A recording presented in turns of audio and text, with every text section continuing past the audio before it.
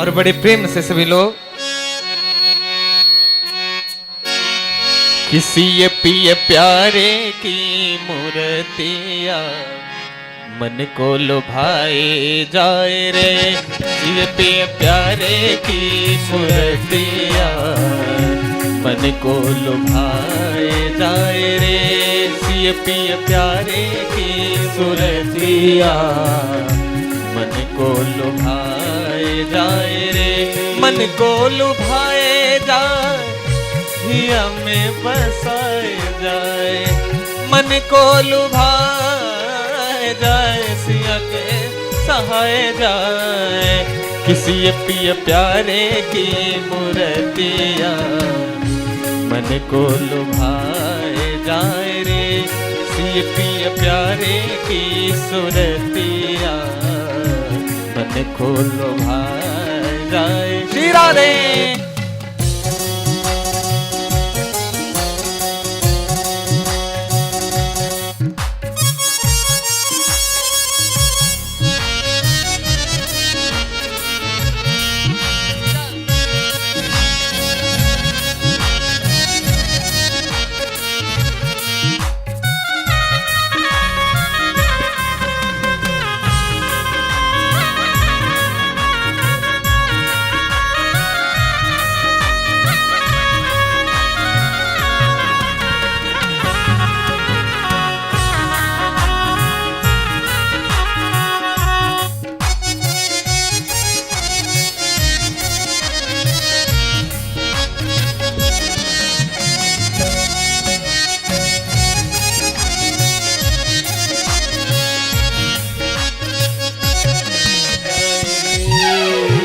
और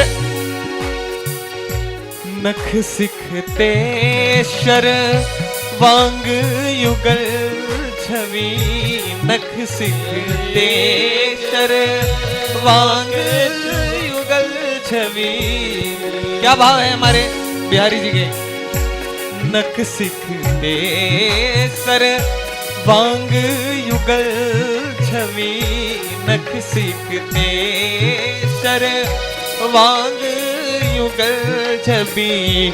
देखी हिया में लुभाए जाए रे। सिय पिय प्यारे की सूरतिया मन को लुभाए जाए रे।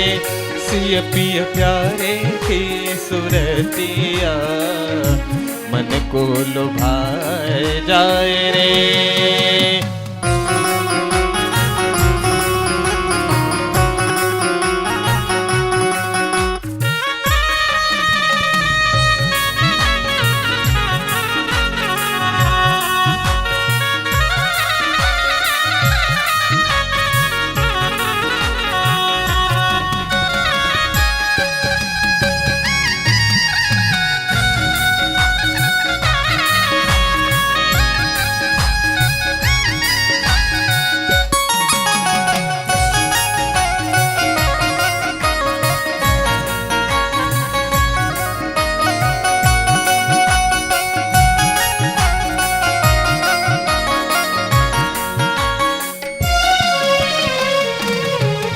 और कैसे है हमारे सरकार।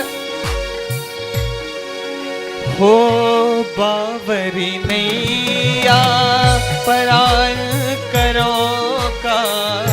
बावरी नैया परान करो का। जब हमारे सरकार की कृपा किसी पर होती है तो बड़ा सुंदर भाव है। क्या बावरी नैया पयान करो का। बावरी नैया पयान करो का। और इसी के साथ बड़ा सुंदर भाव है। इसलिए जितने भी भक्त हैं बड़ी मीठी मीठी तालियों के साथ क्या हो सूरत मल में लुभाए जाए रे। सिय पिय प्यारे की सूरतिया मन को लुभाए जाए रे। सिय पिय प्यारे की सूरतिया मन को लुभाए जाए रे, मन को लुभाए जाए, हिया में बसाए जाए, हिया में बसाए जाए, हिया में बसाए, सिए पिया प्यारे की सूरतिया, मन को लुभाए जाए रे, सिए पिया प्यारे की सूरतिया, मन को लुभाए जाए रे, सिए पिया प्यारे की मूर्तिया, मन को लुभाए जाए रे, सिए पिया प्यारे की सूरतिया। और वो तेरी बाकी अदा पे ओ सांवरे, तेरी बाकी अदा पे ओ सांवरे, तेरी बाकी अदा पे ओ सांवरे, तेरी बाकी अदा पे ओ सांवरे, तूने हमको दीवाना बना दिया, तूने हमको दीवाना बना दिया, तेरी चाल ने, तेरी बात ने, तेरी मैं की चाल ने मुझे हमको दीवाना बना दिया, मुझे हमको दीवाना बना दिया। वो तेरी बाकी अदा ने ओ सांवरे, तेरी बाकी अदा ने ओ सांवरे, कभी हमको दीवाना बना दिया, कभी हमको बोले बोले भगवान की, सिए पिया प्यारे की सूरतिया, मन को लुभाए जाए रे, सिए पिया प्यारे की सूरतिया, अखंड मंडला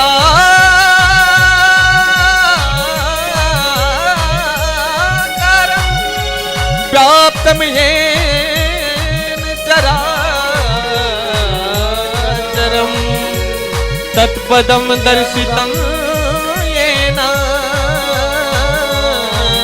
तस्मै श्री गुरुवे, सिए पिया प्यारे की सूरतिया, मन को लुभाए जाए रे, सिए पिया प्यारे की सूरतिया, मन को लुभाए जाए रे, किसी पिया प्यारे की सूरतिया, मन को लुभाए जाए रे, किसी पिया प्यारे की सूरतिया, मन को लुभाए जाए रे।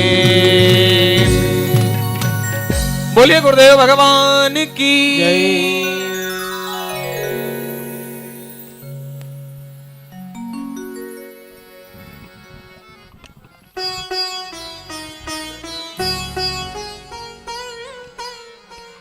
हरि ओम, हरि ओम,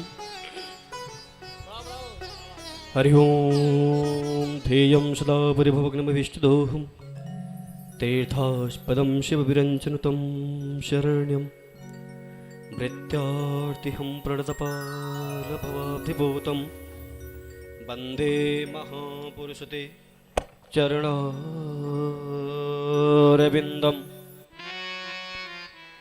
आइए सभी भक्त मिलकर के श्री पुराण पुरुषोत्तम भागवत भगवान का पूजन करें। कथा का समय हो चला है। जहाँ तक मेरी आवाज़ जा रही है, इस ध्वनि यंत्र के माध्यम से सभी भक्त अपने अपने गृह कार्यों से निवृत्त होकर के भगवान की इस कथा पांडाल में पहुंचकर परिवार भगवान की इस कथा को सुन करके अपने जीवन को कृतार्थ करें।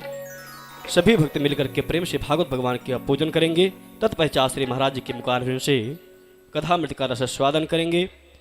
ओम हस्तेक्षस्पाण गृहीत्वा श्री पुराण पुरुषोत्तम देवता श्री सुखदेव देवता ध्यानं कुर्यात्। ओम करारविन्देन पदारविन्दम्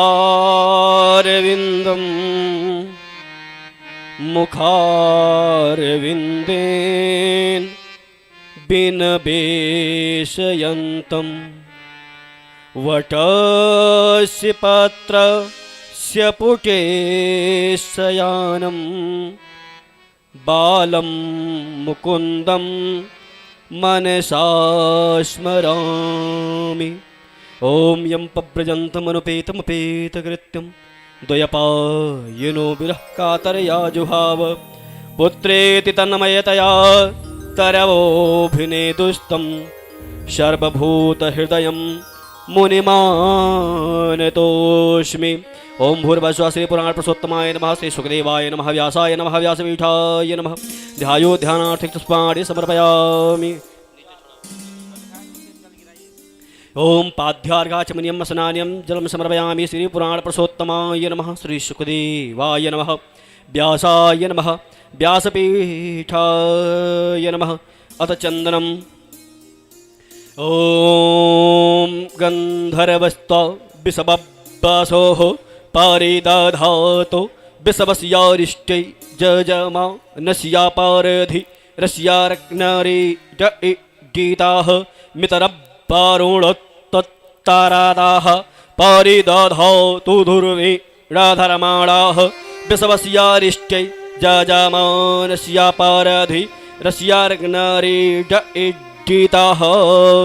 ओम गंधद्वारां धुराधरसां नित्यपुष्टां करीषणीं ईश्वरीं सर्वभूतानां तामिहोपहवे श्रियम्। ओम भूर्भुवः श्री व्यासाय नमः, व्यासपीठाय नमः, श्री पुराण पुरुषोत्तमाय नमः।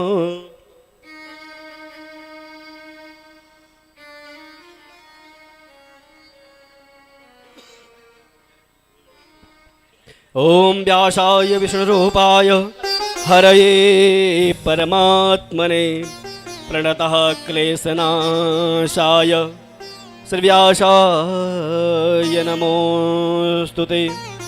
ध्यानमूलं गुरुमूर्तिं पूजामूलं गुरुपदं मन्त्रमूलं गुरोर्वाक्यं मोक्षमूलं गुरुकृपः। ओम श्री व्यासाय नमः। अथ धूपम् आघ्रापयामि। ओम धूरस्य धुर्बधोर्वान्तां धोर्वातां यवसमान् धोर्वातितां धोर्वायं वयं धुर्वामः देवानामशिवानितामगुं सस्नितामं पपितामं जुष्टादामं देवाहूतामम्।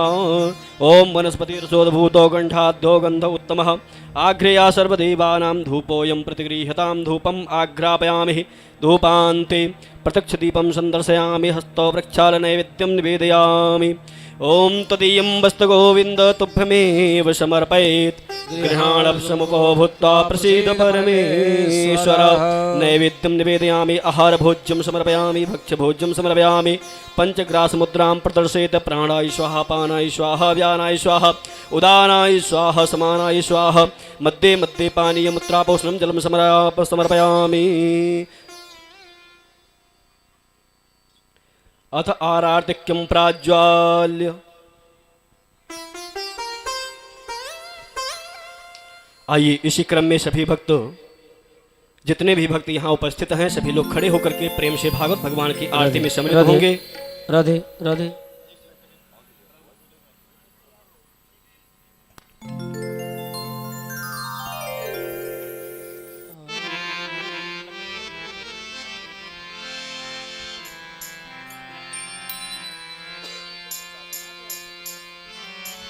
ओम नमो ब्राह्मण देवाय गोब्राह्मण हिताय च जगद्धिताय कृष्णाय गोविंदाय नमो नमः।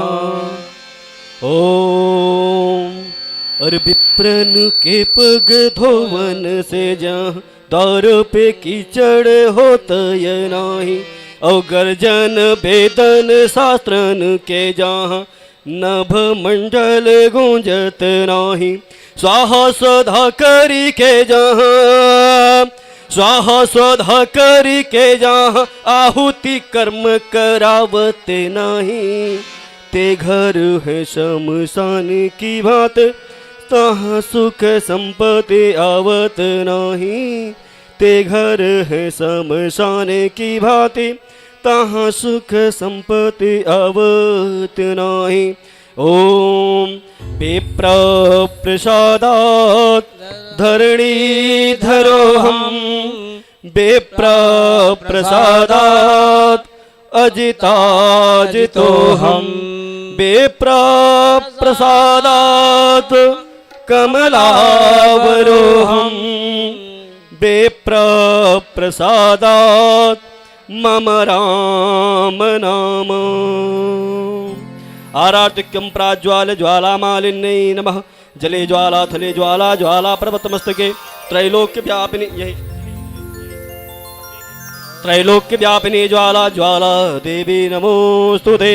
ओम इदगुं हवेः प्रजननं मे अस्तु दशवीरगुं सर्वगणगुं सस्ताय आत्मसनि प्रजासनि पशुसनि लोकसन्न्यभयसनिः अग्नेः प्रजां बाहुलां मे करोद्वन्नं पयोरेतो अस्मासु दत्तः।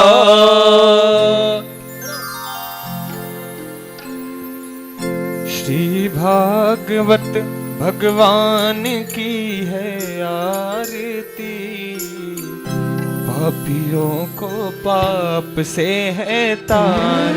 श्री भागवत भगवान की है आरती, पापियों को पाप से है तारती। भागवत भगवान की है आरती, पापियों को पाप से है तारती। श्री भागवत भगवान की है आरती, पापियों को पाप से है तारती। यह अमर ग्रंथ यह मुक्ति पंथ यह पंचम वेद निराला, नव ज्योति जगाने वाला। ये अमर ग्रंथ मुक्ति पंथ पंचम वेद निराला, नव ज्योति जगाने वाला। हाँ नव ज्योति जगाने वाला, नव ज्योति जगाने वाला। श्री राम यही घनश्याम यही, श्री राम यही घनश्याम यही, ये तो जग मंगल की आरती। पापियों को पाप से है तारती। श्री भागवत भगवान की है आरती, पापियों को पाप से है तारती।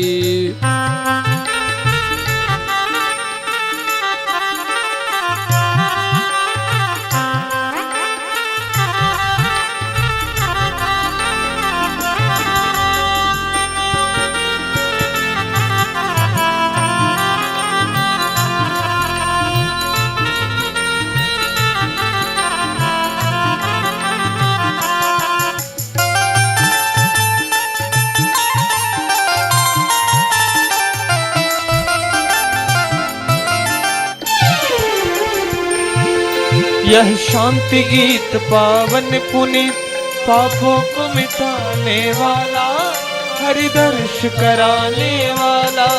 ये शांति गीत पावन पुनीत, पापों को मिटाने वाला, हरि दर्श कराने वाला। हरि दर्श कराने वाला, हरि दर्श कराने वाला।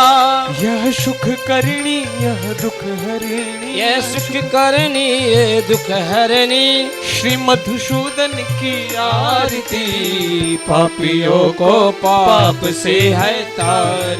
श्री भागवत भगवान की है आरती, पापियों को पाप से है तार।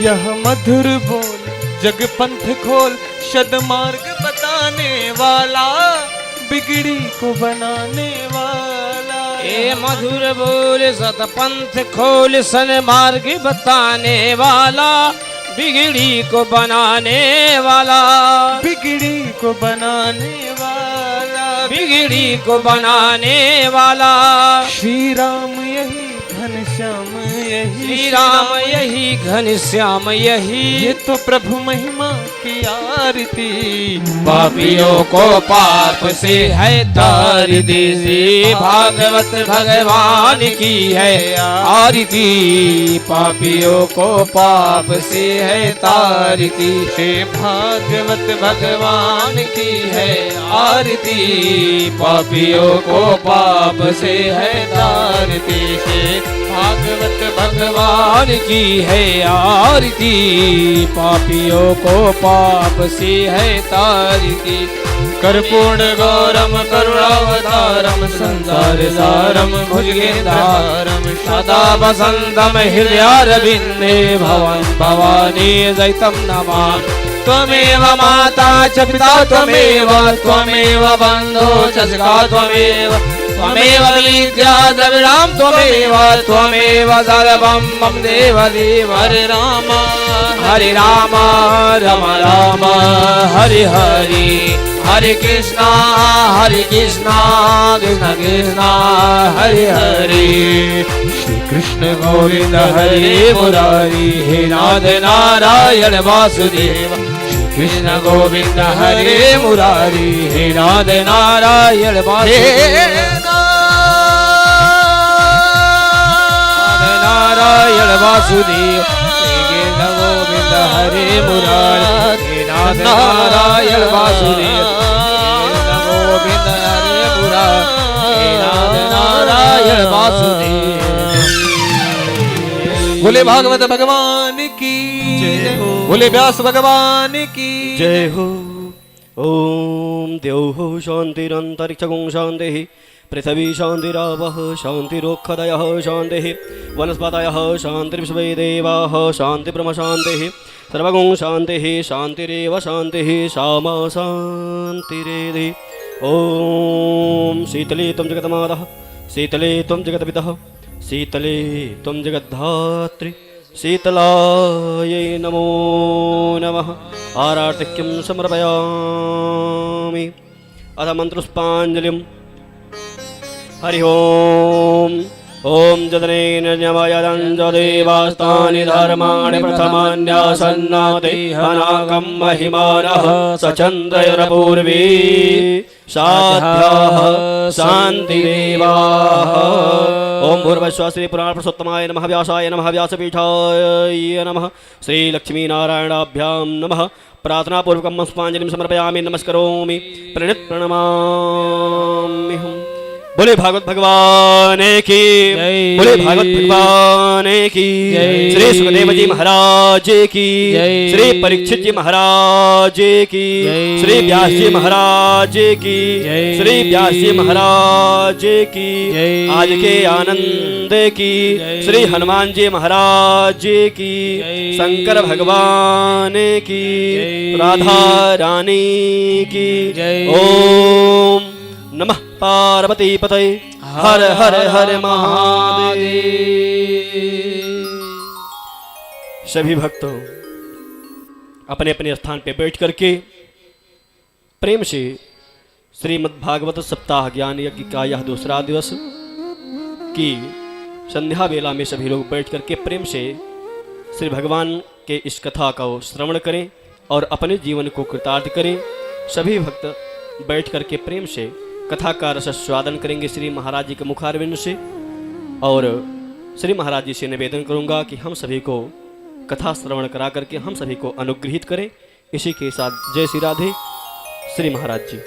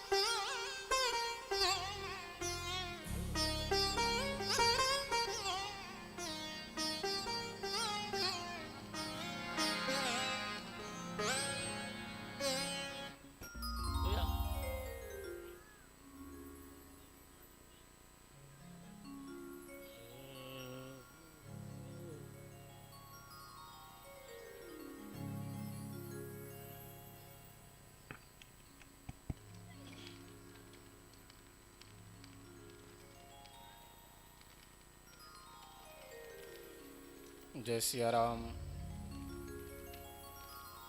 जय सीताराम।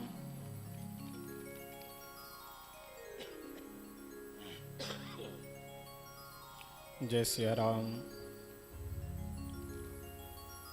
जय सिया राम।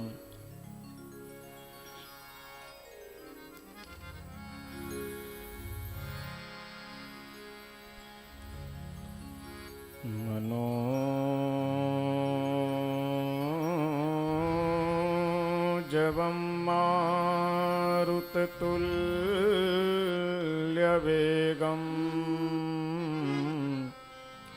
जितेन्द्रियं बुद्धिमतां वरिष्ठम्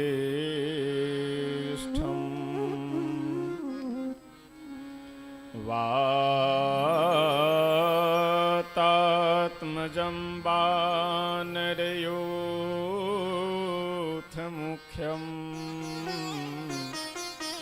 श्रीरामदूतं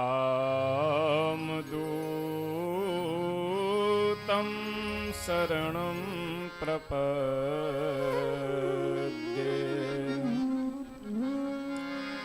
कर्पूरगौरं करुणावतारं संसारसारं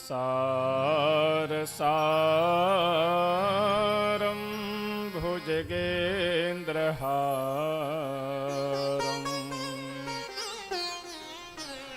सदा वसन्तं हृदयारविन्दे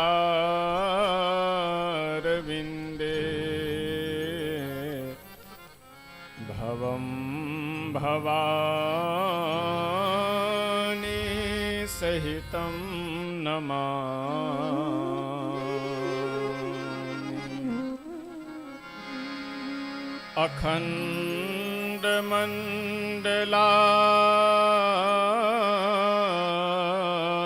अखण्डमण्डलाकारं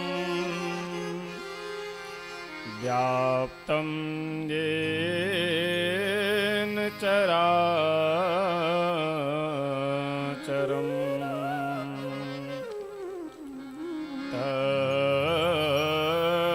तत्पदं दर्शितं येन तस्मै श्री गुरुवे नमः। वंशे विभूषितकरान्नवनीरदाभात् पीताम्बरादरुणबिम्बफलाधरोष्ठात् पूर्णेन्दुसुन्दरमुखादरविन्दनेत्रात् कृष्णात् परं किमपि तत्त्वमहं न जाने।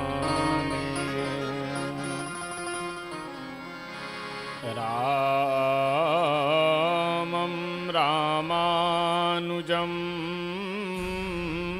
सीतां भरतं भरतानुजम्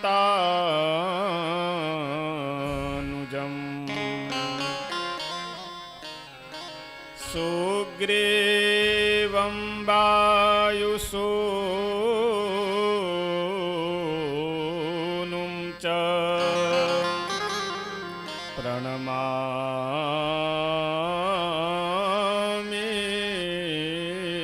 पुनः पुनः। सीतानाथ समारम्भां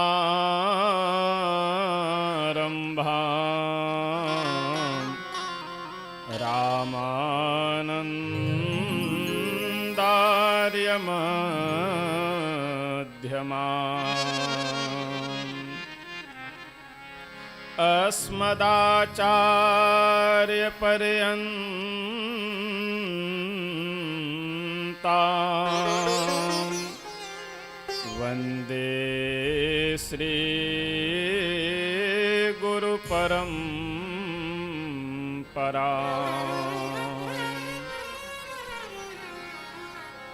त्यक्त्वा सुयोस्त्यजसुरेप्सितराजलक्ष्मी धर्मीष्ठयार्यवचसा यद्गादरण्यम्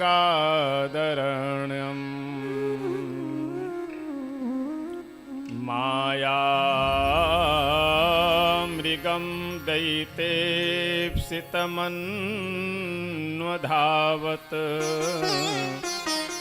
वन्दे महापुरुष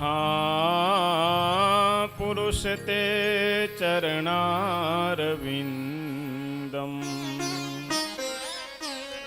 वन्दे महापुरुष ते चरणारविन्दम्।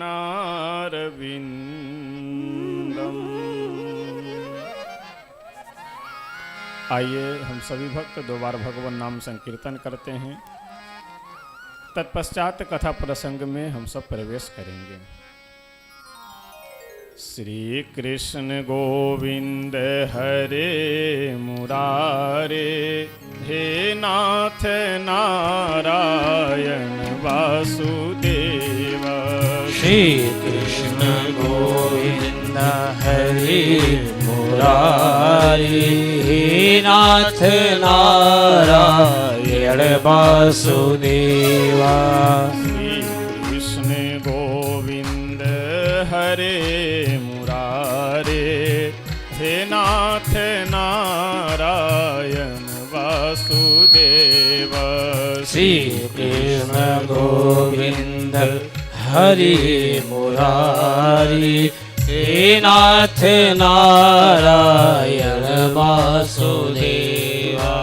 हे नाथ नारायण वासुदेवा, हे नाथ नारायण वासुदेवा। हे नाथ नारायण वासुदेवा, हे नाथ नारायण वासुदेवा। हे नाथ नारायण वासुदेवा, हे नाथ नारायण वासुदेवा। हे नाथ नारायण वासुदेवा, हे नाथ नारायण वासुदेवा। श्री कृष्ण गोविंद हरे मुरारे, हे नाथ नारायण वासुदेवा।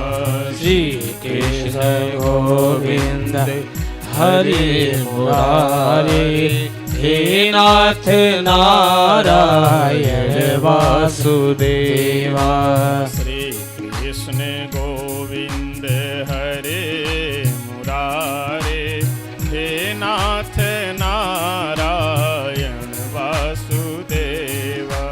श्री कृष्ण गोविंद हरि मुरारे, हे नाथ नारायण वासुदेवा। श्री राधा कृष्ण भगवान की जय श्री वृंदावन धाम के जय श्री यमुना मैया के जय श्री अयोध्या धाम के जय श्री सरयू मैया के जय श्री हनुमान जी महाराज की जय श्री शंकर भगवान की जय श्री बगही सरकार की जय श्री सद्गुरुदेव भगवान की जय श्रीमद्भागवत भगवान की जय जय जय सीताराम हर हर महादेव। अखिल ब्रह्मांड नायक अकारण करुणा वरुणालय भक्त वांछा कल्पतरु श्री राधा कृष्ण भगवान भगवत कथा रस रसिक श्री हनुमतलाल जी महाराज परम पूज्य श्री सतगुरुदेव भगवान जी एवं इस श्रीमद् भागवत कथा सप्ताह ज्ञान यज्ञ के मुख्य यजमान श्री सरदार बकत सिंह जी माता जी एवं उनके सुपुत्र श्री अरविंद सिंह जी और परिवार के अन्य सभी सदस्य जो भी तन मन धन किसी भी तरह से इस यज्ञ को सफल बनाने में अपना योगदान दे रहे हैं, वे सभी सदस्यगण सभी भक्तगण समुपस्थित आप सभी सुधी श्रोतागण भाई बंधुओं माताएं बहनें, हम सब परम सौभाग्यशाली हैं कि आज द्वितीय दिवस की वेला में यहाँ पर श्रीमद् भागवत कथा ज्ञान गंगा में आप्लावित होने के लिए स्नान करने के लिए हम सब यहाँ पर उपस्थित हैं। यह बहुत ही सौभाग्य की बात है हम सब के लिए। विनय पत्रिका में गोस्वामी तुलसी बाबा एक बहुत सुंदर पंक्ति लिखते हुए कहते हैं कि जब द्रवय दीन दयालु राघव तो साधु संगत पाइये जहि दरस परस समागमादिक पाप राशि नसाइये। जब द्रवय दीन दयालु राघव यानी दीन दयालु भगवान, उस चाहे हमारे राम जी हों चाहे श्री कृष्ण जी हों, ये दोनों अलग अलग नहीं हैं। राम कृष्ण ये दो एक हैं, अंतर नहीं निमेष, दोनों एक ही हैं। तो जब दयालु भगवान श्री राघवेंद्र सरकार की बहुत बड़ी हम सब के ऊपर कृपा होती है, असीम अनुकंपा होती है, तब जा करके साधु पुरुषों का संग मिलता है। साधु पुरुषों का संग यानी सत्संग। ऐसा है, सत्संग का केवल तात्पर्य यह नहीं है कि बढ़िया पंडाल लगा हुआ हो, कथा का आयोजन हो रहा हो, श्रीमद् भागवत कथा हो या श्री राम कथा हो, वही सत्संग है। वो तो सत्संग है ही, लेकिन सत्संग का तात्पर्य यह है, कल हमने आप सबको एक बात निवेदन किया था कि संस्कृत में शब्द दो तरह के होते हैं, एक स्वतंत्र शब्द और दूसरे सामासिक शब्द। तो ये जो सत्संग है, ये सत्संग सामासिक शब्द है, यानी इसमें दो स्वतंत्र शब्द है, एक सत्य है और दूसरा संग है। सच्च संगश्च सत्संगः, यानी सत्य का संग करना ही क्या है, सत्संग है। सत्य क्या है, तो सत्य की व्याख्या करते हुए नीति शास्त्र में बहुत सुंदर एक श्लोक लिखा गया है कि न सा सभा यत्र न सन्ति वृद्धा वृद्धा न ते ये न वदन्ति धर्मम नासौ धर्मो यत्र न सत्यमस्ति न तत्सत्यम यच्छलेनाभ्युपेतम। वह सभा नहीं है कि जिस सभा में कोई वृद्ध न हो। वह सभा नहीं है जिस सभा में कोई वृद्ध न हो, और वह वृद्ध नहीं है जो धर्म संबंधी वाक्य न बोलते हों। नशा सभा यत्र न संति वृद्धा वृद्धा न ते ये न वदन्ति धर्मम।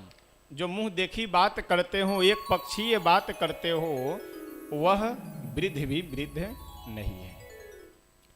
वह सभा नहीं है जिस सभा में कोई वृद्ध न हो, वह वृद्ध नहीं है जो धर्म संबंधी वाक्य न बोलते हो, और वह धर्म नहीं है जिस धर्म में सत्य न हो, और वह सत्य नहीं है जो छल से प्रयोग किया जाए अथवा छल के लिए प्रयोग किया जाए। सत्य की व्याख्या कल हमने आप लोगों को एक पंक्ति में यानी एक लाइन में आप लोगों को हमने निवेदन किया था कि जो आदि अंत से रहित हो वही सत्य है, यानी जिनका ना आदि हो ना अंत हो वही सत्य है। और ऐसे सत्य इस संसार में केवल हमारे ठाकुर जी हैं, हमारे भगवान हैं कि जो आदि अंत से रहित है। बाकी ब्रह्मा जी से लेकर के एक मच्छर पर्यंत जितने भी जीव स्थावर जंगम जो कोई भी वस्तु हैं, ये सभी क्षण भंगुर है।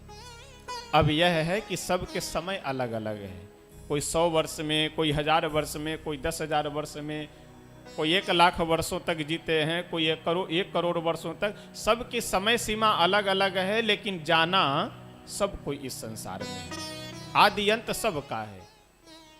सत्य का संग अर्थात भगवान का नाम संकीर्तन करना, भगवान की कथा सुनना, भगवत संबंधी जो भी कार्य है वही सत्संग है।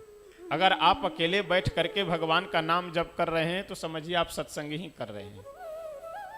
अगर आप अकेले बैठ करके श्री रामचरितमानस आदि ग्रंथों का पठन पाठन कर रहे हैं तो समझ लीजिए कि आप सत्संग ही कर रहे हैं। तो इसलिए हम लोगों को संग सर्वप्रथम सुधारना चाहिए, क्योंकि देहाती कहावत भी है एक कि जैसा करेंगे संग वैसा चढ़ेगा रंग। और आप इतिहास पुराण उलट करके देखेंगे तो आपको सैकड़ों हजारों ऐसे प्रसंग मिलेंगे कि अच्छे अच्छे महापुरुष लेकिन संग बदलने के बाद वह अपने साधन से विमुख हो गए, और अच्छे अच्छे कुसंगी व्यक्ति संग पाने के बाद बहुत ही ऊंचे पद पे चले जाते हैं। तो इसलिए हम लोगों को सर्वप्रथम संग सुधारना चाहिए, संग संभालना चाहिए। श्रीमद् भागवत जी में ही बहुत से ऐसे अजामिल आदि का प्रसंग आएगा। अजामिल प्रारंभ से ही नास्तिक व्यक्ति नहीं थे, प्रारंभ से जुआरी शराबी व्यक्ति नहीं थे, प्रारंभ से बहुत ब्राह्मण कुल में जन्म हुआ था, और जैसे कुल में जन्म हुआ था वैसे उनमें गुण भी था। त्रिकाल संध्या करना, भगवान के अनन्य भक्त, वेद आदि ग्रंथों का पठन पाठन करना, स्वाध्याय करना, ऐसे वह साधनात्मक जीवन जी रहे थे। लेकिन एक बार केवल देख लिए एक वेश्या और शराबी को नाच गान करते हुए, उसी में इनकी सारी प्रवृत्ति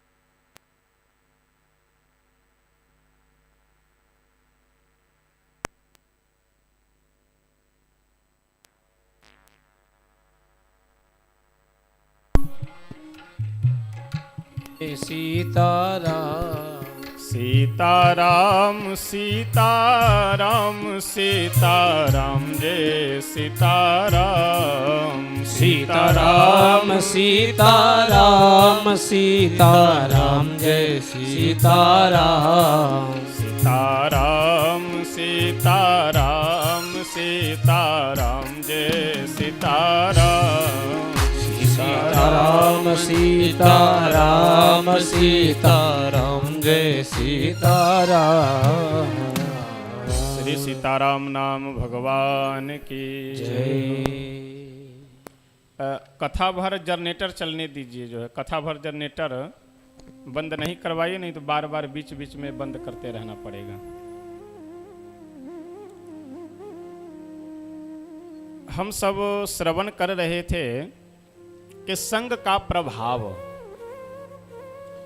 संग का प्रभाव हमारे आपके ऊपर में इतना पड़ता है कि अच्छे संस्कार और चरित्र से युक्त व्यक्ति भी एक क्षण में उसका पतन हो सकता है, और यदि संग अच्छा हो जाए तो कितना भी पतित व्यक्ति हो वह अच्छे चरित्रवान बन सकता है। श्री वेदव्यास भगवान श्रीमद् भागवत महापुराण का महात्म्य क्या है वह वर्णन करते हैं, जिनके कुछ प्रसंग हम सब कल श्रवण किए थे। सर्वप्रथम सच्चिदानंद रूपाय विश्वोत्पत्त्यादि हेतवे तापत्रय विनाशाय श्री कृष्णाय वयम नुमः, इस श्लोक से वंदना प्रकरण प्रारंभ करते हैं। और एक बात मैं निवेदन करूं आप सबसे, भगवान की स्तुति को क्या कहा जाता है? एक पारिभाषिक शब्द में वंदना, वंदना यानी वंदन करना। दो शब्द हैं, वंदन और वंधन। इन दोनों शब्दों में केवल द और ध का अंतर है, बाकी दोनों एक समान शब्द है। वंदना किस लिए किया जाता है? भगवान की जो स्तुति है, भगवान का जो वंदन है, वह किस लिए वंदन किया जाता है? ताकि हम संसार के बंधन से छूट सके, इसीलिए भगवान का वंदन किया जाता है। नमस्कार सर्वप्रथम श्लोक में श्री वेदव्यास भगवान नमस्कार कर रहे हैं,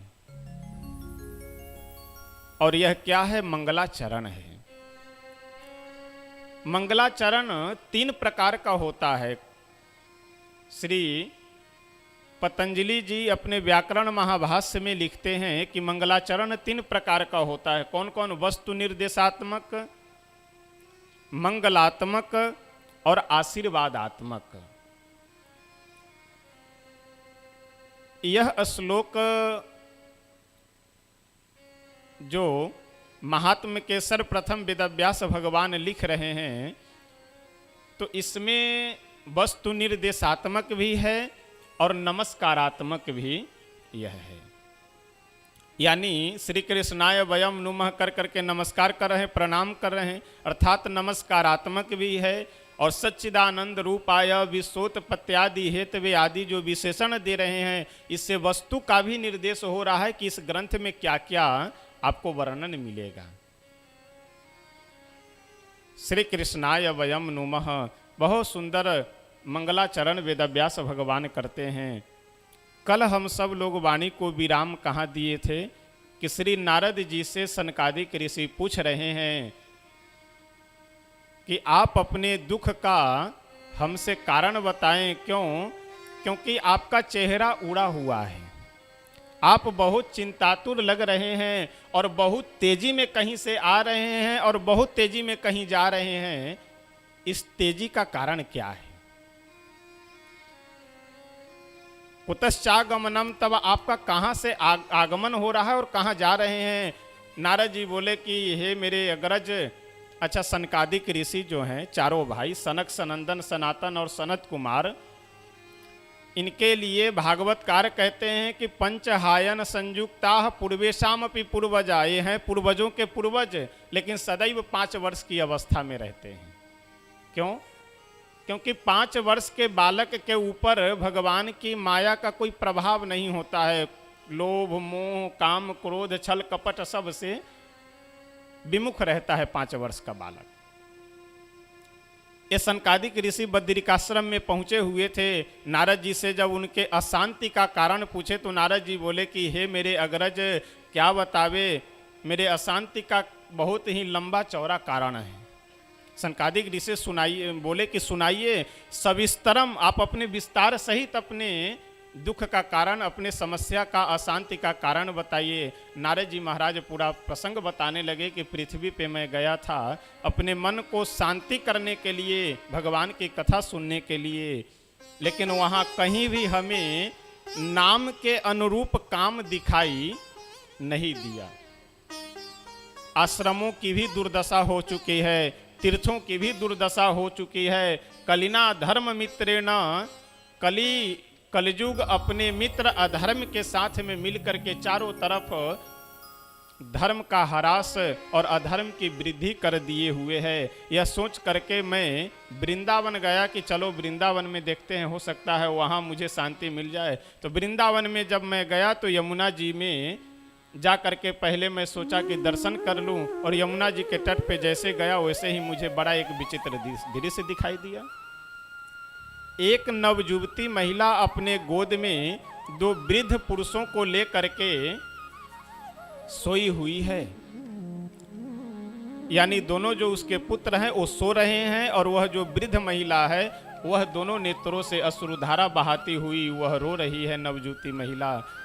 नारद जी देख करके वहाँ से जाने लगे। वह महिला आवाज देती है कि भो भो साधो क्षणम तिष्ठ मत चिंताम अपि नाशय दर्शनम तव लोकस्य सर्वथाग हरम परम। यह सुन करके नारद जी जब नजदीक गए तो वह भक्ति महारानी अपना परिचय देती हुई कहती है कि अहम भक्ति रीति ख्याता इमौ में तनयौ मतौ ज्ञान वैराग्य नामानौ काल योगे न जर्जरौ। हे महाराज जी, ये जो मेरे गोद में दोनों वृद्ध पुरुष सो रहे हैं, एक का नाम ज्ञान और दूसरे का नाम वैराग्य है। इस वृंदावन में आकर के मैं तो नवयुवती हो गई और मेरा नाम भक्ति है, लेकिन जो मेरे पुत्र ज्ञान वैराग्य हैं ये दोनों वृद्ध हो गए। और यदि यही स्थिति रही, मेरे पुत्र यदि ज्ञान वैराग्य निद्रा से जगे नहीं, तो मैं यह देश छोड़ करके विदेशम गम्यते मया विदेशम गम्यते, मैं विदेश चली जाऊंगी। नारद जी बोले कि नहीं नहीं, आप चिंता बिल्कुल मत कीजिए, भगवान अवश्य आपकी कृपा, आपके ऊपर कृपा करेंगे और ज्ञान वैराग्य ये दोनों अपनी निद्रा से अवश्य जगेंगे। मैं पूरा प्रयास करूंगा कि ज्ञान वैराग्य जो प्रसुप्त अवस्था में है, सुसुप्त अवस्था में है, वह अपने सुसुप्ति अवस्था को छोड़ करके जागृत अवस्था में हो जाए, और जो वृद्ध बने हुए हैं सो वृद्ध न बन करके नवयुवक बन जाए। नारद जी सर्वप्रथम वेद मंत्रों का पठन पाठन करने लगे। सस्वर वेद मंत्र पढ़ करके ज्ञान वैराग्य को जगाने लगे। अपने दोनों हाथ से ज्ञान वैराग्य को पकड़ करके हिला भी रहे हैं। अरे ज्ञान जगो, अरे वैराग्य जगो जगो, कान में जोर जोर से भी आवाज दे रहे हैं, लेकिन ज्ञान वैराग्य की निद्रा जा नहीं रही है। बार बार श्री नारद जी महाराज जब सुनाने का प्रयास करते हैं, उठाने का प्रयास करते हैं वेद मंत्र उपनिषदों के मंत्र आदि का पठन पाठन करके, लेकिन बार बार सुनाने के बाद भी ज्ञान वैराग्य जगे नहीं। तो अंत में अब नारद जी चिंतित होने लगे। भागवतकार कहते हैं कि वेद वेदांत घोषैश्च गीता पाठैर मुहुर्मुहुः। गीता जी का बार बार पाठ करके सुनाए, लेकिन फिर भी जब ज्ञान वैराग्य नहीं जगे, अब नारद जी चिंतित हो गए कि अब कौन सा उपाय करें। जब किसी मरीज को हल्की दवा से लेकर के एंटीबायोटिक तक दे दिया जाए और कोई एंटीबायोटिक काम न कर रहा हो, तो उसके बाद डॉक्टर के लिए तो समस्या हो जाती है कि अब कौन सी दवा दें इसको। वही नारद जी के लिए समस्या है कि अब कौन सा उपाय करे। चिंतित हो करके कुछ सोच विचार कर ही रहे थे कि इतने में आकाशवाणी हुई कि हे नारद जी, आप सत्कर्म कीजिए। अब नारद जी और परेशान कि क्या मैं वेद मंत्रों का पाठ कर रहा था, ये सत्कर्म नहीं है? क्या मैं श्रीमद् भगवद गीता के श्लोकों का पाठ कर रहा था, ये सत्संग नहीं है? क्या मैं अभी उपनिषद के मंत्रों का ब्रह्म सूत्र के सूत्रों को पाठ करके सुना रहा था, तो क्या ये सत्कर्म नहीं है? और यदि यह सत्कर्म नहीं है तो सत्कर्म है क्या, और कौन हमें बताएंगे कि सत्कर्म क्या है। अब नारद जी सत्कर्म क्या है यह खोजने के लिए वहाँ से चल पड़े, और जिन जिन ऋषियों के आश्रम में गए वो सभी लोग कोई तो अपने आप को असमर्थ बता दिए कि हम उत्तर नहीं दे पाएंगे, कोई नारद जी को आते हुए देख करके मौनी बन गए कि मेरा मौन व्रत चल रहा है। अपने शिष्यों से कहलवा दिए नारद जी को कि बोल दो नारद बाबा को कि अभी हमारे गुरु जी का मौन व्रत चल रहा है, रहे बांस न बाजे बांसुरी, न मैं बोलूँगा और न मुझे प्रश्न का उत्तर देना होगा। नारद जी बोले कि हे मेरे अग्रज, हे मेरे बड़े भाई, मैं उसी सत्कर्म क्या है उसी प्रश्न का उत्तर ढूंढने के लिए मैं इतना बेचैन होकर के घूम रहा हूँ। अब आप मिल गए हैं तो आपसे हमारी बड़ी अपेक्षा है, आप ही इस प्रश्न का उत्तर दे दीजिए कि सत्कर्म क्या है। सनकादिक ऋषि मुस्कुराते हुए ठठाके मार करके हंसे और बोले कि वाह नारद जी, अरे इतनी छोटी सी बात के लिए आप इतने बेचैन, इतने परेशान। सत्कर्म सूचको नूनम श्रीमद् भागवतामृतम। सत्कर्म क्या है तो सत्कर्म का मतलब श्रीमद् भागवत रूपी जो कथा है, श्रीमद् भागवत रूपी जो अमृत है, यह कथामृत ही सत्कर्म है और सत्कर्म कुछ है नहीं। सनकादिक ऋषि बोले कि नारद जी एक बात जानते हैं, वेद रूपी वृक्ष के बढ़िया सुंदर रसेदार रस में पका हुआ फल श्रीमद् भागवत महापुराण है। अब नारद जी और आश्चर्य में पढ़ करके बोले कि वाह, एक तरफ तो आप कह रहे हैं कि वेद रूपी वृक्ष का बढ़िया पका हुआ फल श्रीमद् भागवत महापुराण है, और दूसरे तरफ मैं वेद के मंत्रों का ही पठन पाठन करके आ रहा हूँ, तो जो काम वेद मंत्रों से नहीं हुआ वह काम उसके फल से हो जाएगा, ये कैसे संभव है। समझाते हुए श्री सनकादिक ऋषि बहुत सुंदर कहते हैं कि नारद जी, बच्चे को ऐसे न खिलाइए भाई, डिस्टर्ब होगा जो है। श्री सनकादिक ऋषि नारद जी से कहते हैं कि हे ऋषिवर, हे नारद जी, ये कोई आवश्यक नहीं है कि जो कार्य वृक्ष से नहीं हो रहा है वह कार्य फल से भी न हो। यह कोई आवश्यक नहीं है कि जो स्वाद वृक्ष में नहीं है वह स्वाद फल में भी न हो। जैसे यदि मिष्टान बनाना हो, मिठाई बनाना हो, तो चीनी से रसगुल्ला, गुलाब जामुन सब तैयार होता है, और कोई व्यक्ति यह सोचे कि चीनी बना किससे है, गन्ने के रस से ही तो बना है, तो जब चीनी गन्ने के रस से बना है तो क्यों ना हम गुलाब जामुन को गन्ने के रस में ही लाओ बना डालें। बन पाएगा क्या, संभव है।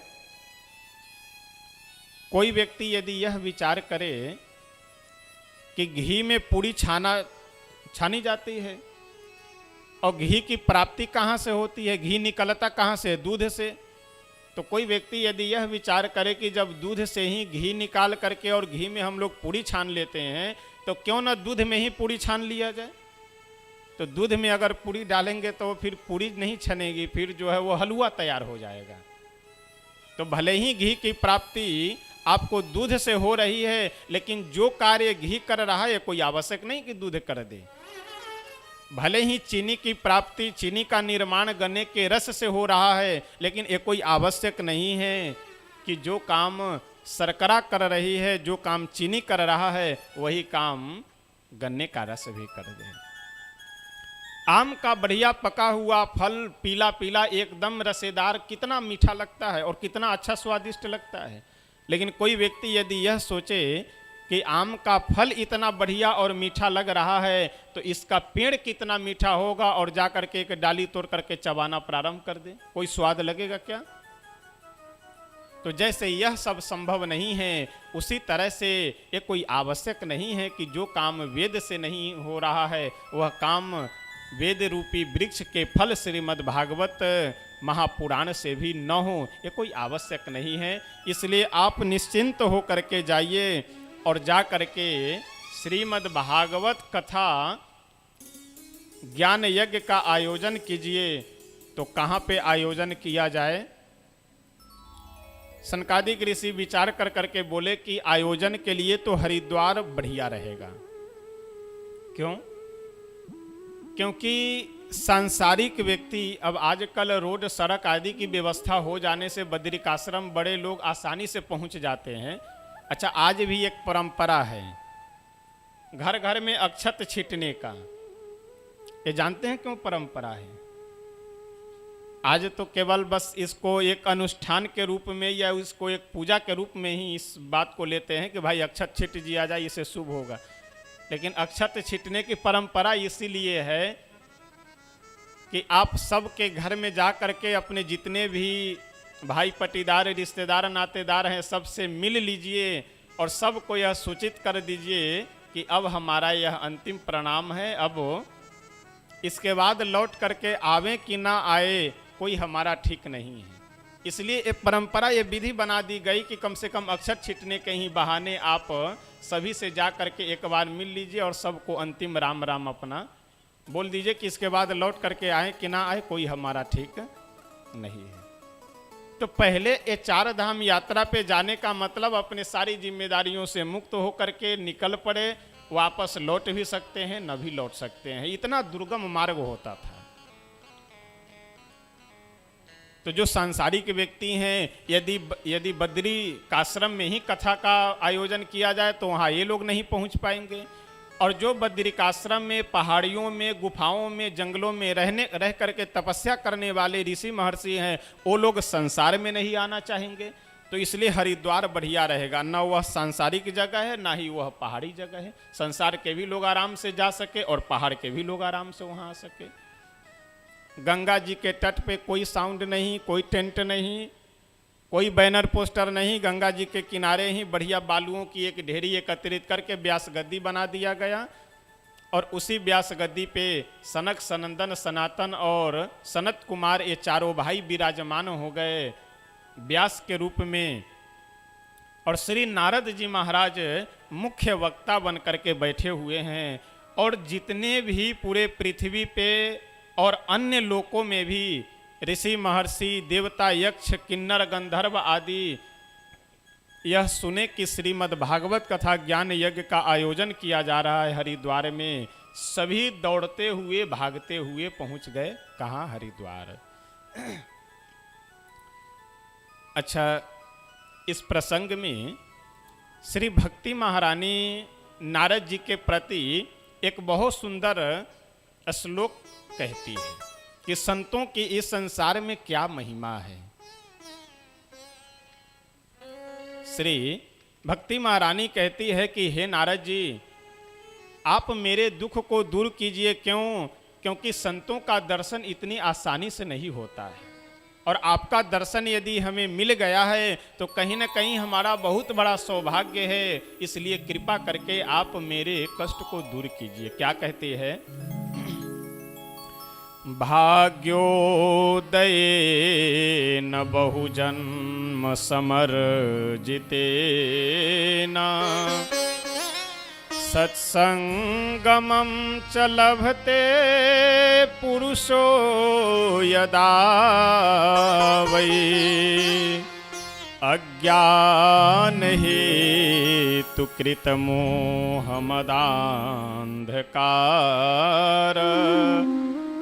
नाशं विधाय हि तदोदयते विवेकः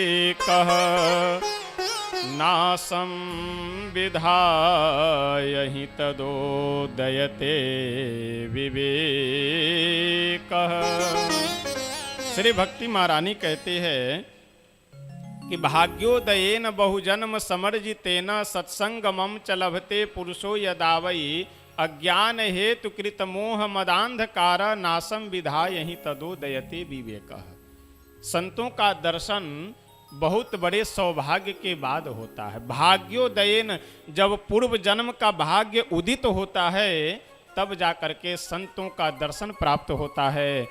और भाग्योदयेन बहुजन्म समर्जितेन सत्संगमं च लभते पुरुषो यदा वै अज्ञान हेतु कृत मोह मदांधकार नासम विधाय ही तदोदयति विवेक। और यही वाक्य श्री नारद जी महाराज सनकादिक ऋषियों से भी कहते हैं कि हे मेरे अग्रज, आपसे तो हमारा दो संबंध है। एक संबंध तो शरीर का है, आप मेरे बड़े भाई हैं, यानी नारद जी भी ब्रह्मा जी के पुत्र हैं और सनकादिक ऋषि भी ब्रह्मा जी के ही पुत्र हैं।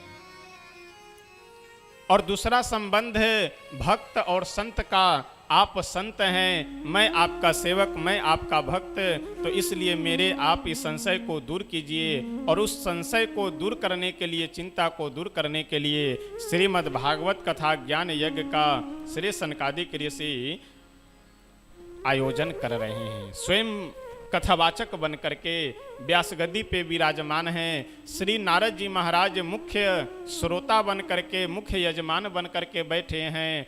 और कौन कौन ऋषि महर्षि आ रहे हैं कथा श्रवण करने के लिए, तो भागवतकार बहुत सुंदर लिखते हुए कहते हैं, भृगुर्वसिष्ठश्च वनश्च गौतमो मेधातिथिर्देवल देवरातो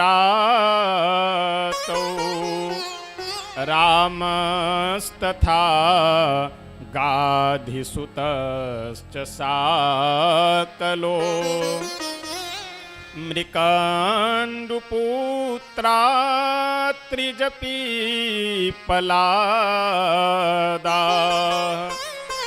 योगेश्वरौ व्यासपराशरौ च छायासुको जाजलिजह्नुमुख्या सर्वेप्यमी ऋषिगणाः सह पुत्रशिष्याः स्वस्त्रीभिराययुरति प्रणयेन युक्ताः स्वस्त्रीभिराययुरति प्रणयेन युक्ता। कौन कौन आ रहे हैं कथा सुनने के लिए, तो भृगु जी महाराज आ रहे हैं। कौन भृगु जी? जो देवताओं की परीक्षा लिए थे कि सर्वश्रेष्ठ सर्वपूज्य देवता कौन है। ब्रह्मा जी, विष्णु जी और शिव जी की परीक्षा लेने वाले भृगु जी आ रहे हैं। किस लिए? कथा सुनने के लिए। किसी ने जा करके वेदव्यास भगवान से प्रश्न किया कि ये आ कैसे रहे हैं, क्योंकि भृगु जी हमेशा एकदम क्रोध में रहते हैं। विशेष करके जैसे हमारे यहाँ कुछ ऐसे ऋषि हैं कि जो किसी भक्त के यहाँ पहुँच जाए तो भक्त प्रसन्न तो होते हैं, लेकिन प्रसन्न होने से अधिक घबरा जाते हैं वो, कि आगे क्या हो जाए कोई ठीक नहीं है। जैसे दुर्वासा जी हो गए, विश्वामित्र जी हैं, भृगु जी हैं, ये सब ऐसे महात्मा हैं कि अगर किसी के यहाँ पहुंच जाए तो घबरा जाते हैं वो व्यक्ति। भागवतकार कहते हैं कि आज भृगु जी महाराज क्रोधित हो करके नहीं, अभिमान में भर करके नहीं, प्रणयेन युक्ता यानी विनम्र बन करके आए हैं। क्यों? क्योंकि कथा सुननी है। और कौन आए हैं? तो भगवान श्री रामचंद्र जी के कुल गुरु श्री वशिष्ठ जी महाराज पधारे हैं श्रीमद् भागवत कथा श्रवण करने के लिए। भृगुर वशिष्ठस् च्यवनश्च गौतम, और च्यवन ऋषि पधारे हैं, जिनके नाम से आजकल च्यवन प्रास बना हुआ है, ये वही च्यवन ऋषि हैं। शर्मिष्ठा से विवाह करने वाले सरयाती की पुत्री जो शर्मिष्ठा थी, उससे जिनका विवाह हुआ था च्यवन ऋषि का, आगे प्रसंग आएगा, वही च्यवन ऋषि पधारे हैं। किस लिए? श्रीमद् भागवत कथा श्रवण करने के लिए। और कौन आए हैं? न्याय दर्शन के प्रणेता आचार्य गौतम भी पधारे हैं श्रीमद् भागवत कथा श्रवण करने के लिए। भृगुर वशिष्ठ च्यवनश्च गौतमो मेधातिथिर्देवल देवरातौ गाधि सुतस। और कौन है? श्री विश्वामित्र बाबा, जो भगवान श्री रामचंद्र जी को ले जा करके जनकपुर में विवाह करवाए थे। आज द्वापर में वह पहुँचे हैं। किस लिए?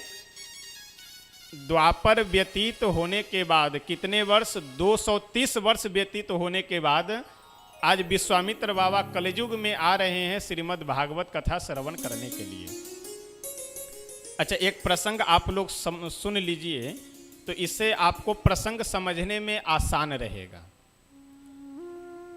द्वापर युग व्यतीत होने के बाद लगभग जब 30 वर्ष कलयुग बीत चुका था, यानी द्वापर युग समाप्त हुआ, कलयुग 30 वर्ष व्यतीत हो गया था, तब श्री सुखदेव भगवान परीक्षित को कथा सुनाए हैं, श्रीमद् भागवत कथा।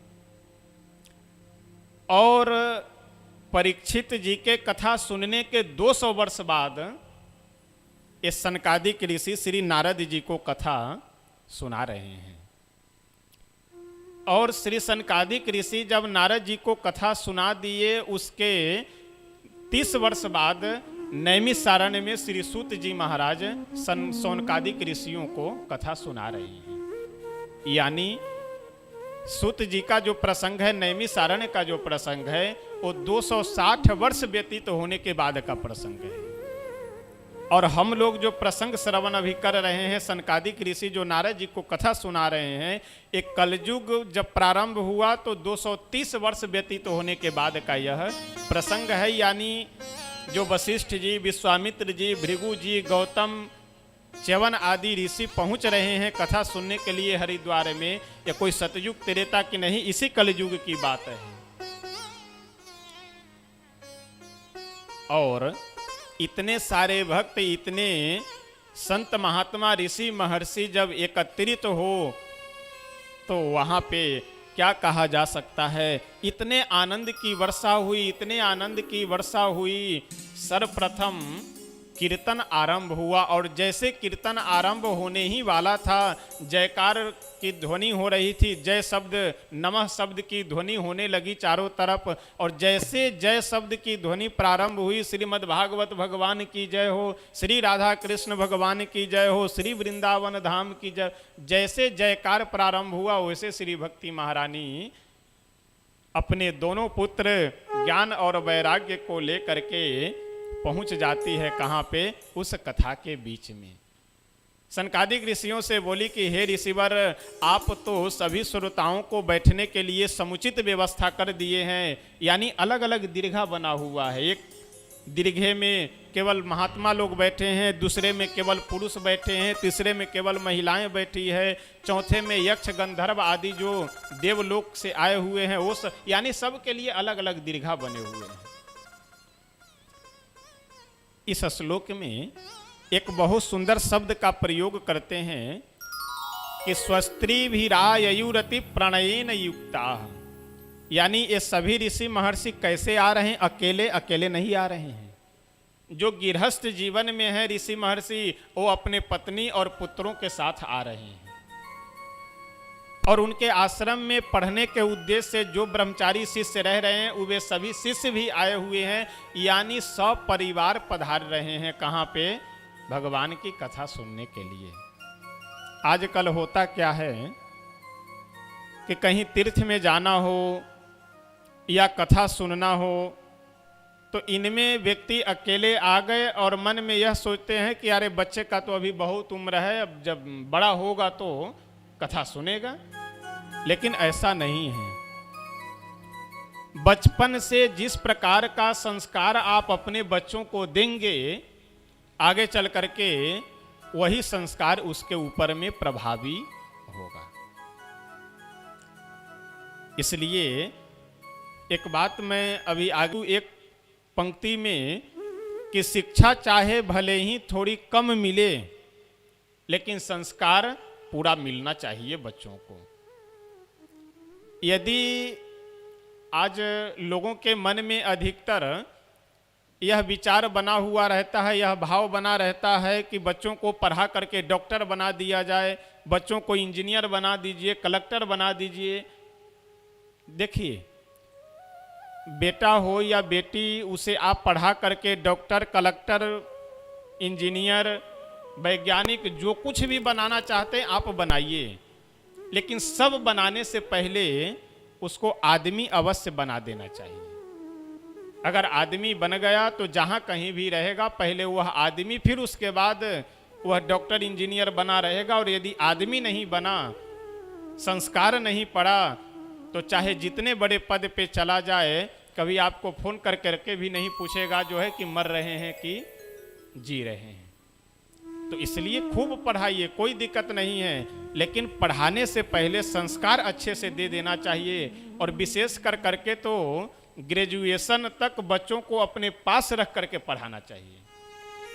उससे परिवार का संस्कार मिलता है, रिश्तेदारी क्या है, कौन मामा है, कौन फूफा है, कौन मौसा है, ये सब समझ में आता है। और पता लगे कि जैसे ही माँ का दूध छोड़ा 5-6 वर्ष का हुआ, ले जा करके हॉस्टल में इधर उधर डाल दिए और वो पहचानता ही नहीं किसी को, तो आगे चल करके क्या सेवा करेगा आपको। और बाद में लोग माथा पीटते घूमते हैं कि मेरा बेटा हमसे बात नहीं मान रहा है, घर पे आ नहीं रहा। अरे बचपने में जब घर से भगा दिए जो है तो काहे के लिए आएगा, जहाँ वो बचपन से रहा वहाँ रहे। तो इसलिए ग्रेजुएशन तक तो बच्चों को अपने पास रख करके पढ़ाना चाहिए। 2-4-10 वर्ष यदि आप कष्ट कर लेंगे, दुख कर लेंगे, तो जीवन भर आनंद करेंगे। तो 2 बातों का अवश्य ध्यान रखना चाहिए कि बचपना बच्चों का अपने पास में बीते, घर में बीते, और शिक्षा से अधिक महत्व संस्कार का होना चाहिए। अपने पुत्र, पत्नी, शिष्य सबके साथ यह ऋषि महर्षि आ रहे हैं, किस लिए? भगवान की कथा सुनने के लिए, ताकि मैं भी कथा सुनूं और ये हमारे शिष्य, पत्नी, पुत्र सभी कथा सुने। श्री वेदव्यास भगवान कहते हैं कि ऐसा है कि श्रीमद् भागवत कथा श्रवण की बड़ी ही अद्भुत महिमा है। कैसी महिमा है? तो ऐसा कौन सा कार्य है कि जो भागवत कथा श्रवण कर करके न हो सके? यानी इस संसार में जो व्यक्ति जीवन भर केवल पाप ही पाप किया है, कभी पुण्य नहीं किया, ऐसे पापी व्यक्ति का भी कल्याण भगवान की कथा सुन करके अवश्य हो जाता है। आजन्म मात्रमपि येन सठेन किंचित चित्तम विधाय सुख शास्त्र कथा न पीता चांडाल वच्च खरवद्वदतेन नीतम मिथ्या स्वजन्म जननी जनि दुख भाजा।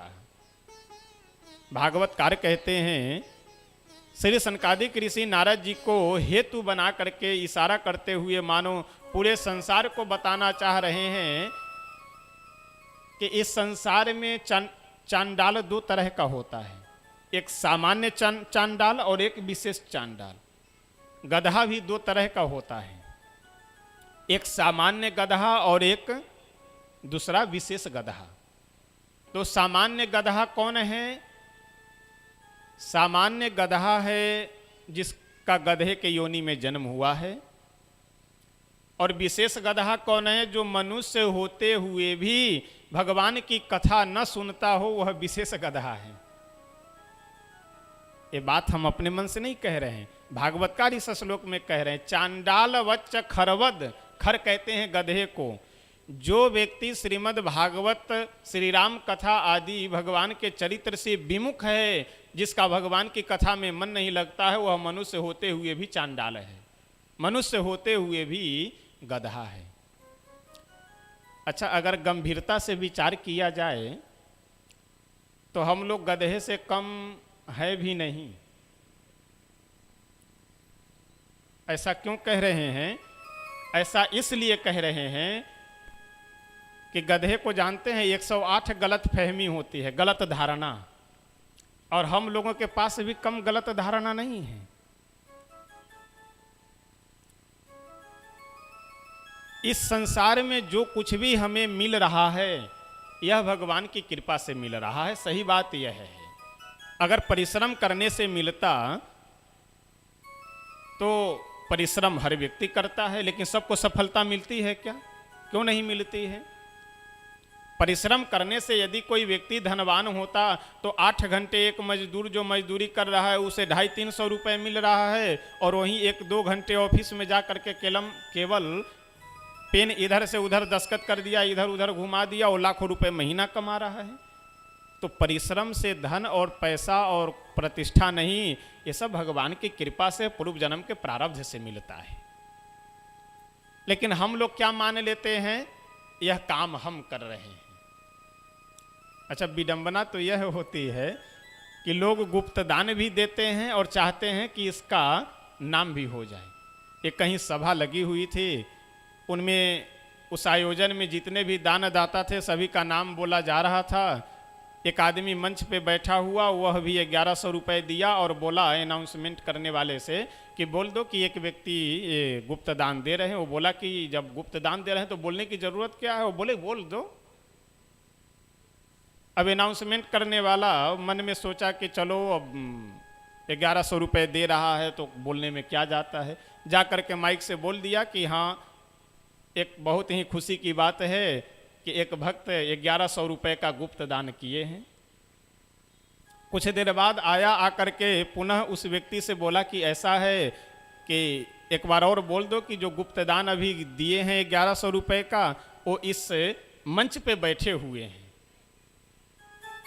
और वह आदमी भी अनाउंसमेंट करने वाला सोचा कि विचित्र आदमी, एक तरफ गुप्त दान भी दे रहा है और दूसरे तरफ बार बार नाम भी जो है वो पुकारवा रहा है।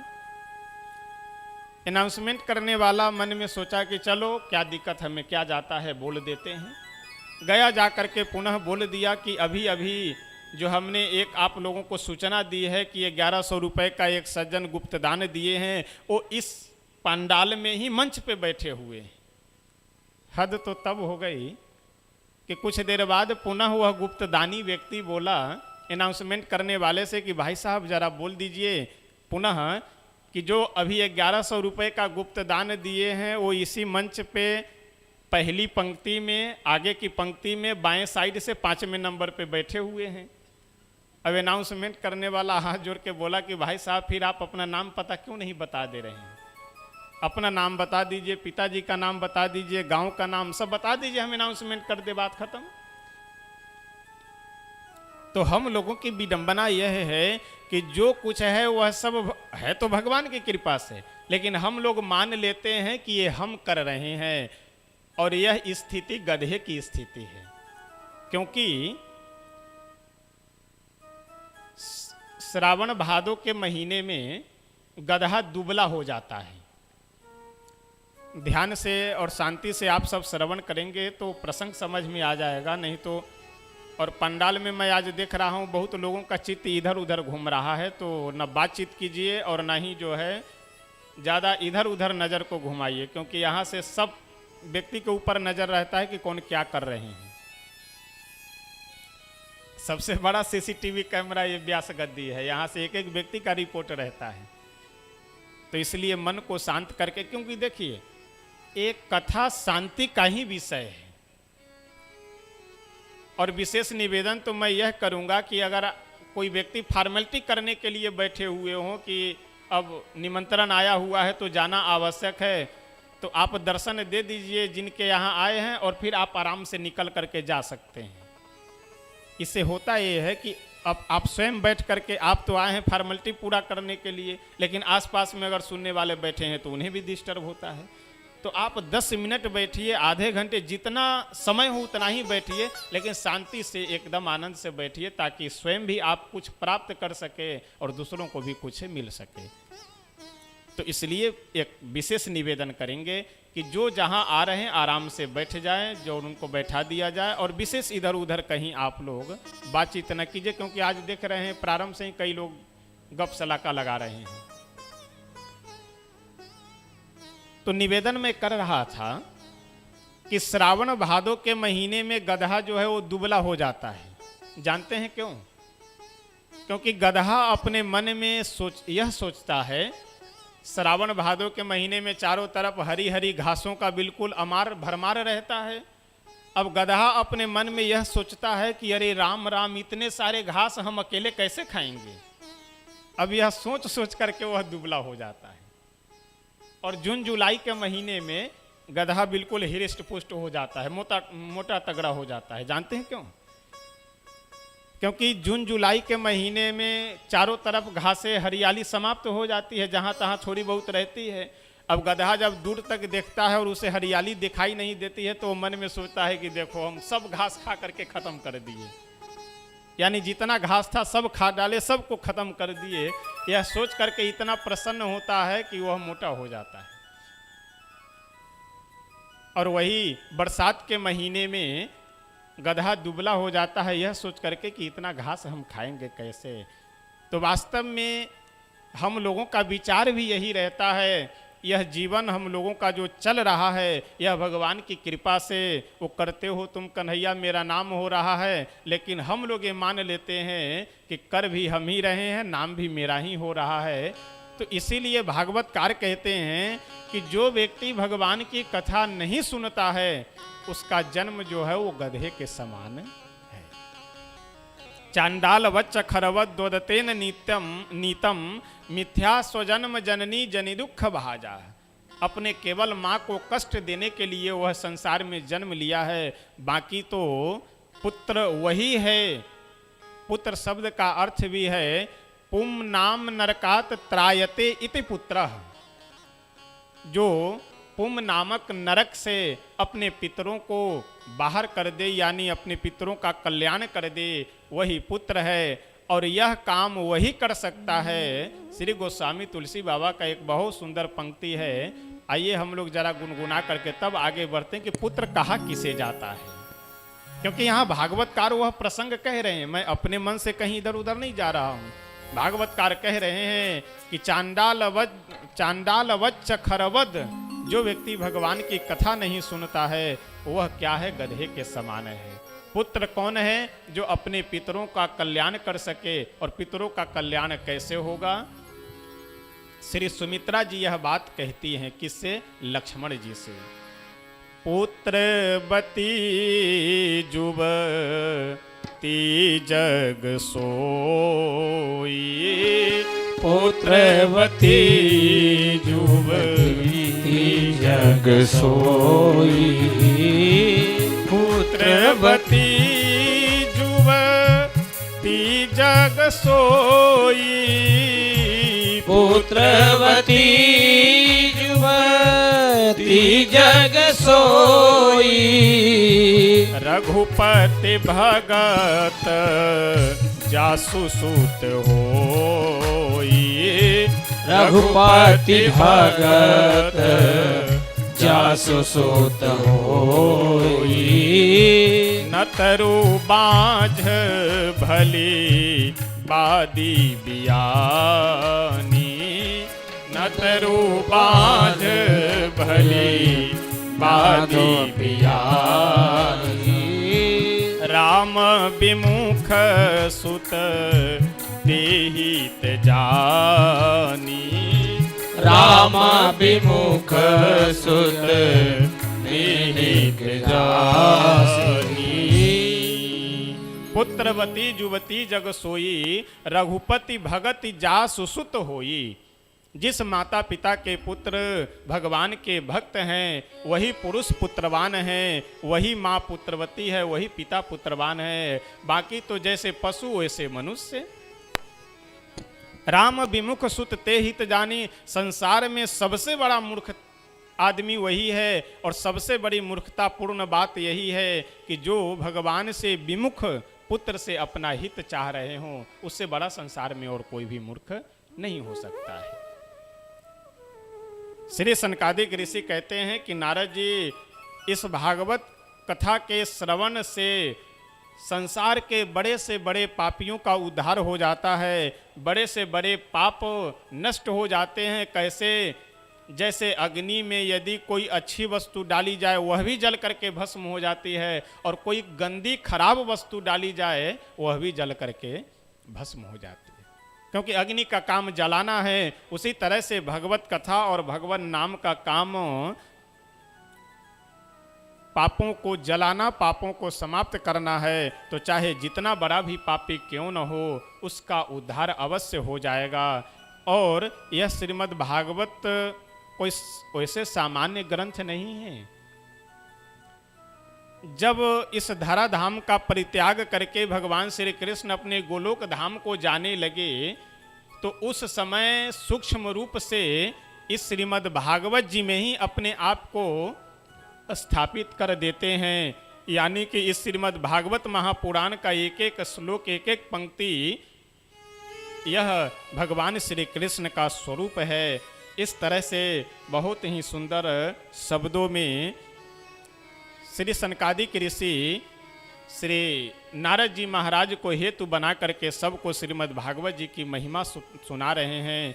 इतने में भक्ति महारानी अपने दोनों पुत्र ज्ञान वैराग्य जो दोनों नवयुवक हो चुके थे उन दोनों का हाथ पकड़ करके उस सभा के बीच में प्रकट हुई और सनकादिक ऋषियों से पूछी कि हे ऋषिवर, आप सभी श्रोताओं को बैठने के लिए तो स्थान दे दिए, हम कहाँ बैठे। सनकादिक ऋषि बोले कि हे भक्ति महारानी, यहाँ जितने भी श्रोता बैठे हुए हैं आप सबके हृदय में विराजमान हो जाइए अपने पुत्र ज्ञान वैराग्य के सहित।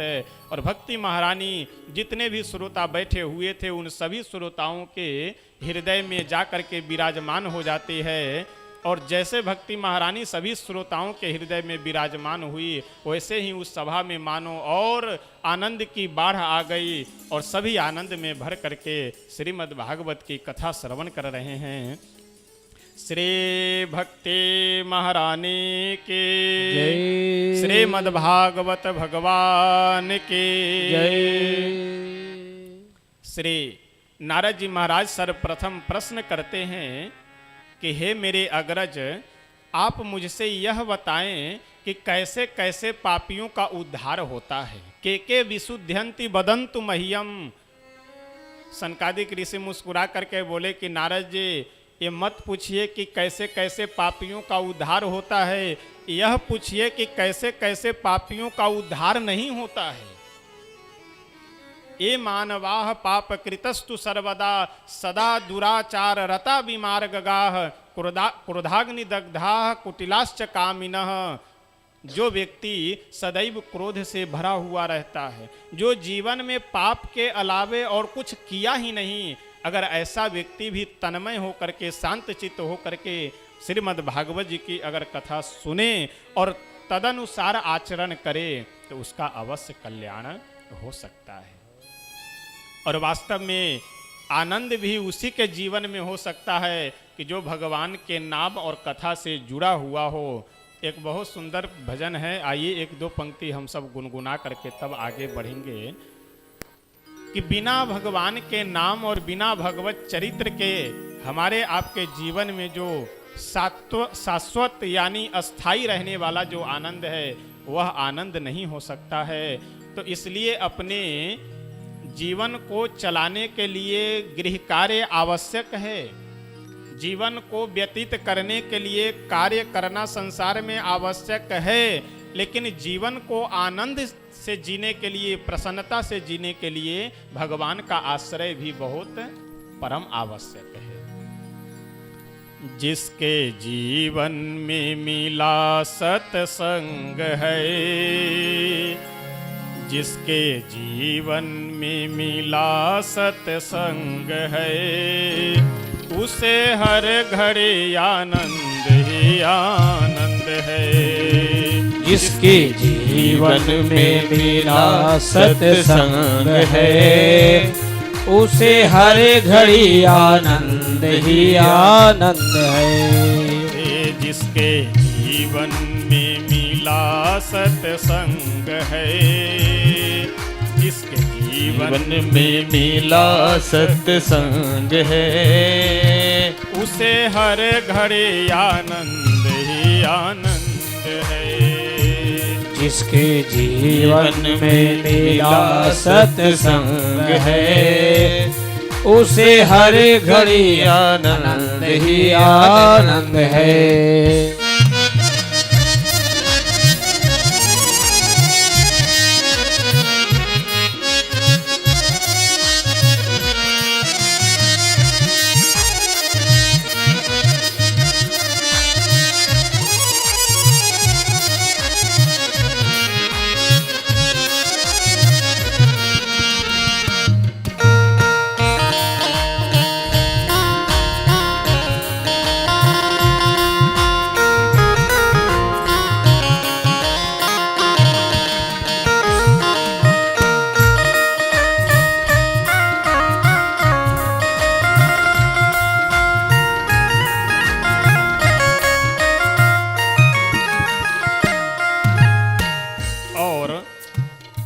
यदि आपको हमको मनुष्य जीवन मिला हुआ है तो और कुछ न कर पाए, कम से कम हमारा जीवन यदि सच्चाई ईमानदारी से व्यतीत हो जाए तो समझ लीजिए यही बहुत बड़ी तपस्या है, बहुत बड़ी साधना है।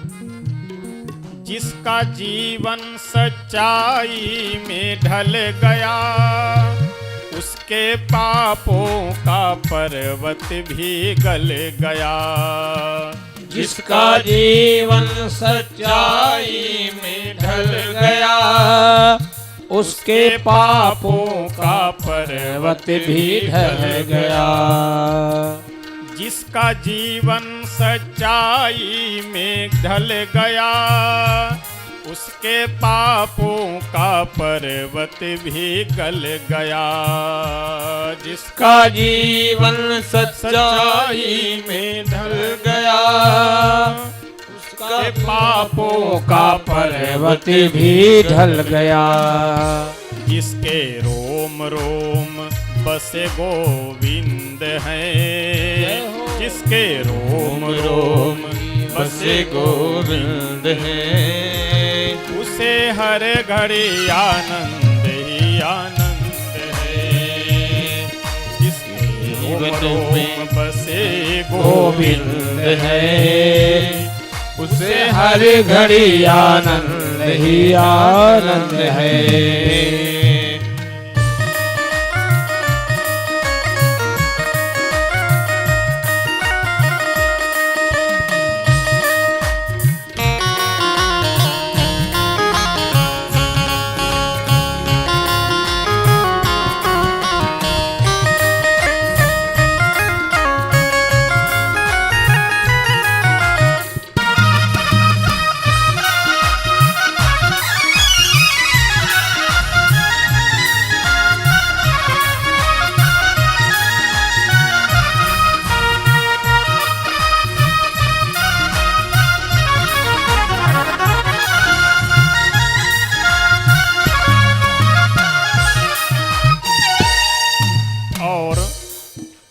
भगवान की कथा सुनने से, संत महापुरुषों के अच्छे सज्जनों के संग करने से मनुष्य का कल्याण होता है। इसके लिए शास्त्र भी प्रमाण हैं और अनेक ऋषि महर्षि अपने जीवन को तपा करके, साधना कर करके हम लोगों को बता गए कि इस रास्ते पे चलो तो तुम्हारा अवश्य कल्याण होगा।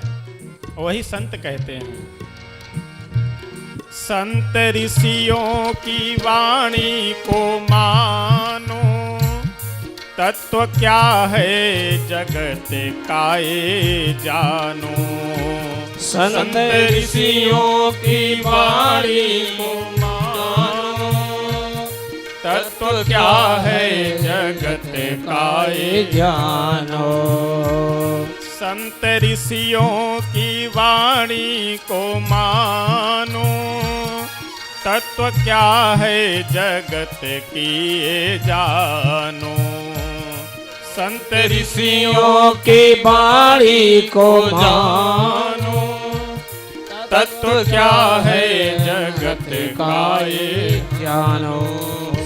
उसका 84 कट जाए फंद है, जय हो। उसका 84 कट जाए फंद है, उसे हर घड़ी आनंद ही आनंद है। जिसके जीवन में मिला सत्संग है, उसे हर घड़ी आनंद ही आनंद है।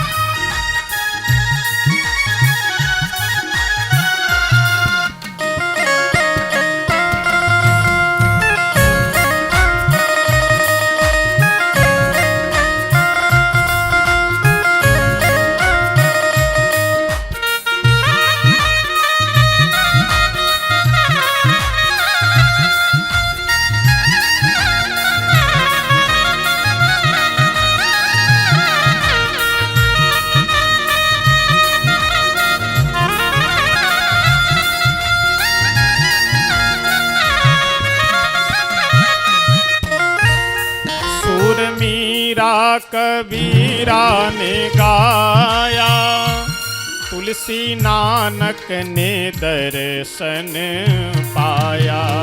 सुर मीरा कबीरा ने गाया, तुलसी नानक ने दर्शन पाया।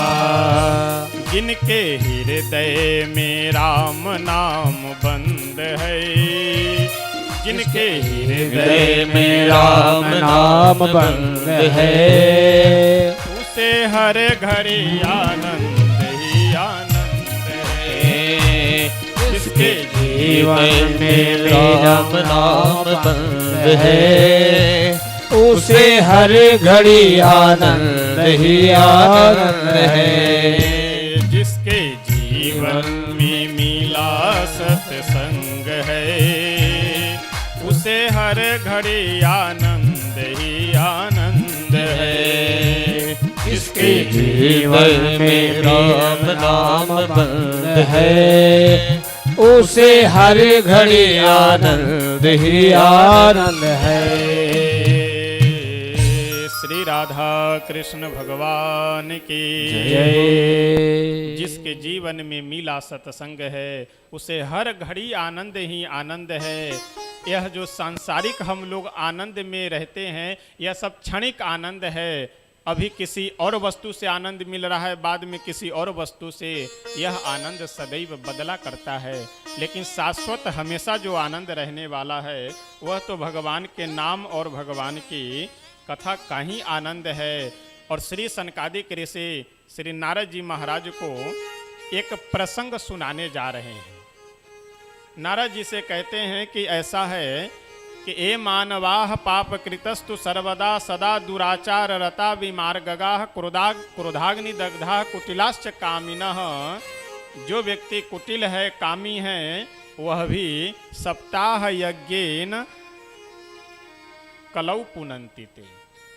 श्रीमद् भागवत कथा सप्ताह ज्ञान यज्ञ श्रवण के बाद उसका भी कल्याण हो जाता है।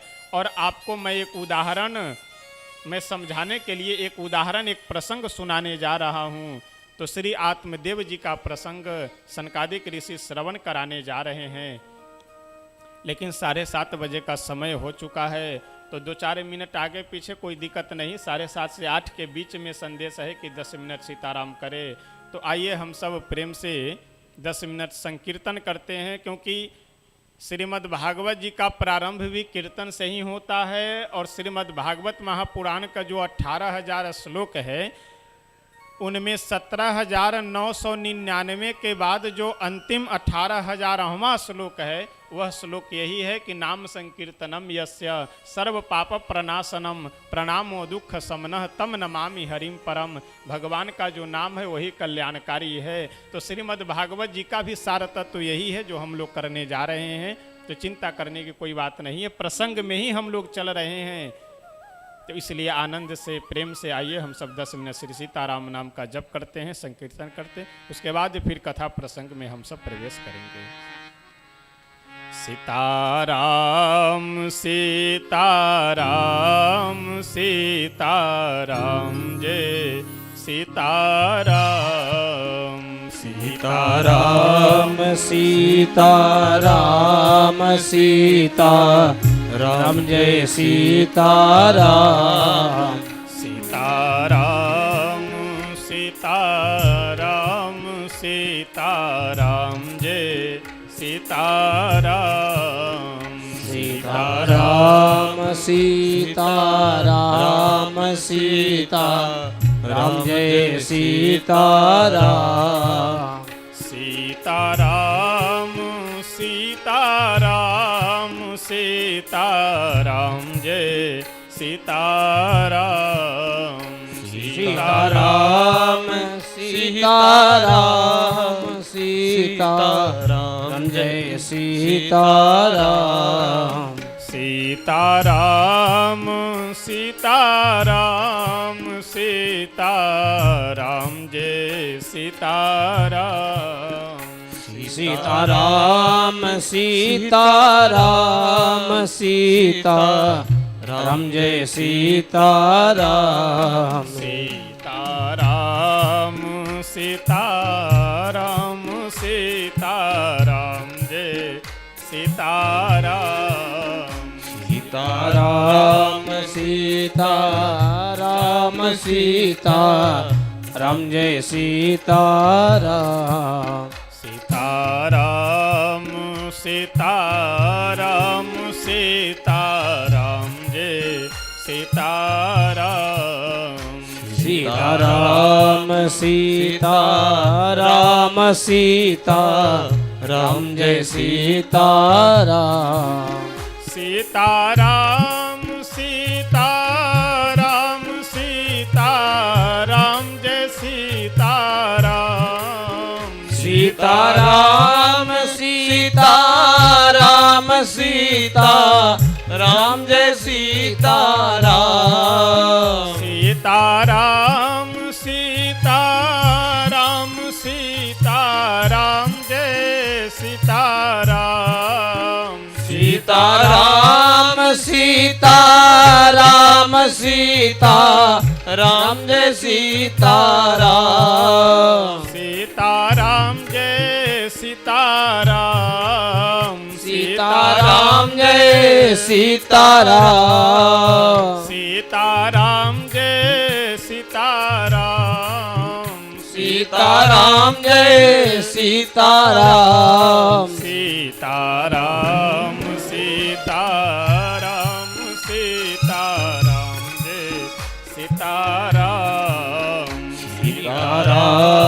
सीताराम सीताराम जय सीताराम सीताराम सीताराम सीताराम जय सीताराम सीताराम सीताराम सीताराम जय सीताराम सीताराम सीताराम सीताराम जय सीताराम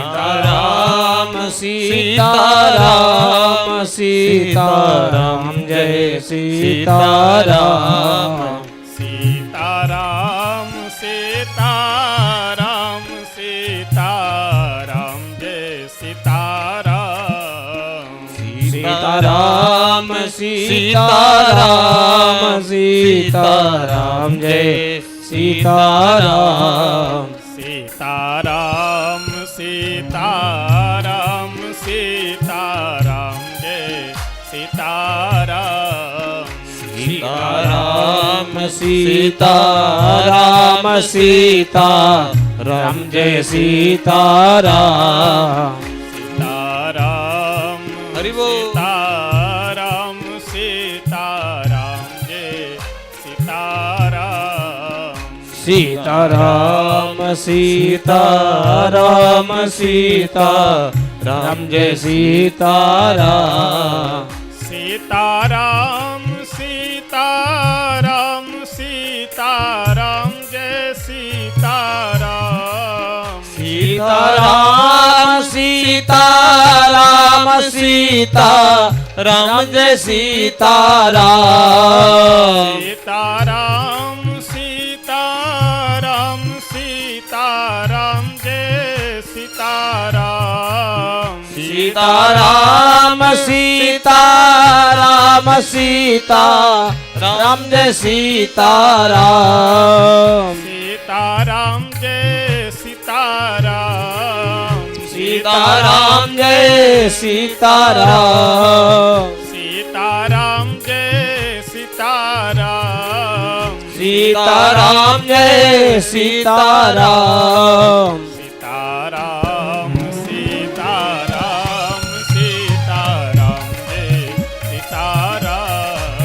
सीताराम सीताराम सीताराम जय सीताराम सीताराम सीताराम सीताराम जय सीताराम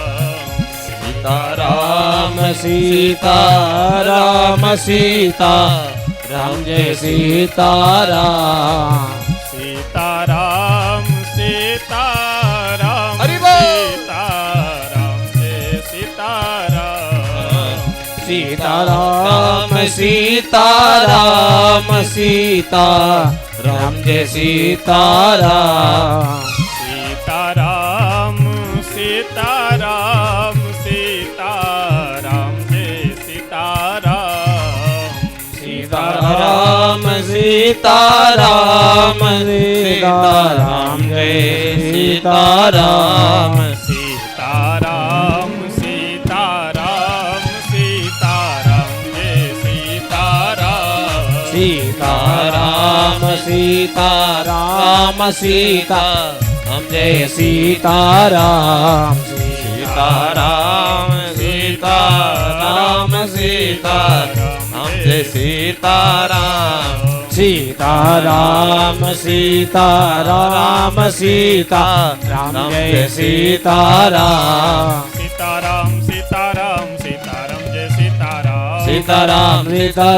सीताराम जय सीताराम सीताराम सीताराम सीताराम जय सीताराम सीताराम सीताराम सीताराम जय सीताराम सीताराम सीताराम सीताराम जय सीताराम सीताराम सीताराम सीताराम जय सीताराम सीताराम सीताराम सीताराम जय सीताराम सीताराम सीताराम सीताराम जय सीताराम सीताराम सीताराम सीताराम जय सीताराम सीताराम सीताराम सीताराम जय सीताराम सीताराम सीताराम सीताराम जय सीताराम सीताराम सीताराम सीताराम जय सीताराम सीताराम सीताराम सीताराम जय सीताराम श्री सीताराम नाम भगवान के जय श्री बगहे सरकार के जय श्रीमद् भागवत भगवान के जय जय जय सीताराम।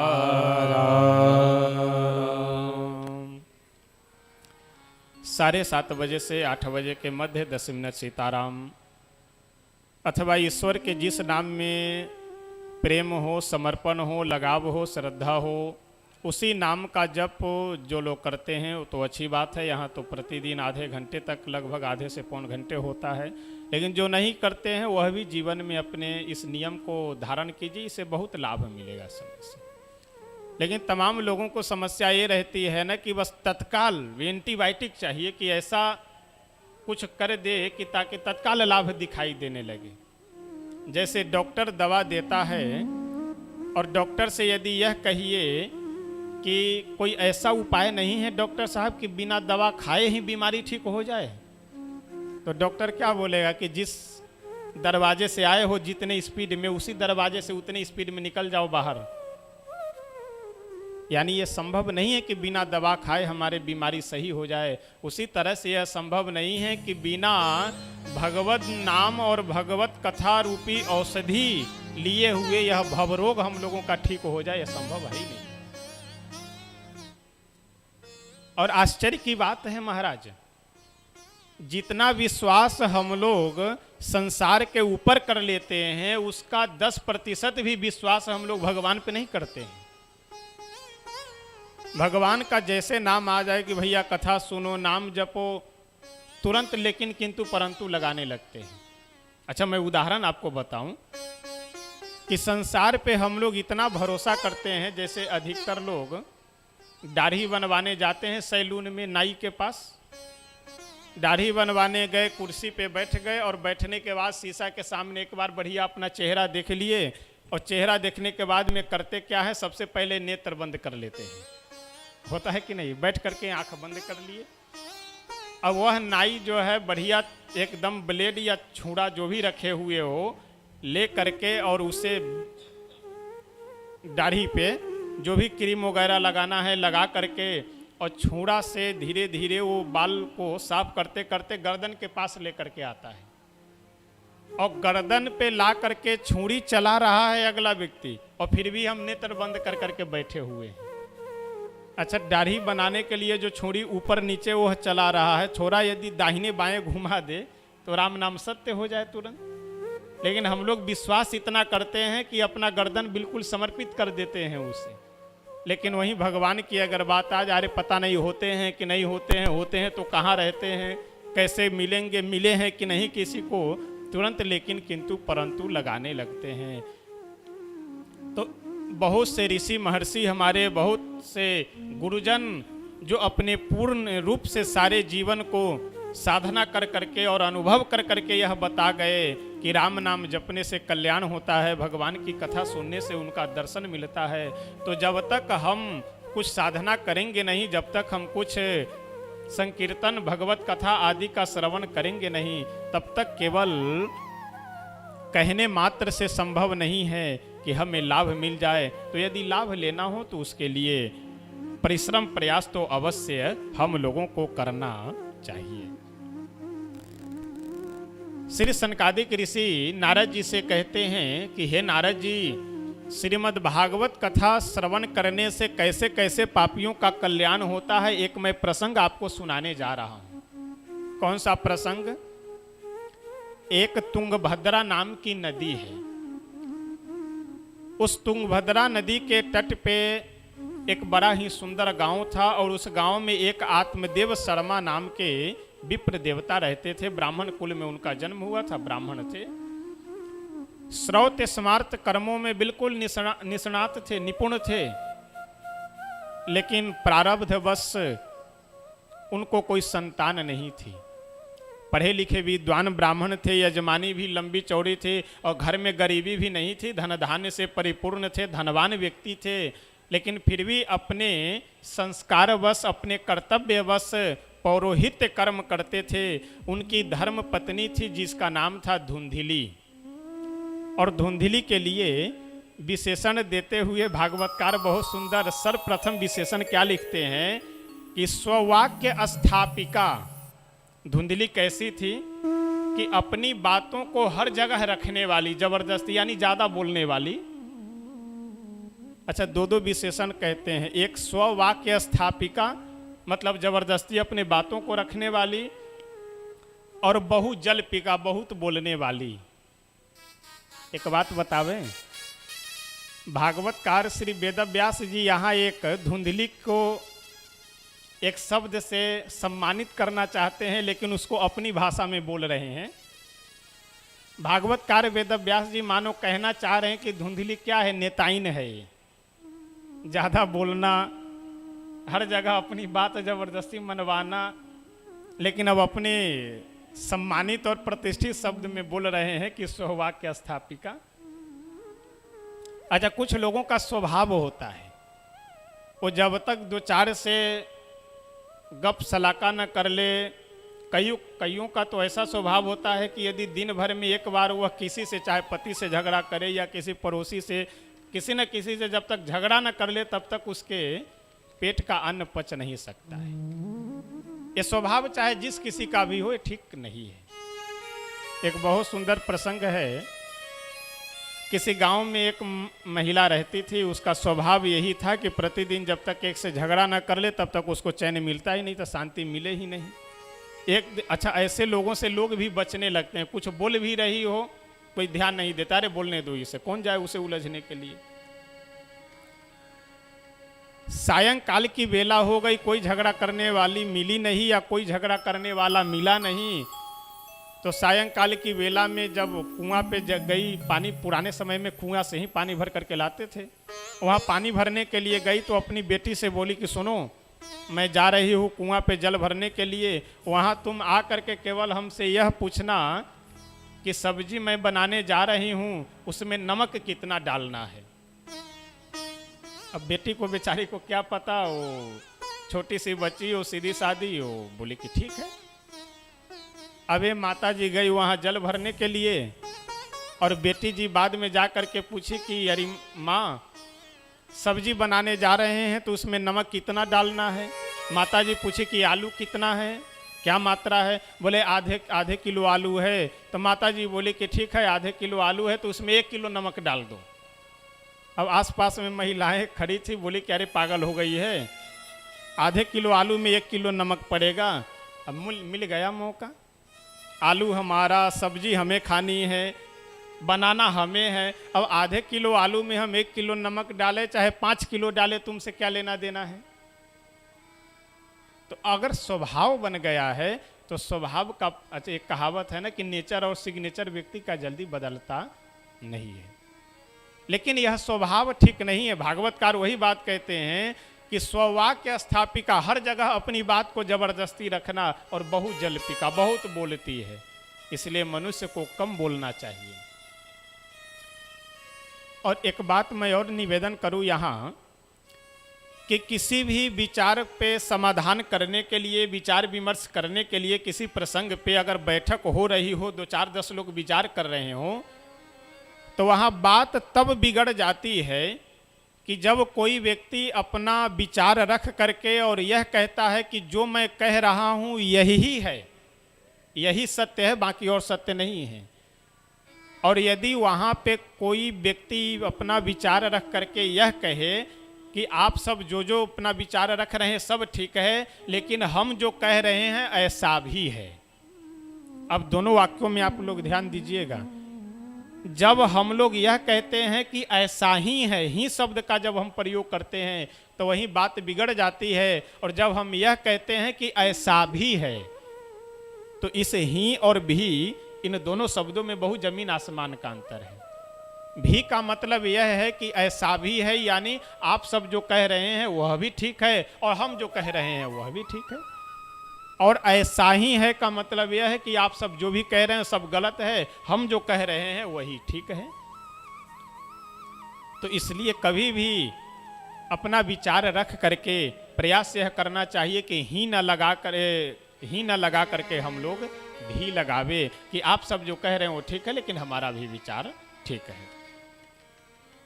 आत्मदेव जी के जीवन में तो सब आनंद ही आनंद है, सुख ही सुख है। यदि पछतावा है, ग्लानि है, तो केवल एक ही ग्लानि है कि कोई संतान नहीं है। और विडंबना, दरवाजे पे जो कोई भी फलदार वृक्ष लगाते हैं उस वृक्ष में फल नहीं आता है। कोई गौ यदि ला करके पालते हैं, उस गौ भी बंध्या हो जाती है, गौ को भी किसी संतान की प्राप्ति नहीं होती है। एक दिन आत्मदेव जी बहुत दुखी होकर के वन में चले गए और एक तालाब के किनारे बैठ करके रो रहे थे। रास्ते से एक महात्मा जी निकले, एक यति सन्यासी, वो देखे कि वन में बैठ करके कोई ब्राह्मण देवता रो रहे हैं, इसका मतलब लगता है भगवान के लिए रो रहा है। महात्मा जी गए, जा करके बोले कि अरे ब्राह्मण देवता, आप किस लिए यहाँ रो रहे हो? आत्मदेव जी महात्मा को देख करके उठकर खड़े हुए, प्रणाम किए और बोले कि महाराज जी क्या बतावे, मेरे जीवन में सारी सुख सुविधाएं हैं, लेकिन मुझे कोई संतान की प्राप्ति नहीं है। अब महात्मा जी तो बेचारे अपने माथे पे हाथ रखे, बोले कि बताओ, सोचे थे क्या निकल गया क्या? हम तो सोचे थे कि भगवान के लिए रो रहा होगा, लेकिन ये तो संसार के लिए रो रहा है। महात्मा जी बोले कि ऐसा है ब्राह्मण देवता, देखो एक घर द्वार के जो चक्कर में पड़े हो, बेटा बेटी, इससे कोई सुख मिलता नहीं है, इसलिए ये अपने लालसा का परित्याग करो कि हमें बेटा चाहिए और भगवान का भजन करो। भगवान के भजन में ही सब आनंद है, सुख है। मुंचा ज्ञानम प्रजारूपम बलिष्ठा कर्मणो गति। और 1-2 जन्म नहीं, सप्त जन्मावधि पुत्रो नैव च नैव च। 1-2 जन्म नहीं, 7 जन्मों तक तुम्हें पुत्र नहीं है, तो इसलिए पुत्र के पीछे परेशान न हो, भगवान का भजन करो, इसी में आनंद है, इसी में मनुष्य जीवन की सफलता भी है। आत्मदेव जी बोले कि महाराज जी, हम भी कथावाचक हैं और अपने जीवन में सैकड़ों हजारों श्रीमद् भागवत कथा कर चुके हैं, तो इसलिए हमें प्रवचन आप मत सुनाइए, हम भी बहुत बढ़िया प्रवचन करते हैं, हमें तो पुत्र चाहिए बस, और कोई प्रवचन नहीं सुनना अभी, और कोई ज्ञान नहीं सुनना। और तुरंत आत्मदेव जी नीचे उतरे और महात्मा जी के सामने आकर के महात्मा जी का चरण पकड़े और पकड़ करके बोले कि अब तो आप या तो मुझे पुत्र दीजिए और नहीं तो मैं अपना प्राण परित्याग करूंगा आपके चरणों में माथा पटक पटक करके, और ब्राह्मण हत्या का अपराध आपको लगेगा। महात्मा जी बोले कि बताओ, हम तो अब अच्छे खासे आके फंस गए। अपने झोली से एक फल निकाले और निकाल करके आत्मदेव जी को देते हुए बोले कि ऐसा है, यह फल ले जा करके अपनी धर्म पत्नी को खिला दो, और कुछ नियम संयम बता देते हैं कि लहसुन प्याज नहीं खाना है, स्नान कर करके भोजन करना है, सायंकाल की बेला में भी वस्त्र बदलनी है, सायंकाल प्रातः काल बैठ करके कम से कम 10 मिनट भगवान का नाम संकीर्तन, यानी जो भी नियम था नियम बता दिए। आत्मदेव देव जी प्रसन्नता के मारे बिल्कुल उछलते हुए मुस्कुराते हुए वन से घर की ओर लौट करके आए और अपनी धर्मपत्नी धुंधली को वह फल देते हुए बोले कि ऐसा है, ये संत का सिद्ध प्रसाद है, इस फल को खा लो, इस फल के परिणाम स्वरूप हमें पुत्र की प्राप्ति होगी।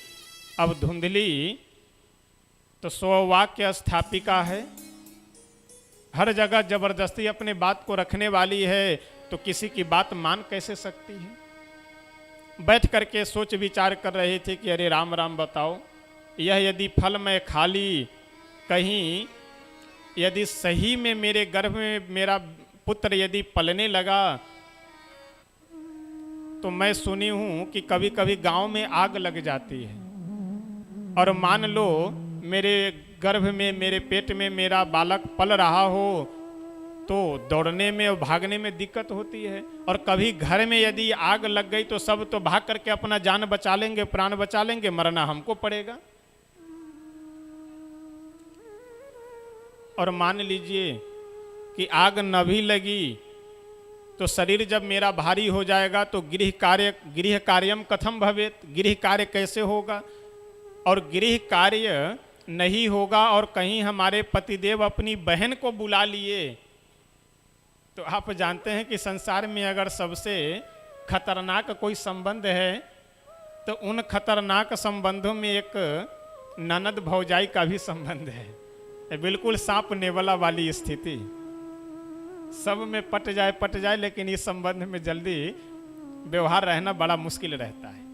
धुंधली मन में विचार की कि बताओ कहीं अगर मेरी ननद आ गई तो वो तो 2-3 महीने में ही पूरा मेरा एकदम खजाना खाली कर देगी, पूरा लूट ले जाएगी 2-3 महीने बाद। तो इसलिए अब चाहे बेटा हो या ना हो, लेकिन इस फल को मैं नहीं खाऊंगी। इतने में आ गई उसकी छोटी बहन, और जब धुंधली स्वयं ऐसी है तो उसकी बहन और कैसी होगी। धुंधली की छोटी बहन बोली कि यारी बहन तुम क्यों इतनी चिंतित लग रही हो। धुंधली बोली कि यारी बहन अच्छे समय से तू आई, देख तेरे जीजा जी एक फल लेकर के आए हैं और बोले हैं कि इस फल को खाने से बेटा होता है। अब उसकी छोटी बहन तो पहले से घात लगा करके बैठी थी कि मेरे बहन का कोई बेटा है नहीं और मेरे पास 3-4 पुत्र हैं, मैं अपना एक बेटा इसे दे दूंगी तो इसका भी धन मेरा हो जाएगा। धुंधली की छोटी बहन बोली कि यारी बहन तुम भी कहाँ समझदार हो, अरे जीजा जी तो ऐसे जो है अनपढ़ गवार केवल पंडिताई करते हैं, पढ़े लिखे तो है नहीं, तुम पढ़ी लिखी हो तो तुम विचार करो कि फल खाने से कहीं बेटा होगा। ये सब केवल कहने की बकवास की बातें हैं, कोई मतलब नहीं है। एक कहावत है कि करेला तो ऐसे तीखा होता है, और कहीं करेले को यदि नीम के वृक्ष पे चढ़ा दिया जाए तो और उसमें तीखापन भर जाता है।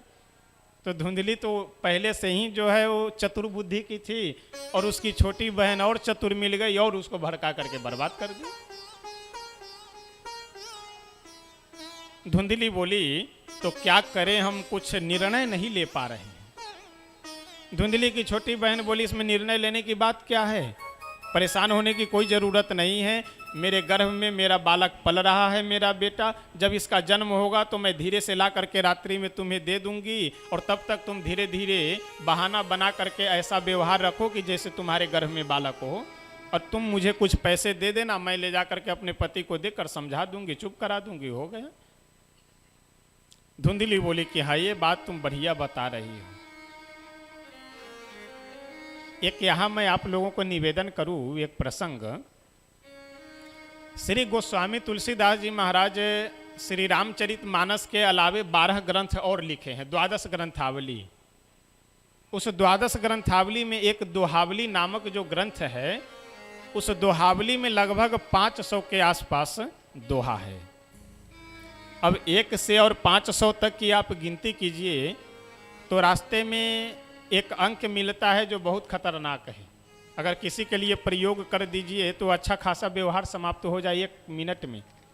420 नंबर के जब दोहा लिखने की बात आई तो गोस्वामी बाबा की लेखनी रुक गई, सोचे कि 420 अंक तो बड़ा खतरनाक है, क्या लिखे 420 में। भगवान की कृपा से तुलसी बाबा के मन में विचार आया और 420 की परिभाषा ही उस दोहा में लिख देते हैं कि 420 कहा किसे जाता है। गोस्वामी बाबा कहते हैं कि हित पर बढ़े विरोध जब अनहित पर अनुराग, सो पछताई अघाई उर विमुख भय अभिराम। जो व्यक्ति अपने हितैषी को शत्रु समझने लगे और शत्रु को हितैषी समझने लगे, समझ लीजिए वही आदमी 420 है।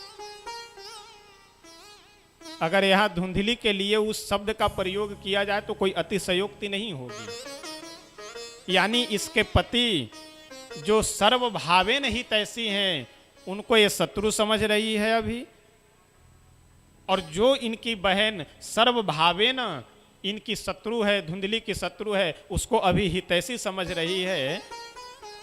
तो अगर कोई व्यक्ति अपने शत्रु को हितैषी और हितैषी को शत्रु समझने लगे, वही आदमी 420 है। और इस दृष्टि से देखा जाए तो लगभग 99% आज के लोग इसी कैटेगरी में आएंगे। विवाह हो गया, ससुराल वाले सबसे बड़े हितैषी और घर वाले सबसे बड़े शत्रु, सास ससुर सबसे बड़े शुभचिंतक और माता पिता सबसे बड़े दुश्मन, साले साहब सबसे बड़े और श्रेष्ठ और ईमानदार कर्मठ और हर तरह से मेहनत करने वाले भाई, और जो सगे भाई बचपन से जिनके साथ खेले रहे वो हो भाई हो गए दुश्मन। तो ये सब क्या है? ये सब 420 का ही लक्षण है। धुंधली बोली कि ठीक है, लेकिन ध्यान रखना समय धीरे धीरे व्यतीत होता गया। एक बार की बात है, धुंधली की जो छोटी बहन है रात्रि की बेला में आकर के, अच्छा दोनों विचार की क्या कि फल खाने से बेटा हो गए तो बकवास की बात है, लेकिन अगर श्री आत्मदेव जी लेकर के आए हैं, संत का प्रसाद मिला है, तो इसकी परीक्षा लेने के लिए दोनों बहनें विचार की, धुंधली और उसकी छोटी बहन, कि हमारे दरवाजे पे एक गौ माता भी तो है जो बंध्या है, लाओ उसी को खिला देते हैं। अगर साधु के प्रसाद में आशीर्वाद में दम होगा तो उसका भी बांझपन दूर हो जाएगा। और देखिए, अपने जीवन में यदि आप सही को गलत समझ लेंगे फिर भी नुकसान है, और गलत को सही समझ लेंगे फिर भी नुकसान है। तो इसलिए सही को सही और गलत को गलत ही समझना चाहिए। वह फल ले जाकर के गौ माता को खिला दी। धीरे धीरे गौ माता के भी गर्भ में एक बच्चे का पालन पोषण होने लगा, बढ़ने लगा। समयोपरांत धुंधली के छोटी बहन के गर्भ से एक बच्चे का जन्म होता है। अब आप यहाँ विचार कीजिए, एक बहुत ही सुंदर यहाँ व्यवहारिक बात है कि धुंधली की छोटी बहन बहुत ही यानी 420 बुद्धि की महिला है। हमेशा खुराफात सोचना, हमेशा गलत विचार मन में रखना, इस प्रवृत्ति की है, जिसका परिणाम यह होता है कि धुंधकारी भी उसी प्रवृत्ति का व्यक्ति बन जाता है आगे चल करके। इसलिए जब तक गर्भ में अगर बालक पल रहा है तब तक विशेष यह ध्यान रखना चाहिए कि माँ को भगवान की कथा, भगवान का नाम संकीर्तन आदि करना चाहिए, पूजा पाठ करना चाहिए, अपने विचार को सात्विक रखना चाहिए। यानी माँ का जैसा विचार रहता है गर्भ में रह रहे बालक के ऊपर वही प्रभाव पड़ता है। श्री आत्मदेव जी जब यह सुने कि मेरे गर्भ में मेरी धर्मपत्नी धुंधली के गर्भ से एक पुत्र रत्न की प्राप्ति हुई है, आनंद के मारे उछल पड़े और सभी ग्रामवासियों को बुला करके बोले कि सभी लोग आओ और मेरे दरवाजे पे उत्सव मनाओ। क्यों? क्योंकि बहुत समय के बाद एक संत की कृपा से हमें पुत्र रत्न की प्राप्ति हुई है। यह उत्सव मनाया ही जा रहा था। आत्मदेव जी प्रसन्न होकर के आनंद मना ही रहे थे। एक आनंद अभी समाप्त हुआ ही नहीं था कि दूसरा आनंद और सुनने को मिल गया कि जो गौ माता कई वर्षों से बंध्या थी, वह गौ माता भी एक बढ़िया मनुष्य के आकार का पुत्र जन्म दी है अपने गर्भ से। यानी गोकर्ण जी का जो पूरा शरीर था वो मनुष्य का था, कान केवल गौ के समान थे, इसीलिए उनका नाम पड़ गया गोकर्ण। देखिए, मनुष्य की एक सबसे बड़ी कमी क्या है मनुष्य कृतघ्न होता है। संत के प्रसाद से या भगवान की कृपा से कुछ वस्तु मिल तो जाती है, लेकिन बाद में बहुत से कम लोग मानते हैं। एक बहुत सुंदर घटना है कि एक सज्जन थे, बहुत पैसे वाले थे, उनको कोई संतान नहीं थी। उन्हीं के पास में एक आश्रम था। उस आश्रम में एक रामदास बाबा रहते थे, रामदास नाम के महात्मा। घर के लोग बोले कि जाओ महाराज जी से थोड़ा निवेदन करो, प्रार्थना करो, कहीं रामदास बाबा के आशीर्वाद से, महाराज जी के आशीर्वाद से कहीं पुत्र मिल जाए। वह व्यक्ति गया, जाकर के महाराज जी को प्रणाम किया, बहुत अनुनय विनय किया कि महाराज जी मुझे पुत्र नहीं है, एक पुत्र यदि हमें मिल जाता तो बड़ी कृपा होती। रामदास बाबा भगवान से प्रार्थना कर करके आशीर्वाद दिए कि ठीक है जाइए, भगवान कृपा करेंगे तो अवश्य आपको पुत्र रत्न की प्राप्ति होगी। भगवान की कृपा, संत का आशीर्वाद, पुत्र की प्राप्ति हुई। तो बहुत समय बीतने के बाद पुत्र की प्राप्ति हुई है। इस खुशी में एक रमजनिया बाई नाम की वहीं पे पास में एक नाचने वाली रहती थी। तो वह जो पैसे वाले सेठ जी थे ना, भगत जी, वो रमजनिया बाई को बुलाए, किस लिए? उत्सव मनाने के लिए, नाचने के लिए। अब रामदास बाबा को भूल गए, जिनसे आशीर्वाद मिला था उन्हें भूल गए, और रमजनिया बाई को बुलाए किस लिए? आयोजन करने के लिए, नाचने के लिए, उत्सव मनाने के लिए। घर के लोग बोले कि अरे जिनके आशीर्वाद से अपने पुत्र का मुख देख रहे हो, उस रामदास बाबा को भी तो कम से कम बुला लीजिए। अब बेचारा हारदार के अंत में बाबा को भी निमंत्रण भेजा, बुलाया। तो बाबा का आसन वगैरह सब अलग लगा हुआ था और दरवाजे पे बढ़िया धूम धड़ाका नाच गान हुआ। तो सुबह में बाबा भी जाने लगे, यानी बाबा की भी, रामदास बाबा की भी विदाई करनी थी और रमजनिया बाई की भी विदाई होनी थी। तो रमजनिया बाई को कितना, यानी वो तो तय कर करके आई थी, 300 रुपये उसका फीस था उस समय। तो प्रातः काल जब रमजनिया बाई जाने लगी तो 300 रुपये उसको मिला, और रामदास बाबा जब जाने लगे तो इसको बहुत रोग आ करके एकदम मुंह लटका करके 30 रुपये दिया। अब रामदास बाबा पूछे कि उसको कितना मिला है रमजनिया बाई को, तो पता चला उसे 300 मिला है, हमें कितना मिल रहा है, तो 30 रुपये।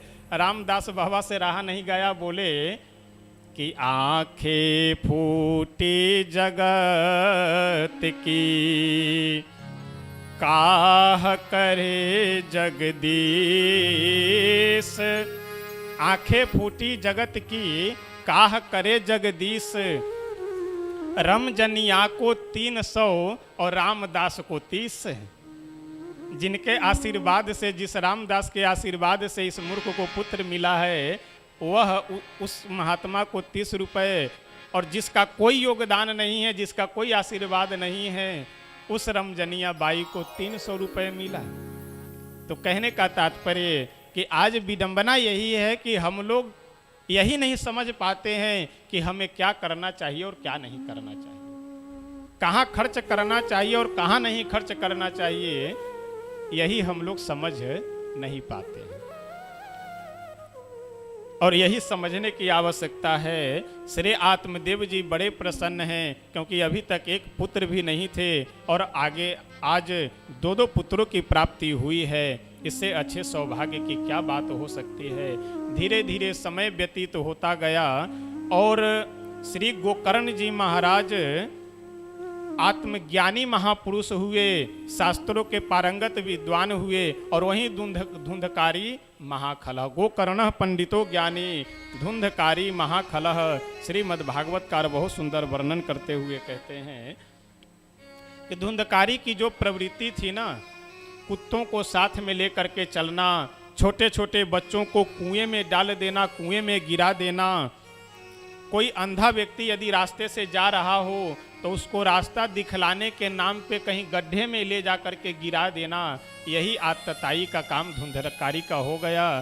धीरे धीरे जब बड़ा हुआ तो गोकर्ण जी महाराज तो अपने आत्मचिंतन में, शास्त्रों के पठन पाठन स्वाध्याय में ही लगे रहते हैं, और धुंधकारी दूसरों को परेशान करना, किसी के घर में आग लगा देना, कहीं बच्चों को कुएं में डाल देना, इन्हीं सब कुकर्मों में लग करके अपने जीवन को व्यतीत करने लगा।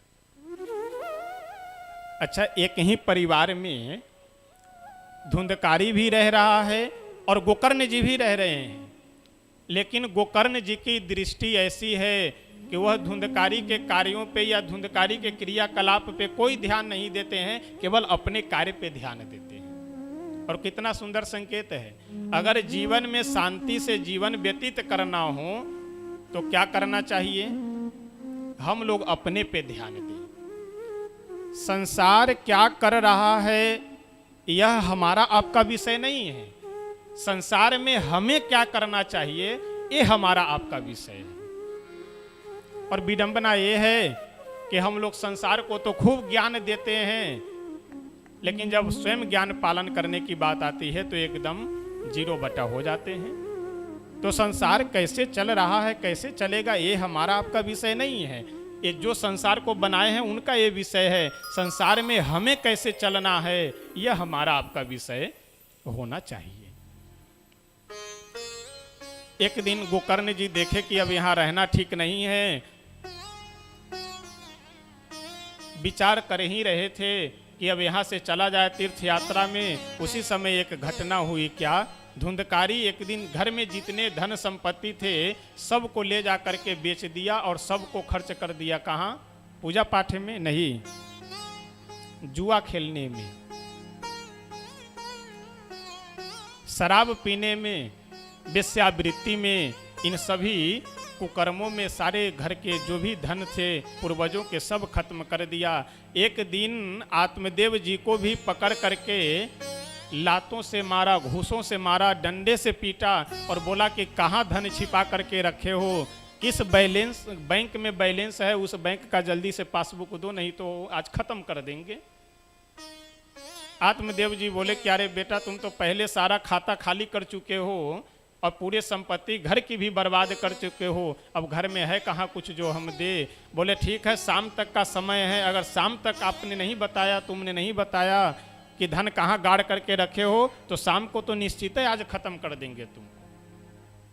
अब आत्मदेव जी बेचारे अब मन में सोचने लगे कि अब चल करके आत्महत्या कर लेनी चाहिए, लेकिन उससे पहले मन में विचार किए कि आत्महत्या क्यों करे, चल करके हमारे जो छोटे पुत्र गोकर्ण है उससे एक बार विचार तो ले लें। गोकर्ण जी के पास गए आत्मदेव जी और फफक करके रोने लगे। भागवतकार कहते हैं कि कितने आश्चर्य की बात है। आत्मदेव जी बोले कि पुत्र बेटा गोकर्ण, आज मैं अपने जीवन से उब गया हूं, मुझे यह जीवन बिल्कुल बेकार लग रहा है, अब मैं सोच रहा हूं कि आत्महत्या कर लूं। गोकर्ण जी मुस्कुरा करके बोले कि पिताजी ये आत्महत्या करने की आवश्यकता नहीं है, क्या कीजिए? तो देहे स्थिमांस रुधिरे भीमतिम त्यजत्वम जाया सुतादिषु सदा ममतां विमुञ्च पश्यानिशं जगदिदं क्षणभङ्गनिष्ठं वैराग्यरागरसिको भवभक्तिनिष्ठः धर्मं भजस्व सततं त्यज लोकधर्मान् सेवस्व साधु पुरुषान् जहि कामतृष्णान् अन्यस्य दोषगुणचिन्तनमासु मुक्त्वा सेवा कथा रसमहो नितरां पिबत्वं सेवा कथा रसमहो नितरां पिबत्वं। श्री गोकर्ण जी महाराज कहते हैं कि पिताजी आश्चर्य की बात है कि आप पहले भी रो रहे थे और आज भी रो रहे हैं। क्यों? पहले इसलिए रो रहे थे कि बेटा नहीं है और आज इसलिए रो रहे हैं कि बेटा क्यों है। इससे पहले जब धुंधकारी का जन्म नहीं हुआ था, पुत्र की प्राप्ति नहीं हुई थी, तो वन में जाकर के रो रहे थे। क्यों रो रहे थे? क्योंकि कोई बेटा नहीं है। और आज यानी पहले भी एक संत के पास जाकर रो रहे थे कि बेटा नहीं है, और आज भी एक गोकर्ण रूपी संत के पास आकर के रो रहे हैं। क्यों? क्योंकि बेटा क्यों है। तो अगर बेटे से सुख मिलता तो धुंधकारी जी रोते क्यों? केवल बेटे से ही सुख मिलता तो आज भी बहुत से लोग रोते हुए मिल रहे हैं, ऐसा नहीं होता। तो बेटे से सुख नहीं मिलता है, जो भगवान का भक्त बेटा हो उससे सुख मिलता है। और यदि भगवान का बेटा नहीं है तो एक नहीं, रावण के पास तो 1 लाख से अधिक नाती पोते बेटा सब थे, लेकिन कौन पानी देने वाला बचा? कोई नहीं बचा। तो इसलिए अपने पुत्र को, अपनी पुत्री को यह प्रयास करना चाहिए कि शिक्षा से अधिक संस्कार देना चाहिए।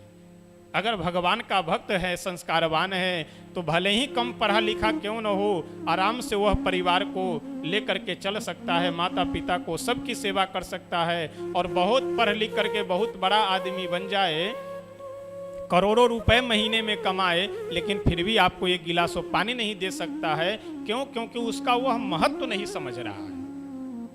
जैसे किसी छोटे बच्चे को यदि सोने का बढ़िया बिस्किट दे दीजिए आप, जिसकी कम से कम 8-10 लाख रुपए कीमत हो, और उसके बदले उसे 1 चॉकलेट दीजिए, सोने की बिस्कुट आपको दे देगा। उसे कीमत पता ही नहीं है। माता पिता की सेवा करने से क्या मिलता है, क्या नहीं, बड़ों का सम्मान करने से क्या होता है, उसे पता ही नहीं है। जब तो काहे के लिए सम्मान करेगा, क्यों सेवा करेगा? और प्रणाम करने से क्या मिलता है, इसके लिए बहुत सुंदर एक श्लोक है कि अभिवादनशीलस्य नित्यं वृद्धोपि सेविनः चत्वारि तस्य वर्धन्ते आयुर्विद्या यशो बलम। आयु, विद्या, यश, बल, इन चारों की वृद्धि होती है, इसलिए प्रणाम अवश्य करना चाहिए। और कई जगह मैं देखता हूं कि जब बच्चों को बार बार कहा जाता, अरे महाराज जी आवा है भैया प्रणाम करो, तो 5 वर्ष का, 7 वर्ष, 10 वर्ष का यदि बालक है, उसको बार बार कहा जा रहा है प्रणाम करने के लिए, वह जब 16 वर्ष 20 वर्ष का हो जाएगा तो कहने से भी नहीं करेगा। संस्कार यह होना चाहिए कि जैसे किसी महात्मा को देखे, जैसे किसी अपने से बड़े व्यक्ति को देखे, वैसे वह प्रणाम करे। अच्छा, कई लोग तर्क दे करके कन्नी भी काट लेते हैं कि महाराज जी क्या बताया जाए, आजकल के तो स्कूलों में संस्कार ही नहीं रह गया है। अरे भैया, स्कूल में संस्कार नहीं है, लेकिन आपके परिवार में संस्कार है। स्कूल की अपनी मजबूरी है, वो गुड मॉर्निंग और गुड इवनिंग सिखावे, लेकिन घर की क्या मजबूरी है? घर में तो आप बच्चों को सिखला सकते हैं कि पैर छुओ। तो यहाँ भी तो एक कहावत है कि जौने रोगिया का भावे वह वैद्य फरमावे। तो यहाँ भी तो माता पिता को अच्छा लग रहा है कि बेटा हमारा माँ कह करके या अम्मा कह करके न बुलावे, मम्मी कह करके बुलावे। पिता को यह अच्छा लग रहा है कि पिताजी, बाबूजी ये सब न कहे, डैडी कह करके बुलावे। तो जब आप खुदे रोगी होने के बाद भी जहर खाने के लिए तैयार हैं, तो इसमें क्या किया जा सकता है? तो इसलिए स्कूल की अपनी मजबूरी है, कॉलेजों की अपनी मजबूरी है, घर की आपकी कोई मजबूरी नहीं है। इसलिए घर में संस्कार तो अवश्य देना चाहिए, शिक्षा अवश्य देनी चाहिए। गोकर्ण जी बोले कि पिताजी, ये जो बार बार आप आत्महत्या जो ये कह रहे हैं, पहले भी आप आत्महत्या कर रहे थे कि बेटा नहीं है, आज भी आप आत्महत्या करने जा रहे हैं कि बेटा क्यों है? ये आत्महत्या करने का चक्कर छोड़िए और जो करना चाहिए वह कीजिए। क्या करना चाहिए? तो देहे स्थिमांस रुधिरे भीमतिम त्यजत्वम। इस संसार में जो आपका मोह माया लगा हुआ है, इस यहाँ से मोह ममता को हटा करके अपने भगवान में लगाइए। और सेवस्व साधु पुरुषान जही काम तृष्णान।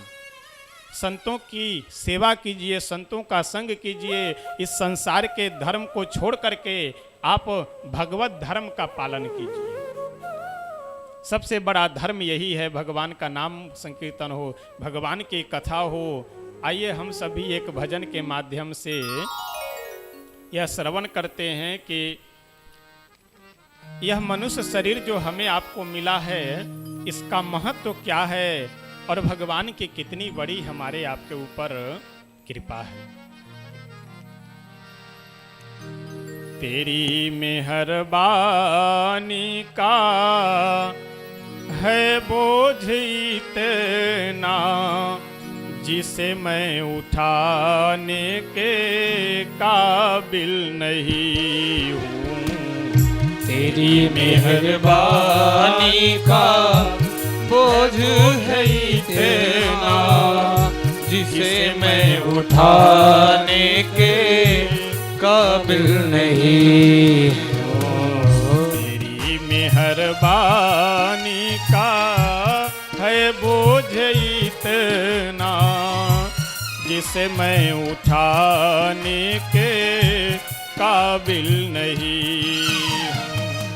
तेरी मेहरबानी का है बोझ इतना जिसे मैं उठाने के काबिल नहीं हूँ। मैं आ तो गया हूँ मगर जानता हूँ तेरे दर पे आने के काबिल नहीं हूँ। मैं आ तो गया हूँ मगर जानता हूँ तेरे दर पे आने के काबिल नहीं हूँ। तेरी मेहरबानी का है बोझ इतना जिसे मैं उठाने शीरा दे। के काबिल नहीं हूँ। तेरी मेहरबानी का है बोझ इतना जिसे मैं उठाने के काबिल नहीं हूँ।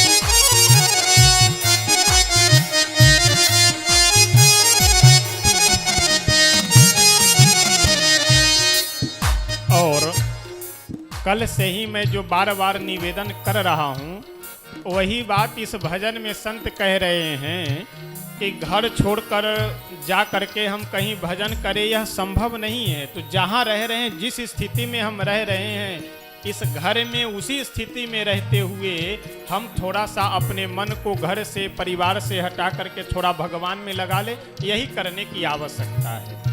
क्या भगवान से प्रार्थना करना है? जमाने की चाहत ने मुझको भुलाया, तेरा नाम हर गीजे जुआ पर न आया। जमाने की चाहत ने मुझको भुलाया, तेरा नाम हर गीजे जुआ पे न आया। गुनहगार हूँ मैं तुम्हारी दया का, एक कर्जा चुकाने के काबिल नहीं हूँ।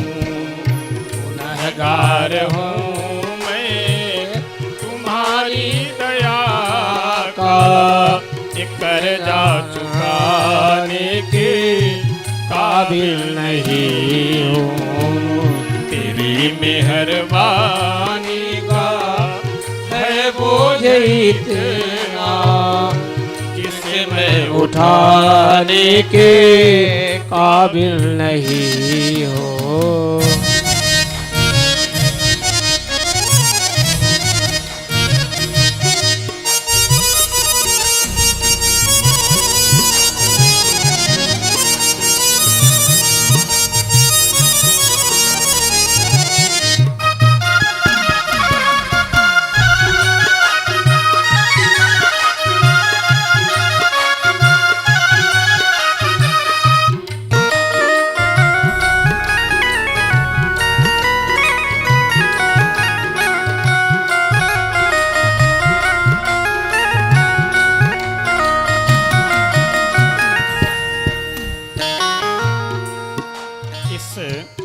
पूरे ब्रह्मांड में 84 लाख योनियां हैं।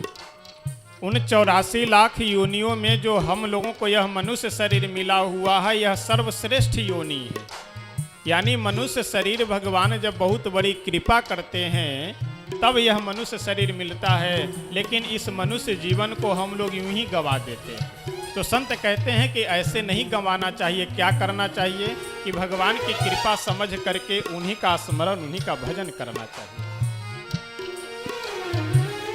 अदा की है तूने मुझे जिंदगानी, मगर तेरी महिमा मैंने न जानी। अदा की है तूने मुझे जिंदगानी, मगर तेरी महिमा मैंने न जानी। अदा की है तूने जिंदगानी, मगर तेरी महिमा मैंने न जानी। कर्जदार हूँ मैं तुम्हारी दया का, एक कर्जा चुकाने के काबिल नहीं। कर्जदार हूँ मैं तुम्हारी दया का, कर्जा चुकाने के काबिल नहीं हो। तेरी मेहरबानी का है बोझ इतना, जिसे मैं उठाने के काबिल नहीं हो।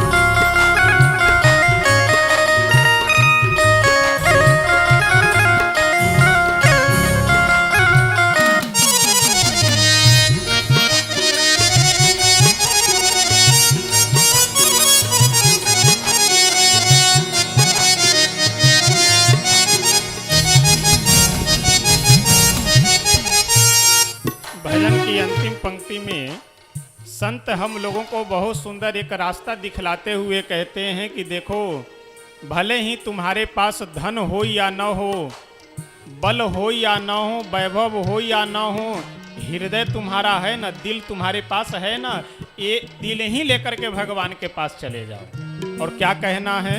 जय हो। तमन्ना है इस दर पे सर को झुका दूं, तेरा दीद जी भर के हर वक्त पालूं। तमन्ना है इस दर पे सर को झुका दूं, तेरा दीद जी भर के हर वक्त पालूं।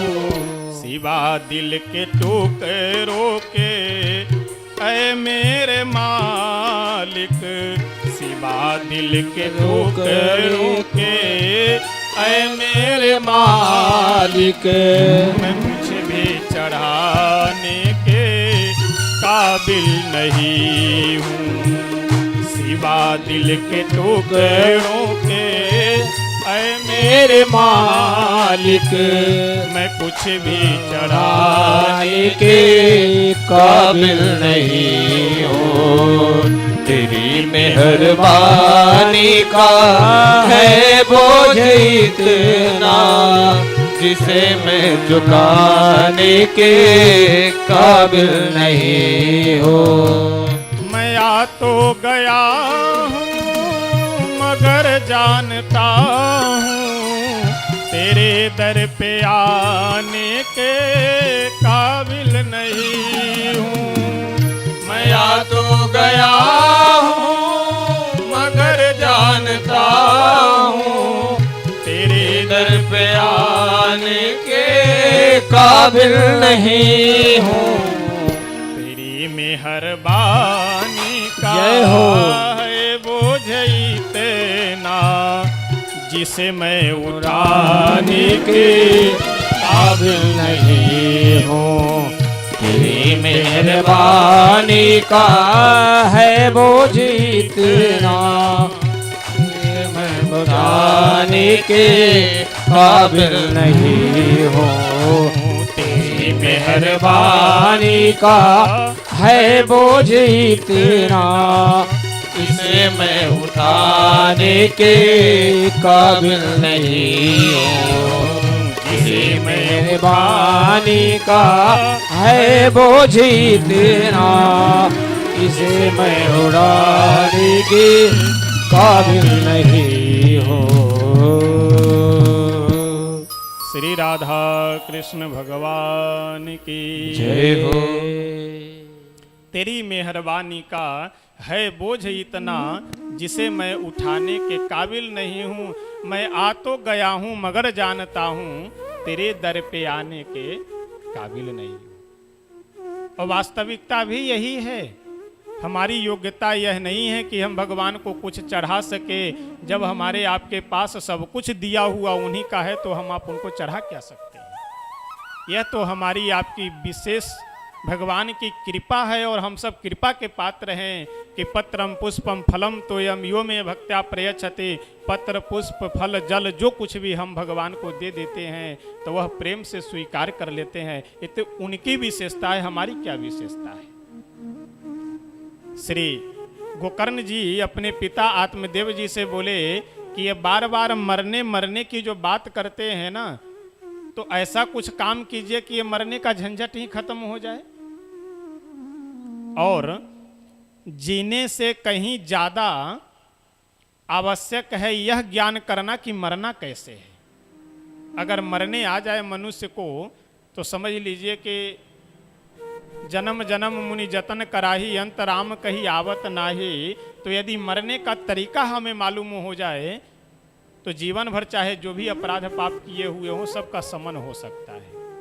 और कल हमने निवेदन किया था कि श्री रामचरित मानस हमें यह सिखलाता है कि हमें जीना कैसे है और श्रीमद् भागवत महापुराण हमें यह सिखलाते हैं कि मरना कैसे है। मरना भी एक तरीका है, ऐसा नहीं कि जैसे तैसे मर गए। मरने का भी एक तरीका है और तरीका यह है कि मन भगवान के चिंतन में लगा हुआ हो, मुख से राम राम निकल रहा हो और उस समय मृत्यु हो तो दोबारा फिर आने जाने का झंझट सब दिन के लिए खत्म। गोकर्ण जी कहते हैं, आत्मदेव जी बोले कि बेटा ये बताओ कि हम वन में जा कर के भजन करें तो फिर श्राद्ध वगैरह तो हम कर नहीं पाएंगे। वर्ष में एक बार श्राद्ध करना चाहिए। पत्नी को कैसे छोड़ करके चले जाएं, बेटा भी घर में है उसे छोड़ करके कैसे चले जाएं। गोकर्ण जी मुस्कुराते हुए बोले कि पिताजी ये पत्नी का पालन पोषण करना, बेटे का देखरेख करना, ये जो गृहस्थ जीवन के धर्म है ये सब क्या, ये सब लोक धर्म है, समाज का संसार का धर्म है। धर्मम भजस्व सततम त्यज लोक धर्मान। धर्म दो तरह का होता है, एक पर धर्म और एक अपर धर्म। पर धर्म यानी जो इस समय गोकर्ण जी कह रहे हैं कि धर्मम भजस्व, यह पर धर्म है, और अपर धर्म यानी लोक धर्म, यानी शरीर के जो हमारे कर्तव्य हैं, शरीर से संबंधित कर्तव्य, यह लोक धर्म है। और आत्मा से संबंधित जो कर्तव्य है यानी आत्म कल्याण के लिए वह पर धर्म है। तो अगर एक विदुर जी का वह बहुत सुंदर प्रसिद्ध वाक्य है ना कि त्यजेदेकम कुलस्यार्थे ग्रामस्यार्थे कुलम त्यजेत ग्रामम जनपदस्यार्थे सर्वम त्यक्त्वा हरिम भजेत। यानी एक परिवार का कल्याण करने के लिए यदि एक व्यक्ति का परित्याग करना हो तो उसे सहर्ष परित्याग कर देना चाहिए। एक गांव का कल्याण करने के लिए, गांव के हित के लिए अगर एक परिवार का परित्याग करना हो तो सहर्ष उस परिवार का परित्याग कर देना चाहिए। और एक गांव का परित्याग करने से यदि एक जनपद यानी जिले की, नगर की रक्षा हो रही हो तो उस गांव का सहर्ष परित्याग कर देना चाहिए। और पूरे संसार का परित्याग करने के बाद यदि आत्म कल्याण हो रहा हो तो पूरे संसार का भी परित्याग निसंकोच भाव से कर देना चाहिए। और पूरे संसार का परित्याग करने का मतलब यह नहीं कहा जा रहा है कि घर छोड़कर भाग ले, बेटी बेटियों के जिम्मेदारियों से भाग ले, नहीं। जब इन कर्तव्यों से आप मुक्त हो जाइए तो उसके बाद अध्यात्म का भी आनंद लेना चाहिए और इन सब के साथ में रहते हुए भी थोड़ा समय निकाल करके भगवत कथा भगवान नाम का आनंद अवश्य लेना चाहिए। आत्मदेव जी बोले कि ऐसा है बेटा, बहुत मुझे ज्ञान की बात मत बताओ, बस सीधी सीधी बात यह बताओ कि अब हमें करना क्या है। गोकर्ण जी बोले कि पिताजी आपको करना यही है, श्रीमद् भागवत महापुराण के 10वें स्कंध की पाठ करना है आपको और भगवान का नाम संकीर्तन सदैव करना है और एक घर के सारे झंझट और चिंता आदि को छोड़ करके केवल अपने मन को भगवान में लगाइए, बस यही करना और कुछ नहीं करना है। शरीर से सेवा करनी है, किनकी? भगवान की और भगवान के भक्तों की। सेवस्व साधु पुरुषान, साधु पुरुषों की सेवा करनी है। मन से चिंतन करना है, दृष्टि से भगवान का दर्शन करना है, संतों का दर्शन करना है, वाणी से भगवान का नाम संकीर्तन करना है, श्रवण से भगवान का नाम और भगवान की कथा सुननी है, हाथ से भगवान की सेवा करनी है, पैर से तीर्थों की परिक्रमा करनी है। यानी आपकी जो इंद्रियां हैं उन इंद्रियों को भगवान में लगा दीजिए, बस यही करना है और कुछ नहीं करना है। सीधे शब्दों में एक बहुत सुंदर प्रसंग है कि एक राजा एक बार जो भी संत मिल जाते थे उनसे एक प्रश्न किया करते थे कि भगवान एक हैं या अनेक हैं। यह प्रसंग सुनने के बाद आपको बहुत सुंदर कई प्रश्नों के उत्तर मिल जाएंगे एक ही प्रसंग में। पहला प्रश्न क्या है कि भगवान एक है या अनेक है। दूसरा प्रसंग क्या है कि वह रहते कहाँ है। और तीसरा प्रश्न क्या है कि करते क्या है। कोई भी भक्त मिले, कोई भी संत मिले, उनसे यही प्रश्न करते थे। अब मन के अनुकूल, मन को शांत करने वाला उत्तर कोई दे नहीं पा रहे थे। एक बार एक महात्मा मिले और बोले कि राजन, मैं उत्तर दे दूंगा, लेकिन अकेले सुनना चाहते हो या अपने पूरे हित मित्र रिश्तेदार नातेदारों के साथ में सुनना चाहते हो। राजा बोले कि यदि सबके सामने उत्तर दीजिए तो और अच्छी बात है, तो उसके लिए तो आपको कुछ दिन रहना होगा। महात्मा जी बोले कोई बात नहीं, 1 महीने हम यहीं रहेंगे, 1 महीने बाद सत्संग होगा, तब तक सबको निमंत्रण दे करके इकट्ठा कर लो। सबको निमंत्रण भेजा गया। 1 महीने बाद तारीख डेट निश्चित की गई। महात्मा जी राजा के ही महल में अतिथि भवन में रह रहे थे। प्रतिदिन सायंकाल की वेला में घूमने जाते थे। सो एक किसान से इनकी मित्रता हो गई और संजोग की बात, उस किसान का चेहरा महात्मा जी से मिलता जुलता था। ऐसा लगता था कि मानो दोनों सगे भाई हों। धीरे धीरे जब सत्संग का समय नजदीक आया, 2-3 दिन शेष रह गया था, तो महात्मा जी उस किसान से बोले कि क्यों किसान भाई, बाबा बनोगे? किसान हाथ जोड़ के बोला, अरे महाराज क्या बात करते हैं, अभी घर में छोटे छोटे बच्चे हैं, कैसे बाबा बन जाएंगे। महात्मा जी बोले कि तुम समझ नहीं रहे हो, बाबा होना नहीं है, बाबा बनना है कुछ देर के लिए। अच्छा, होने में बनने में अंतर है। अधिकतर बाबा तो जो बनते हैं उनकी बड़ी विचित्र विडंबना रहती है। घर में हुआ खटपट तो चलो बाबा के मठ पर, और मठ पर हुआ काम तो चलो रमते राम, और रमते राम में लगा धक्का तो फिर घरे हुआ पक्का। तो बहुत लोग बाबा इस तरह से भी बनते हैं कि घूम फिर करके फिर आ गए। इसको मरकट बैराग्य कहा जाता है। ये नहीं, महात्मा जी कह रहे हैं कि बाबा तुम्हें होना नहीं है, कुछ देर के लिए बनना है। एक आदमी किसी गांव में रहता था, वही बढ़िया भगवा वस्त्र पहने रहे और माथा मुड़ाए घुमा करता था। लोगों ने पूछा कि क्यों बाबा हो गए हो, माथा मुड़वा करके घूमते रहते हो। उसने बोला कि अरे नहीं, बाबा हुआ कुछ नहीं हुए हैं। तो माथा क्यों मुड़वाए रहते हो? वह व्यक्ति बोला कि माथा मुड़वाने में लाभ है, फायदा है।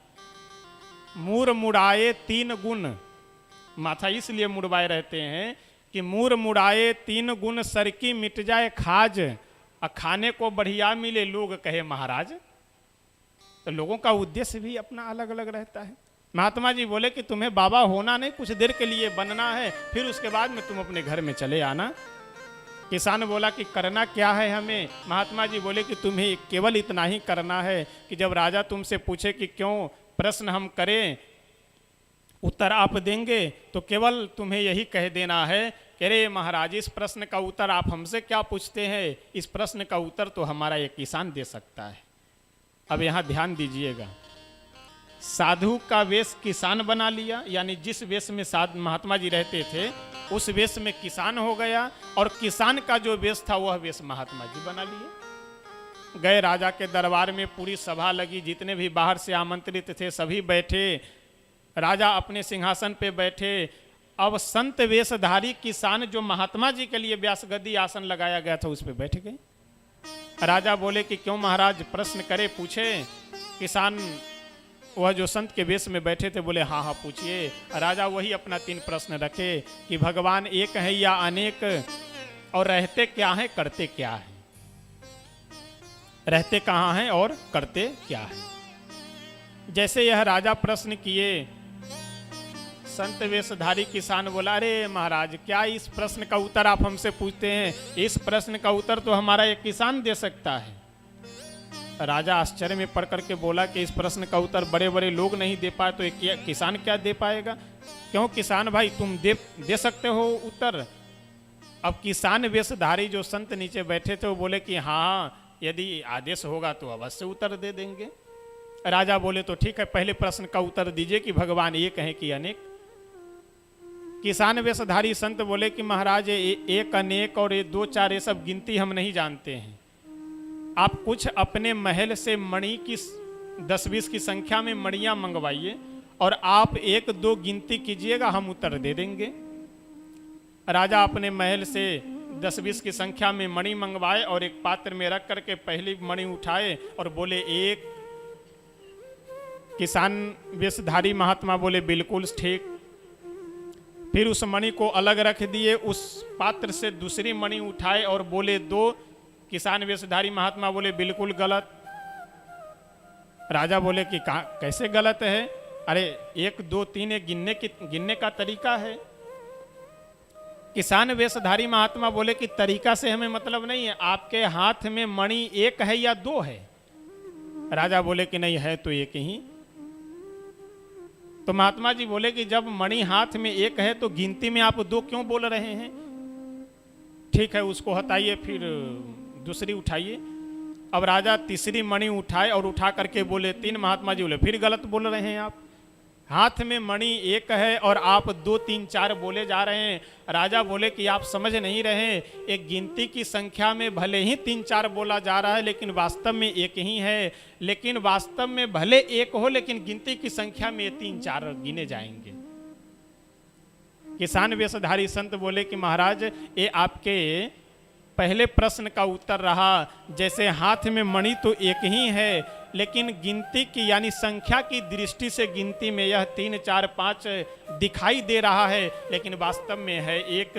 उसी तरह से भगवान भी 1 ही है। वह देखने में लगते हैं कि ये राम जी हैं, कृष्ण जी हैं, नारायण है, ये शिव जी हैं, देखने में उनकी संख्या अलग अलग दिख रही है लेकिन सब हैं वास्तव में 1 ही। अब राजा बड़े प्रसन्न हुए कि कोई श्लोक नहीं, कोई चौपाई नहीं, कोई दोहा नहीं, कोई छंद नहीं, यानी सीधे शब्दों में इतना बढ़िया समझा दिए। ठीक है, दूसरे प्रश्न का उत्तर बताइए कि वह रहते कहाँ हैं? किसान वेशधारी महात्मा बोले कि महाराज, केवल प्रश्न पे प्रश्न पूछे जा रहे हैं राजा साहब, और कुछ खिला पिला नहीं रहे, कुछ खिलाइए, कुछ दम आवे तो बोले जोर से हम। राजा बोले कि क्या खाएंगे?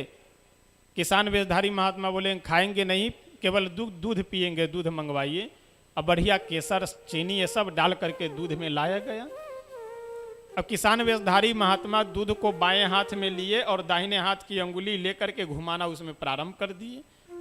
अब 5-10 मिनट तक जब घुमाते रहे, राजा बोले कि अरे महाराज, इसमें चीनी केसर सब मिला करके लाया गया है, उस क्या मिला रहे हैं आप? महात्मा जी बोले कि मिला नहीं रहे, खोज रहे हैं। क्या खोज रहे हैं? लोग कहते हैं कि दूध से घी की प्राप्ति होती है, तो वही दूध में हम देख रहे हैं कि घी है कहाँ। राजा बोले कि कैसे मूर्खों जैसा आप व्यवहार कर रहे हैं, मूर्खों जैसी बात कर रहे हैं। इस दूध से यदि घी को आपको प्राप्त करना है तो पहले घी को जामन दे करके जमाना पड़ेगा, उसके बाद मथानी से मथना होगा, मथने के बाद मक्खन निकलेगा, उस मक्खन को कढ़ाई में रख करके जब गर्म करेंगे तब घी की प्राप्ति होगी, अभी थोड़े घी दिखाई पड़ेगा उसमें।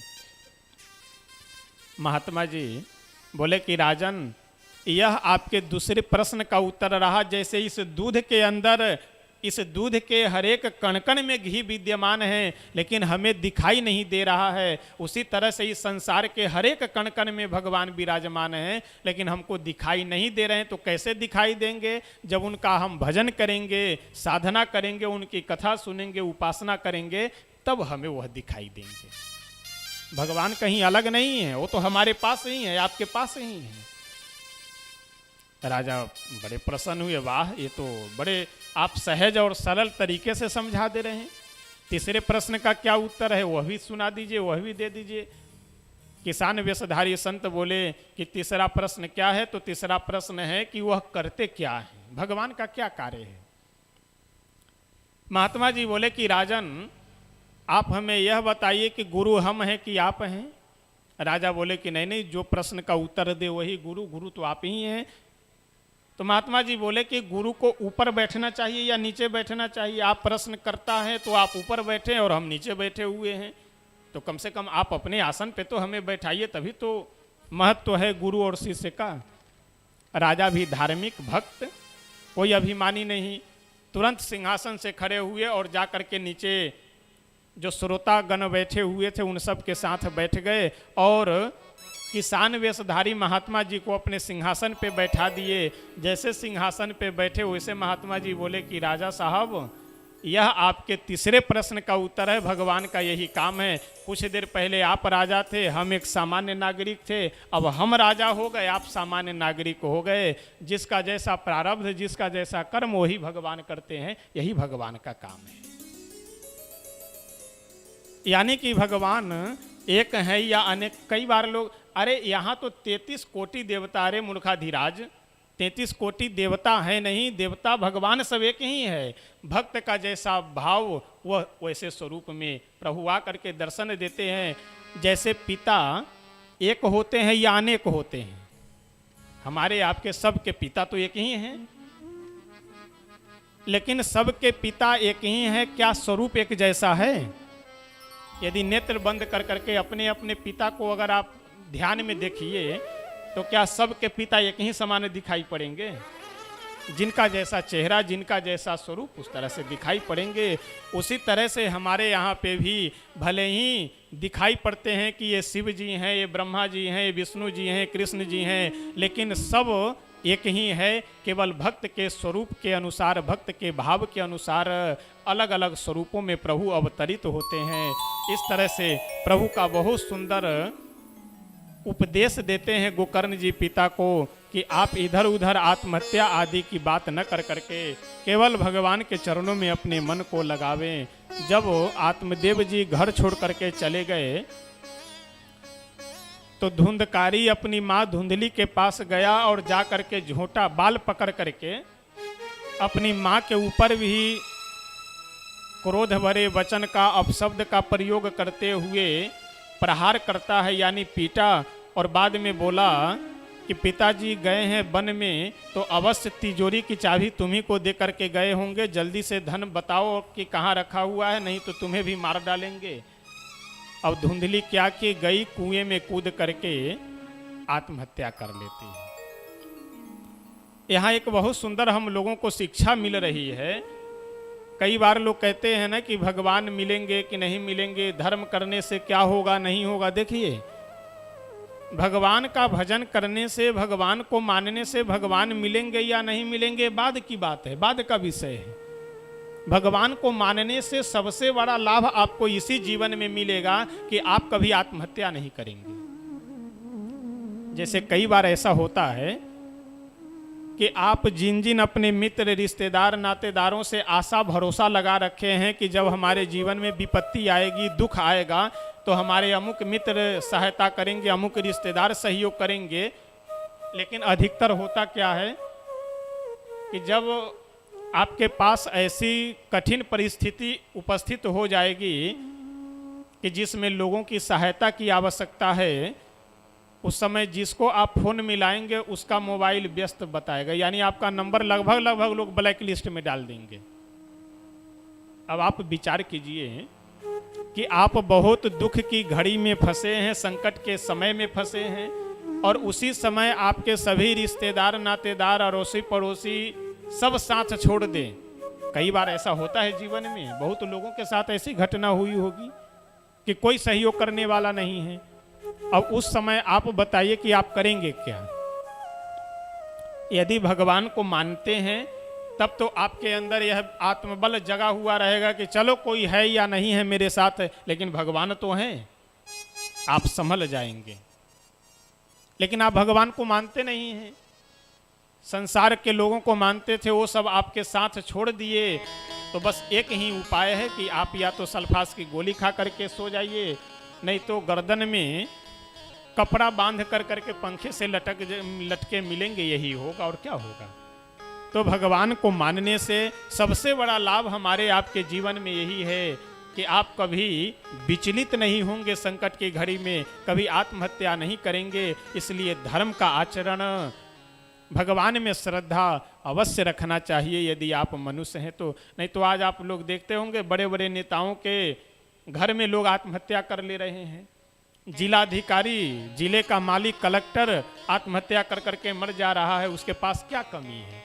कमी है तो केवल श्रद्धा की, कमी है तो केवल भक्ति की, कमी है तो केवल समर्पण की। तो इसलिए अगर मनुष्य हम हैं तो हमारा भगवान में, ईश्वर में, धर्म में समर्पण अवश्य होना चाहिए। आत्मदेव जी भगवान में श्रद्धा रखने वाले हैं, संतों के प्रति प्रेम रखने वाले हैं, इसलिए आत्महत्या नहीं किए, संभल गए। और धुंधली संतों में प्रेम नहीं रखती है, भगवान में श्रद्धा नहीं रखती है, गई आत्महत्या कर करके और चुड़ैल बन करके घूम रही होगी, कहीं भूत प्रेत बन करके घूम रही होगी इधर उधर। क्यों? क्योंकि आत्महत्या करने के बाद अधोगति हो जाती है। इधर गोकर्ण जी जब देखे कि पिताजी भी चले गए, माताजी जो थी धुंधली वह भी आत्महत्या कर ली, अब यहाँ रहना खतरे से खाली नहीं है। धुंधकारी के पास गए, धुंधकारी बड़े भाई हैं इसलिए सम्मान भी करते हैं, बोले कि भैया हम जा रहे हैं तीर्थ यात्रा करने। धुंधकारी बोला कि हाँ हाँ जाओ, कोई बात नहीं। गोकर्ण जी निकल गए। अब देखिए यहाँ कितना सुंदर संकेत है कि बड़े छोटे का कैसे सम्मान किया जाता है। यानी गोकर्ण जी के सामने एक पैसे की भी हैसियत नहीं है धुंधकारी की, न बुद्धि में, न विवेक में, न आचरण में, न संस्कार में, किसी चीज में नहीं श्रेष्ठ है। लेकिन फिर भी उम्र में, पद में श्रेष्ठ होने से गोकर्ण जी सम्मान कर रहे हैं और अपने भाई से आकर के आज्ञा ले रहे हैं कि हम जा रहे हैं तीर्थ यात्रा करने। और आजकल अगर कोई व्यक्ति थोड़ा सा पढ़ लेता है तो उसको माता पिता, दादा दादी ये सब बेवकूफ लगने लगते हैं, ये सब फालतू के, सब वैसे अनपढ़ गंवार हैं पुराने जमाने के। देखिए ऐसा है कि ज्येष्ठ और श्रेष्ठ में क्या अंतर है। आपसे अगर कोई पूछे कि ज्येष्ठ किसे कहते हैं और श्रेष्ठ किसे कहते हैं तो क्या उत्तर देंगे? ज्येष्ठ जो उम्र में बड़े हों और श्रेष्ठ जो पद में बड़े हों। जैसे कोई बिल्कुल अनपढ़ गंवार, एक अक्षर पढ़े लिखे नहीं हों, ऐसे व्यक्ति का यदि बेटा पढ़ लिख करके कलेक्टर बन जाए, डीएम बन जाए, तो अनपढ़ व्यक्ति का लड़का पढ़ करके, बेटा पढ़ करके कलेक्टर बन गया तो अपने पिता से पद में वह श्रेष्ठ तो हो गया लेकिन ज्येष्ठ नहीं हो सकता है। और अनुभव सदैव ज्येष्ठों के पास ही होता है, श्रेष्ठ के पास नहीं होता है। होता है लेकिन समय से बाद में आता है, और बाद में भी आएगा तो ज्येष्ठ के इतना अनुभव श्रेष्ठ के पास नहीं होगा। और इसका उदाहरण आपको प्रत्यक्ष में भी मिलेगा। 4 वर्ष मेडिकल तैयारी करने के बाद भी 2 वर्ष ट्रेनिंग में जाना पड़ता है। ट्रेनिंग क्या है भाई? जब मेडिकल यानी एमबीबीएस का डिग्री मिल गया, एमबीबीएस हम पास कर चुके, इंटरव्यू और सब लिखित और सब में निकल गए जब, तो फिर ये ट्रेनिंग कौन सी बलाय है भाई? सीधे नौकरी मिल जानी चाहिए। तो ट्रेनिंग यानी अनुभव। पहले मेंस निकाले यूपीएससी में या पीसीएस में जो भी, उसके बाद इंटरव्यू भी आप निकाले, 6 वर्ष 5 वर्ष परिश्रम करने के बाद, 10 वर्ष परिश्रम करने के बाद, उसके बाद भी 2 वर्ष ट्रेनिंग में रहना पड़ता है। तो ट्रेनिंग क्या है? ट्रेनिंग अनुभव है।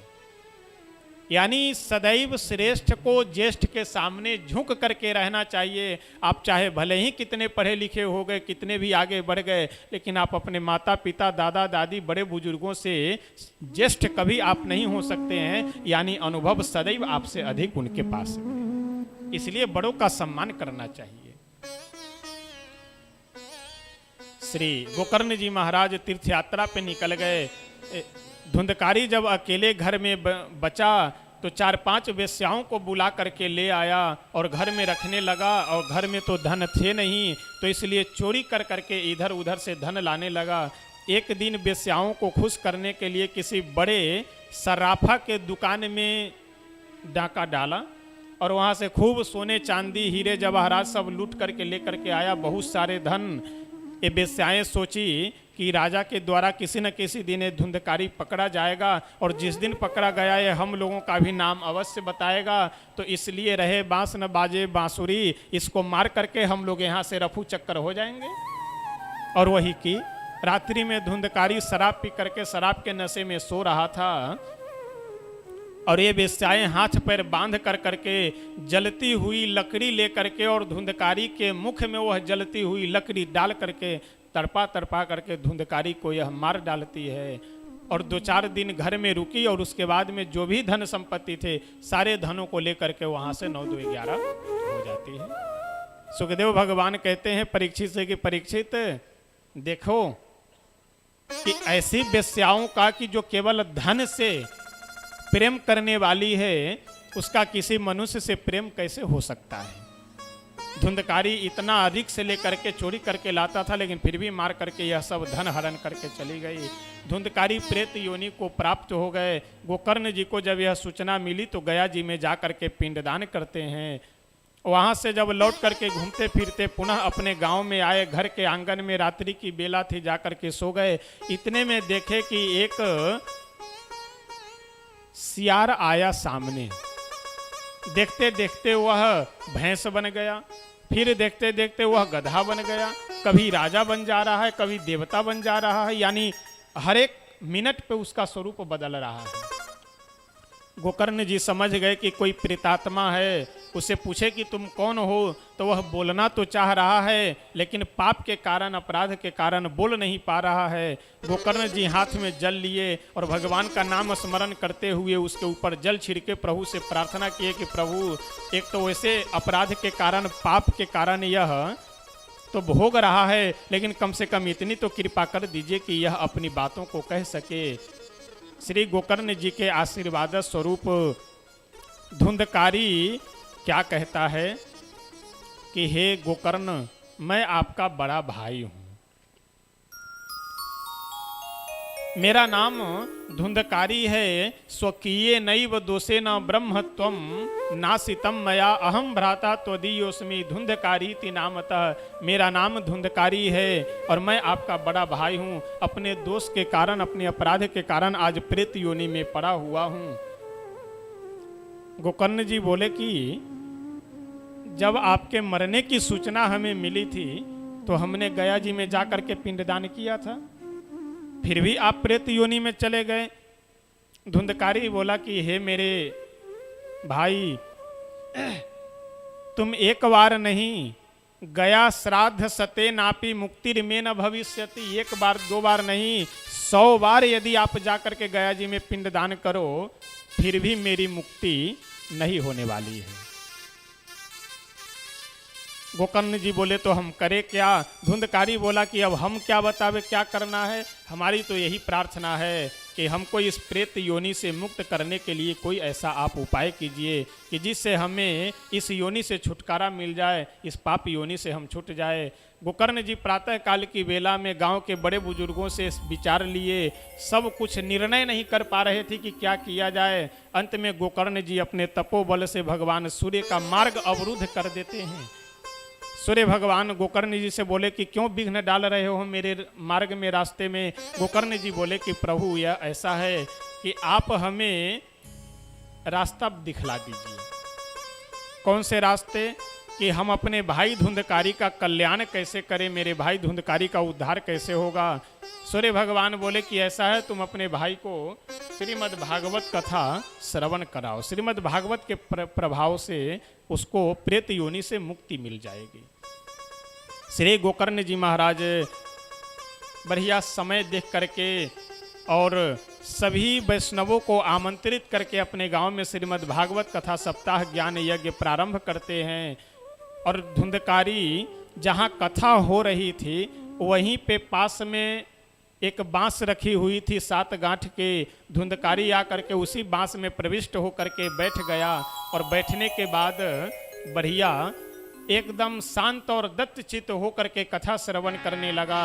जैसे प्रथम दिन की कथा समाप्त होती है वैसे ही प्रथम गांठ फटे, द्वितीय दिन की कथा समाप्त हुई तो दूसरी गांठ, इसी तरह से क्रमशः जब सप्तम दिवस की कथा समाप्त होती है तो 7वीं गांठ फटी और उससे धुंधकारी देवता के स्वरूप में बढ़िया प्रकट हुए। गोकर्ण जी पहचाने नहीं कि कौन है, पूछे कि आप कौन हैं। गोकर्ण जी बोले कि मैं आपका वही प्रेत योनि को प्राप्त भाई धुंधकारी हूँ। आपके कृपा से और श्रीमद् भागवत भगवान की कृपा से हमें प्रेत योनि से मुक्ति मिल गई। इतने में भगवान के पार्षद भी गोकर्ण जी को लेने के सामने धुंधकारी को लेने के लिए आ जाते हैं। भगवान के पार्षदों से गोकर्ण जी बोले कि आनी तानी विमानानी न तेषाम युगपत कुतः, कि हे भगवान के पार्षदों आप केवल एक विमान लेकर के और एक श्रोता के लिए आए हैं, अन्य जितने हमारे यहाँ श्रोता बैठे हुए हैं उनके लिए आप विमान नहीं लाए, ये फल में भेद क्यों है? भगवान के पार्षद बोले कि हे गोकर्ण जी ये फल में भेद नहीं है, ये आपके श्रोताओं में भेद है। एक मात्र यहाँ धुंधकारी ऐसे श्रोता थे कि जो बिल्कुल शांत और दत्तचित्त होकर के सुन रहे थे, बाकी कुछ श्रोता तो आपके सोने वाले थे। अच्छा, सोने वाले भी जो श्रोता होते हैं ना उनका एक बहुत बढ़िया पहचान है कि अगर जयकारा लगा तो सबसे पहले वह जय बोलेंगे। श्रीमद् भागवत भगवान की से पहले वो जय बोल देंगे, क्योंकि जैसे जोर से कुछ बोला गया वैसे उनकी नींद खुलती, और जैसे नींद खुली वैसे लगता कहीं हम देरी तो नहीं कर दिए, लेट तो नहीं कर दिया, अब देरी कर दिए, इस चक्कर में वो पहले बोल देते हैं। समझ जाइए वो व्यक्ति सो रहा है। भगवान के पार्षद बोले कि कुछ श्रोता तो आपके ऐसे बैठे हैं कि जो सोने वाले थे, कुछ श्रोता ऐसे बैठे हैं जो फॉर्मेलिटी करने के लिए आए थे कि गोकर्ण जी बुला रहे हैं तो जाना आवश्यक है, चलो चलते हैं। कुछ श्रोता ऐसे थे कि जो यहाँ कथा तो सुनते थे लेकिन यहाँ जाने के बाद जो यहाँ सुने हैं सब यहीं झाड़ करके चले जाते थे। तो इसीलिए इन लोगों के लिए विमान नहीं आया और विमान केवल धुंधकारी के लिए आया है, क्योंकि धुंधकारी कथा के समय कथा सुनते थे और अन्य समय में केवल उसका चिंतन मनन करते थे और कोई भी इनका कार्य नहीं था। गोकर्ण जी पुनः दोबारा श्रीमद् भागवत कथा सप्ताह ज्ञान यज्ञ का आयोजन करते हैं और उसमें सभी श्रोता बिल्कुल शांत और दत्तचित्त होकर के श्रद्धा भाव समर्पण पूर्वक कथा श्रवण करते हैं।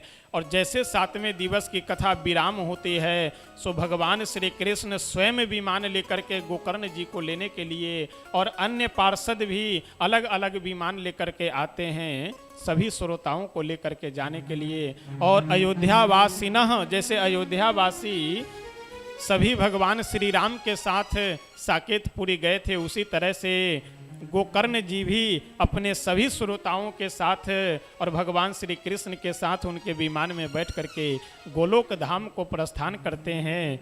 श्रीमद् भागवत भगवान की जय। सनकादिक ऋषि कहते हैं कि नारद जी अब आप ही बताइए कि धुंधकारी जैसे महान खल को, महान दुष्ट का जब कल्याण हो सकता है तो फिर आपका जो यह विचार है कि ज्ञान वैराग्य जगेंगे कि नहीं, ज्ञान वैराग्य कैसे नहीं जगेंगे।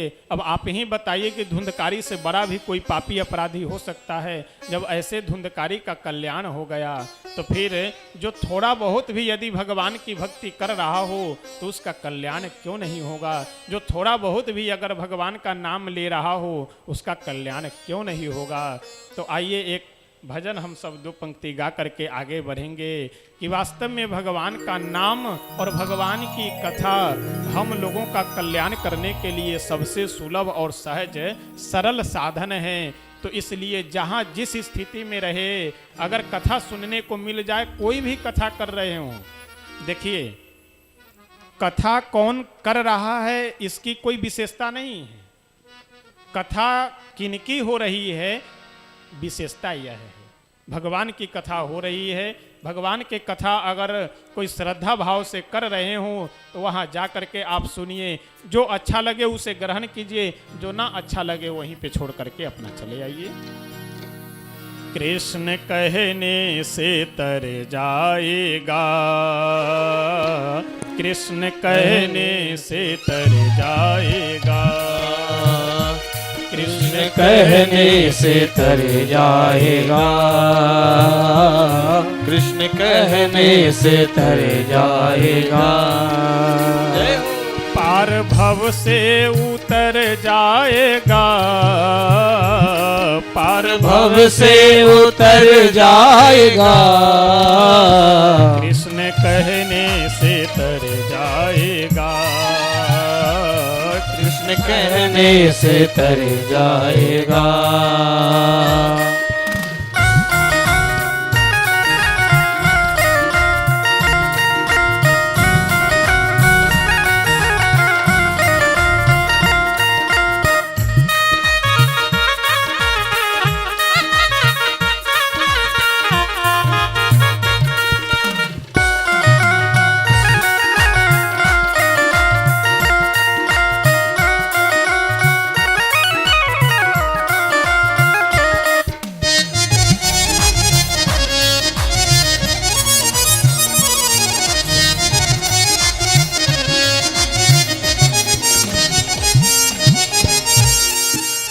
हमेशा हम लोगों को जगह जगह यह बताया जा रहा है कि मनुष्य शरीर बड़ी मुश्किल से मिला है, और वास्तविकता भी यही है कि मनुष्य शरीर बहुत मुश्किल से मिला है, तो इसका सदुपयोग करना चाहिए। सदुपयोग क्या है? बड़ी मुश्किल से नर तन मिला, बड़ी मुश्किल से नर तन मिला, बड़ी मुश्किल से नर तन मिला, बड़ी मुश्किल से नर तन मिला, जाने फिर कब किधर जाएगा, जाने कब किधर जाएगा, कृष्ण कहने से तर जाएगा, कृष्ण कहने से तर जाएगा।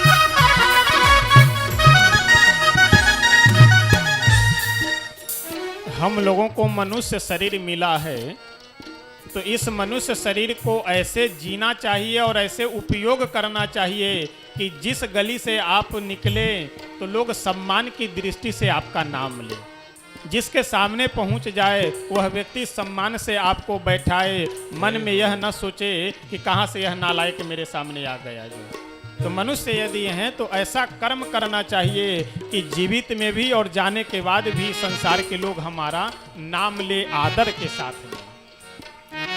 होगी घर घर में चर्चा तेरी, होगी घर घर में चर्चा तेरी, होगी घर घर में चर्चा तेरी, होगी घर घर में चर्चा तेरी। जिस गले से गुजर जाएगा, जिस गली से गुजर जाएगा, कृष्ण कहने से तर जाएगा, कृष्ण कहने से तर जाएगा। पार भव से उतर जाएगा, पार भव से उतर जाएगा, पार भव से उतर जाएगा, पार भव से उतर जाएगा। कृष्ण कहने से तर जाएगा, हो कृष्ण कहने से तर जाएगा।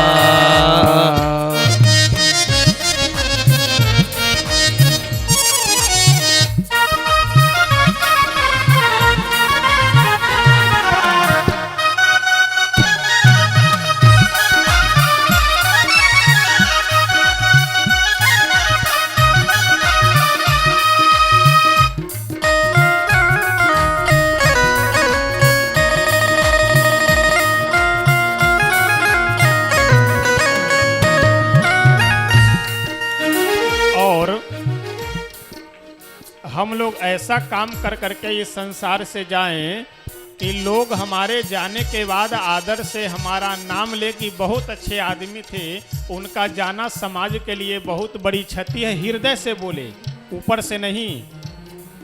ऐसा काम करना चाहिए। सब कहेंगे कहानी तेरी, सब कहेंगे कहानी तेरी, सब कहेंगे कहानी तेरी, सब कहेंगे कहानी तेरी। काम ऐसा जो कर जाएगा, काम ऐसा जो कर जाएगा, कृष्ण कहने श्री से राधे। तर जाएगा, हो कृष्ण कहने से तर जाएगा, पार भव से उतर जाएगा, पार भव से उतर जाएगा, पार भव से उतर जाएगा, पार भव से उतर जाएगा, कृष्ण कहने से तर जाएगा, कृष्ण कहने से तर जाएगा।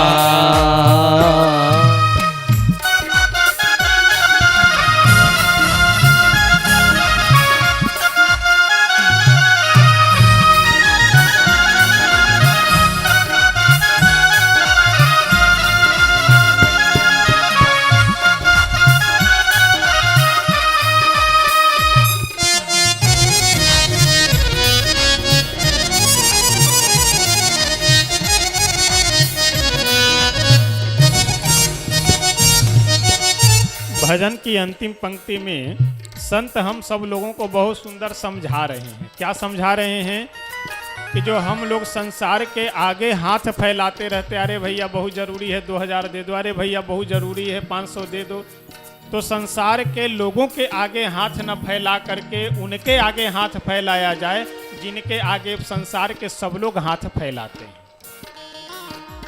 क्यों? एक बहुत सुंदर पंक्ति है कि दुनिया से भला हम क्या मांगे, दुनिया तो खुद ही भिखारी है, मांगो उन धनुहिया वाले से जहाँ होता कभी इनकार नहीं। तो जो कभी इनकार न करते हो, कभी मना न करते हो, उनके सामने हाथ फैलाया जाए और उनसे मांगा जाए। उसके आगे तू झोली फैला, उसके आगे तू झोली फैला, उसके आगे तू झोली फैला, उसके आगे तू झोली फैला, दाता दाता झोली ओ भर जाएगा, दाता झोली को भर जाएगा, कृष्ण कहने से तर जाएगा, कृष्ण कहने से तर जाएगा,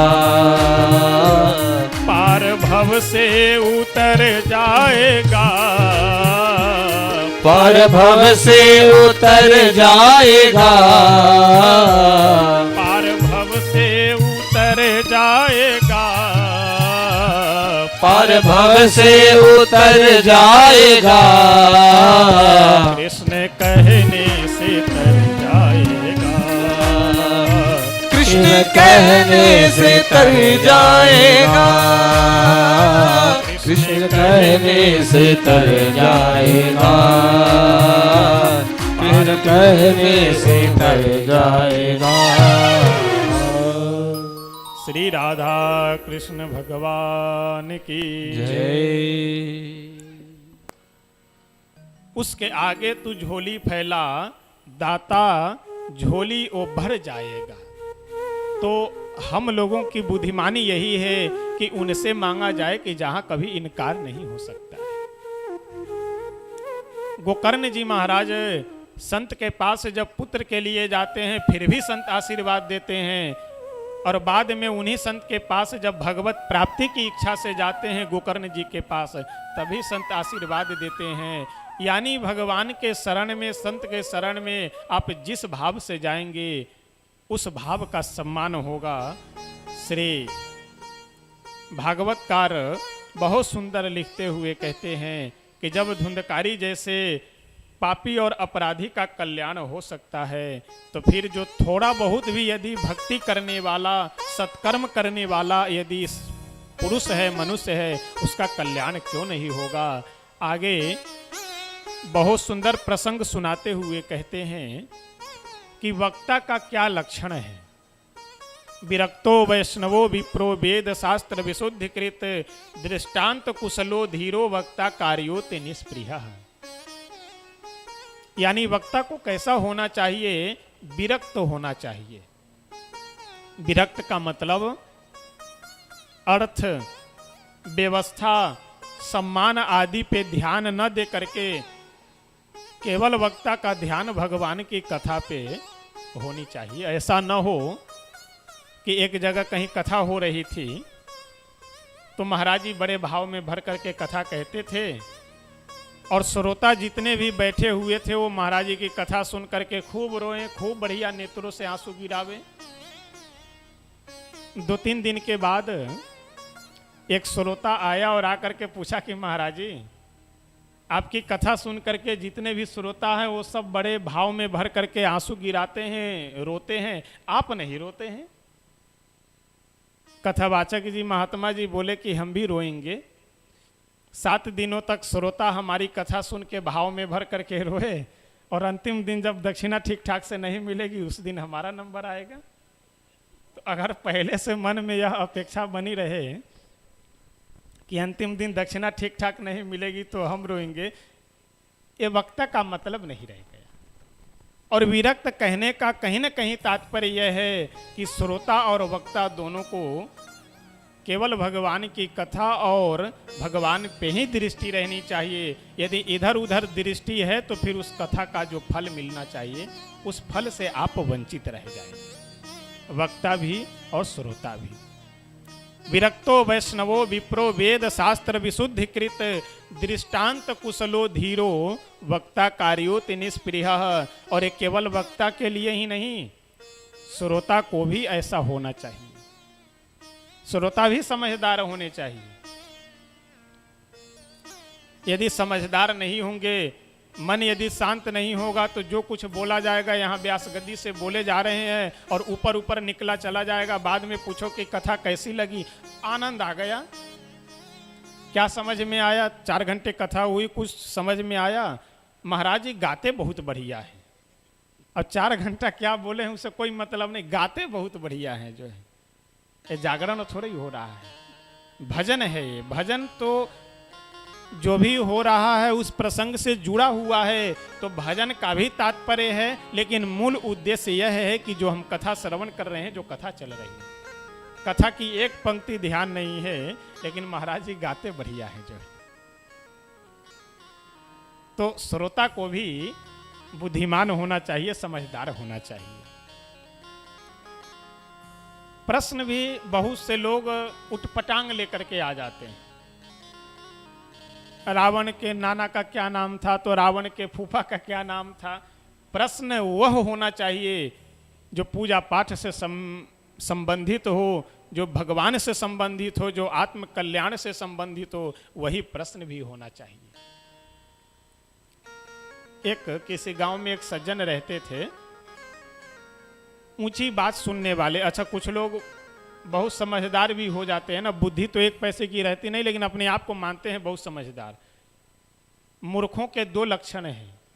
एक लक्षण तो वह है कि जो पढ़ा लिखा ना हो, और दूसरा लक्षण वह है कि जो अपने आप को बहुत बुद्धिमान समझते हो, वह भी मूर्ख ही है। एक आदमी था तो मूर्ख, लेकिन अपने आप को बहुत समझदार समझता था। एक गुरुजी के पास गया, जाकर के गुरुजी से बोला कि गुरुजी कोई हमें ऊंची बात बताइए, कोई ऊंचा प्रसंग सुनाइए।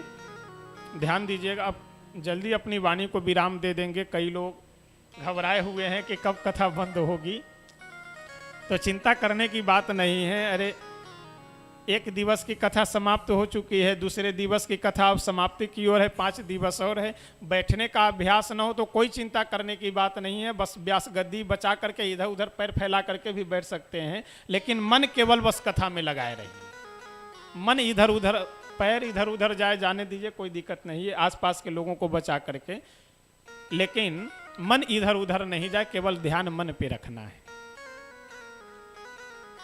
और आनंद है, देखिए, अगर हम कम बोले तो हमारे लिए तो और अच्छी बात है। 3 घंटे के जगह हम 2-2.5 घंटे बोल करके फुर्सत पा जाएं, लेकिन हमारी इच्छा यह रहती है कि अगर कथा हो रही है तो जितना अधिक से अधिक हो सके उतना आपको सुना दे। तो आपकी भी यह विशेषता है कि जितना अधिक से अधिक हो सके उसको रोक करके अपने पास रखे रहिए। नहीं तो कम बोलना तो हमारे लिए और अच्छी बात है, जो कहे के लिए क्या जरूरत चिल्लाने की यहाँ बैठ करके। लेकिन हमारे लिए लाभ यही है कि जितनी हम कथा सुना सके और जितना मेरे पास में है वह आपको सुना सके, और आपको लाभ यह है कि सुन करके उसे अपने हृदय में धारण कर करके रख सके। यही इस कथा का मुख्य उद्देश्य है। श्री गुरुजी जो थे, वो गुरुजी से जब शिष्य बोले कि कोई ऊंची बात बताइए, तो गुरुजी बोले कि ऊंची बात कौन सी बतावे? श्री रामचरितमानस का कोई प्रसंग सुनाते हैं। और वह जो भगत जी थे, ऊंची बात सुनने वाले, ध्यान दीजिएगा, वह बोले कि अब रामचरितमानस भी कोई ऊंची बात थोड़ी है। मुकेश रहने दो, बाद में खींचना रहने। भगत जी बोले कि रामचरितमानस का भी कोई प्रसंग ऊंची बात थोड़ी है, ये भी तो छोटी बात है, इससे भी कोई ऊंची बात हो तो बताइए, वह सुनाइए। गुरु जी बोले तो श्रीमद् भागवत महापुराण का कोई प्रसंग सुनावे। बोले ये भी कोई ऊंची बात थोड़ी है, इससे ऊंची बात हो तो बताइए। अब गुरु जी भी बेचारे खोपड़ी खुजलाने लगे कि अब इससे ऊंची कौन बात जो इसको सुनावे। गुरु जी बोले कि ऐसा है, श्रीमद् भगवत गीता सुनाते हैं कोई प्रसंग। और वह जो भगत जी थे वो बोले कि ये भी तो कोई ऊंची बात नहीं है, लेकिन कोई बात नहीं, भगवत गीता ही सुना दीजिए। अब ध्यान दीजिएगा, गुरुजी सर्वप्रथम महात्म्य सुना रहे हैं श्रीमद् भगवत गीता का। भगवत गीता के महात्म्य में एक बहुत सुंदर श्लोक है कि सर्वोपनिषदो गावो दुग्धा गोपाल नंदन पार्थो वत्स सुधीर भोक्ता दुग्धम गीतामृतम महत। सर्वोपनिषदो गावो, जो भी वेद उपनिषद आदि हैं, ये क्या है? गौ के समान है। पार्थो वत्स, अर्जुन क्या है? बछड़ा है। यानी उपनिषद क्या है? गौ। अर्जुन क्या है? बछड़े। और श्रीमद् भगवत जी का जो ज्ञान है, जो ज्ञानामृत है, वही ज्ञान ही दुग्ध के समान है। और दोग्धा, दोग्धा ये संस्कृत का शब्द है। दोग्धा का मतलब होता है दूहने वाला, गाय को दूध लगाने वाला। महात्मा पहले सुनाए, आगे का प्रसंग भी गुरुजी सुनाए। अच्छा, ये सुनता कम था, वाह वाह ज्यादा करता था। और जो आदमी ज्यादा बोल रहा हो, ज्यादा वाह वाह कर रहा हो, उसे पूछ लीजिए कि अभी क्या सुने हो, क्या हम सुना रहे हैं, जरा बताओ। तो उसको बोले अब तो हम तो भूल गए क्या आप बता रहे थे। वाह वाह खूब कर रहा है, लेकिन यही नहीं पता उसे कि हम सुन क्या रहे हैं। अब ये सुने कम, अरे जय हो गुरु, आनंद आ गया, बिल्कुल अब तो हमारा जीवन धन्य हो गया। सुने कम, शाबाशी ज्यादा दे। सत्संग समाप्त हुआ। गुरुजी बोले कि बच्चा ऐसा है, अगर कोई बात समझ में ना आई हो तो पूछ लो।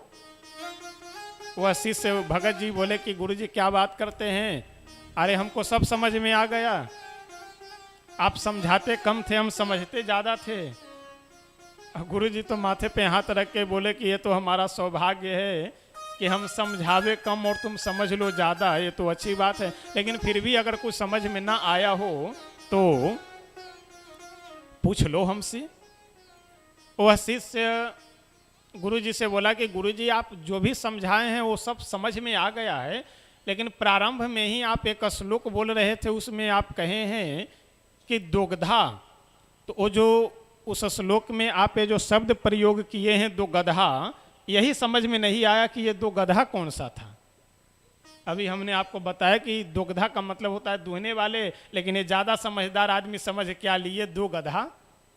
और गुरु जी तो बेचारे माथे पे हाथ रख करके बोले कि बच्चा ये दो गधा कोई और नहीं, एक गधा हम जो तुमको सुना रहे हैं, और दूसरे गधा तुम जो सुन रहे हो, ये कोई और नहीं है। जब प्रथम महात्म्य ही समझ में नहीं आया, प्रथम श्लोक ही समझ में नहीं आया, तो आप ज्यादा समझ क्या रहे थे। आज विडंबना यही है कि आदमी समझदार बन करके बैठता है। जैसे आप सरयू जी में यदि लोटा लेकर के जाएं और पहले से पानी यदि भरे हुए हैं तो उसमें पानी नहीं भरेगा। सरयू जी का जल लोटे में तो तभी भरेगा जब लोटे को खाली कर करके सरयू जी में डुबोएं। उसी तरह से कहीं भी कथा हो रही हो तो मन को यदि खाली कर करके बैठेंगे तो बहुत कुछ मिलेगा, और पहले से ही अगर आप भर करके बैठेंगे तब तो बस सुनते जा रहे हैं, ऊपर ऊपर सब निकलता चला जाएगा। तो विरक्तो वैष्णवो विप्रो वेद शास्त्र विशुद्धि कृत दृष्टांत कुशलो धीरो वक्ता कार्योति निष्प्रिय। वक्ता को कैसा होना चाहिए, विरक्त होना चाहिए, वैष्णव होना चाहिए, दृष्टांत कुशल होना चाहिए, यानी प्रसंगों को समझाने का तरीका होना चाहिए। यह सब प्रसंग भागवतकार वर्णन करते हुए महात्म के अंतिम 6ठम अध्याय में श्रीमद् भागवत महापुराण की क्या महिमा है, कैसे सुननी चाहिए, कब इसकी कथा सुननी चाहिए, यह सब प्रसंग विस्तार से वर्णन करते हैं। संक्षिप्त रूप में हम लोग बस इतना ही श्रवण करेंगे कि इस आयोजन की व्यवस्था बताते हुए कहते हैं कि जैसे शादी विवाह में व्यक्ति निमंत्रण दे करके अपने सभी रिश्तेदार हित मित्रों को बुलाता है, उसी तरह से श्रीमद् भागवत की कथा में भी बुलाना चाहिए। और इसीलिए आज से 2 दिन पहले लगभग 29 तारीख को जब यहाँ पहुँचे तो सरदार सिंह जी कहते हैं कि अरे महाराज जी पूछिए मत, बिल्कुल एकदम परेशान हो गए दौड़ते दौड़ते। हम कहे कि शादी से ज़्यादा दौड़ना पड़ता है इसमें।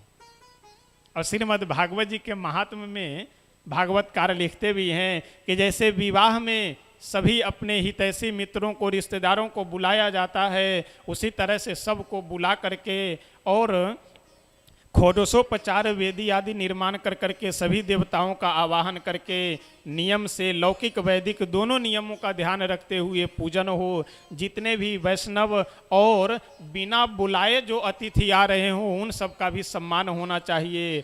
और प्रथम स्कंध के प्रथम अध्याय से लेकर के और लगभग 12 स्कंध के अंतिम अध्याय तक सारे प्रसंग नियमतः श्रवण करना चाहिए। कम से कम 5 ब्राह्मणों का अवश्य वर्ण करना चाहिए। श्रीमद् भागवत महापुराण की कथा हो, उसके बाद मूल श्लोकों का पाठ हो, और जो द्वादशाक्षर मंत्र है ओम नमो भगवते वासुदेवाय, अथवा जो अपने गुरु मंत्र है उसका अधिक से अधिक जाप हो। इस तरह से नियम बताते हुए अंत में एक बहुत सुंदर बात कहते हैं कि पहले प्रयास तो यह करना चाहिए कि निर्जला बिल्कुल रह करके कथा श्रवण करे, न अन्न न जल दूध फल फूल कुछ नहीं। यदि इससे काम न चल सके तो फलाहार कर करके कथा सुननी चाहिए एक टाइम। फलाहार से भी यदि काम एक टाइम में न चले तो दोनों टाइम फलाहार कीजिए। यदि दोनों टाइम फलाहार से भी शरीर अनुकूल न रहे तो एक टाइम भोजन, एक समय भोजन और एक समय फलाहार। यदि एक समय भोजन करने से भी अगर कथा में विघ्न उपस्थित हो रहा हो, यानी भूख लगी हो, पता लगे कि पेट में चूहा कूद रहा हो और यहाँ कथा में बैठे हैं, तो उसमें भी फिर यानी खा पी करके बैठा जाए कथा में, बस इतना खाया जाए कि नींद न आवे। तो यदि एक समय भोजन करने से कथा में विघ्न हो रहा हो तो दोनों समय कथा भोजन किया जाए। केवल उद्देश्य यह होना चाहिए कि कथा में विघ्न नहीं पड़नी चाहिए। कथा जिस तरह से आप अच्छे से सुन सके वही नियम धारण करे। तो इस प्रसंग से हम लोगों को एक बहुत सुंदर संकेत भी मिल रहा है। आजकल लोग भक्ति भी हठ पूर्वक करते हैं। पता लगे कि पूरे वर्ष में एक भी कोई व्रत नहीं करते हैं और जैसे नवरात्रि आया वैसे भक्ति जागृत हो गई और निर्जला व्रत करने लगे। 2 दिन बाद पता लगा हॉस्पिटल में भर्ती हैं, व्रत समाप्त। तो जब आप पूरे वर्ष में एक भी व्रत नहीं करते हैं तो फिर निर्जला करने की आवश्यकता क्या है? कम से कम फलाहार कर लीजिए। और अन्न में भी है तो चावल आदि या अन्य जिसके तासीर गर्म है उन गर्म भोजनों को, अन्न को अपने से अलग करके जो सात्विक भोजन है वह ग्रहण कीजिए। और बढ़िया मुख्यता इसकी है कि आप उपासना कितनी कर रहे हैं, भगवान की भक्ति कितनी कर रहे हैं, चिंतन मनन कितना हो रहा है, इसकी विशेषता है। इस तरह से महात्म्य बता करके और भागवतकार यही महात्म्य को विराम देते हैं। आगे श्रीमद् भागवत महापुराण के प्रथम स्कंध का प्रथम अध्याय प्रारंभ करते हुए श्रीमद् भागवतकार बहुत सुंदर लिखते हैं और कहते हैं कि जन्माद्यस्य यतोऽन्वयादितरतश्चार्थे स्वभिज्ञः स्वराट्। जन्माद्यस्य यतोऽन्वयादितरतश्चार्थे स्वभिज्ञः स्वराट्। इस जगत का जन्म, पालन और प्रलय ये जिनसे होता है। जन्माद्यस्य यतोऽन्वयादितरतस् चार्थे स्वभिज्ञः स्वराट्। तेजो वारि मृदाम यथा विनिमयो यत्र त्रिसर्गो मृषा धामना स्वेन सदा निरस्त कुहकम सत्यम परम धीमहि। यह प्रथम श्लोक है। जन्माद्यस्य यतोऽन्वयादितरतस् चार्थे स्वभिज्ञः स्वराट्। देखिए, अन्वय व्यतिरेक किसे कहते हैं? अन्वय का लक्षण है कि तत्सत्वे तत्सत्वम अन्वयः तद्भावे तद्भावम व्यतिरेकः। यानी जिनके रहने पे जो रहे उसे क्या कहते हैं? अन्वय। और जिनके न रहने पर जो न रहे उसे क्या कहते हैं? व्यतिरेक। यानी भगवान के, ईश्वर के रहने पे इस सृष्टि की प्रतिष्ठा रहती है और ईश्वर के न रहने पर इस सृष्टि की प्रतिष्ठा नहीं रहती है। यानी आगे अभी प्रसंग आएगा। पंच ज्ञान इंद्रिय, पंच कर्म इंद्रिय, पंच महाभूत और पंच विषय कितने हो गए? 20। मन बुद्धि चित्त अहंकार 4, यह कितने हो गए? 24। ये 24 तत्व मिल करके हमारा आपका जो ये शरीर है ये निर्माण हो जाता है, निर्मित हो जाता है। लेकिन यह शरीर 24 तत्वों से निर्मित होने के बाद भी बिल्कुल जड़वत अचेतन होकर के पड़ा हुआ था। तो भगवान अपनी शक्ति इसे प्रदान करते हैं जिसे 25वां तत्व कहा गया। तब हमारे आपके शरीर में चेतनता आई है। इसी को गोस्वामी तुलसी बाबा अपने चौपाई के माध्यम से कहते हैं कि विषय करण सुर जीव समेता सकल एक ते एक सचेता सबकर परम प्रकाशक जोई राम अनादि अवधपति सोई। हम लोगों के हृदय में बैठ करके हम सबको प्रकाशित करने वाले कौन हैं? श्री ठाकुर जी हैं, श्री नंद नंदन यशोदानंद वर्धन श्री कृष्ण चंद्र हैं, श्री राघवेंद्र सरकार हैं। इसीलिए भागवतकार यहाँ का क्या कहते हैं? अन्वय व्यतिरेक संबंध है भगवान का इस सृष्टि के साथ में। यानी भगवान की सत्ता है तो सृष्टि की सत्ता है, भगवान की सत्ता नहीं तो सृष्टि की सत्ता नहीं है। तेजो वारी मृदाम यथा विनिमयो यत्र त्रिसर्गो मृषा, जिनके पास में यह त्रिसर्ग यानी सत्व रज तम ये तीनों गुण, अमृषा यानी मृषा कहते हैं झूठ को, अमृषा कहते हैं कि जहां झूठ न हो। तेजो बारी मृथाम यथा विनिमयो यत्र त्रिसर्गो मृषा, जिनके संबंध से प्रत्येक वस्तु अमृषा है यानी सत्य है, झूठ नहीं है, और जिनके संबंध न रहने से प्रत्येक वस्तु झूठ है, ऐसे सत्यम परम धीमहि। यहाँ किन्हीं देवता का नाम नहीं लेते हैं, सत्य स्वरूप भगवान की मैं वंदना करता हूँ। आगे चल करके 10वें स्कंध में जब गर्भस्तुति का प्रसंग आएगा तो वहाँ पे आप लोगों को एक श्लोक सुनने को मिलेगा कि सत्यव्रतम सत्य परम त्रिसत्यम सत्यस्य योनिम निहितम च सत्ये सत्यस्य सत्यमृत सत्य नेत्रम सत्यात्मकम त्वाम शरणम प्रपन्ना। ये देवता लोग भगवान की जब स्तुति करते हैं तो वहाँ क्या कहते हैं कि हे प्रभु आप सत्य स्वरूप है, आपका चरित्र सत्य है, आपकी वाणी सत्य है, आपके अंग प्रत्यंग सत्य है, सब आपका सत्य है, झूठ कुछ भी नहीं है। तो सत्य यानी साक्षात भगवान हमारे श्री नंद नंदन ही है, अथवा सत्य का मतलब हमारे श्री राघवेंद्र सरकार भी हैं। जिस भक्त की जो इच्छा, जो जिनके आराध्य हैं, वो प्रेम से आनंद से अपने आराध्य की यहाँ पे उपस्थिति कर सकते हैं। सत्यम परम धीमहि। इस तरह से भागवतकार इस श्रीमद् भागवत महापुराण को सर्वव्यापी ग्रंथ बनाते हैं कि प्रत्येक भक्त, प्रत्येक उपासक अपने उपास्य देव को सत्य स्वरूप में देख करके यहाँ पे आनंद प्राप्त कर सके और इस ग्रंथ का पठन पाठन कर सके।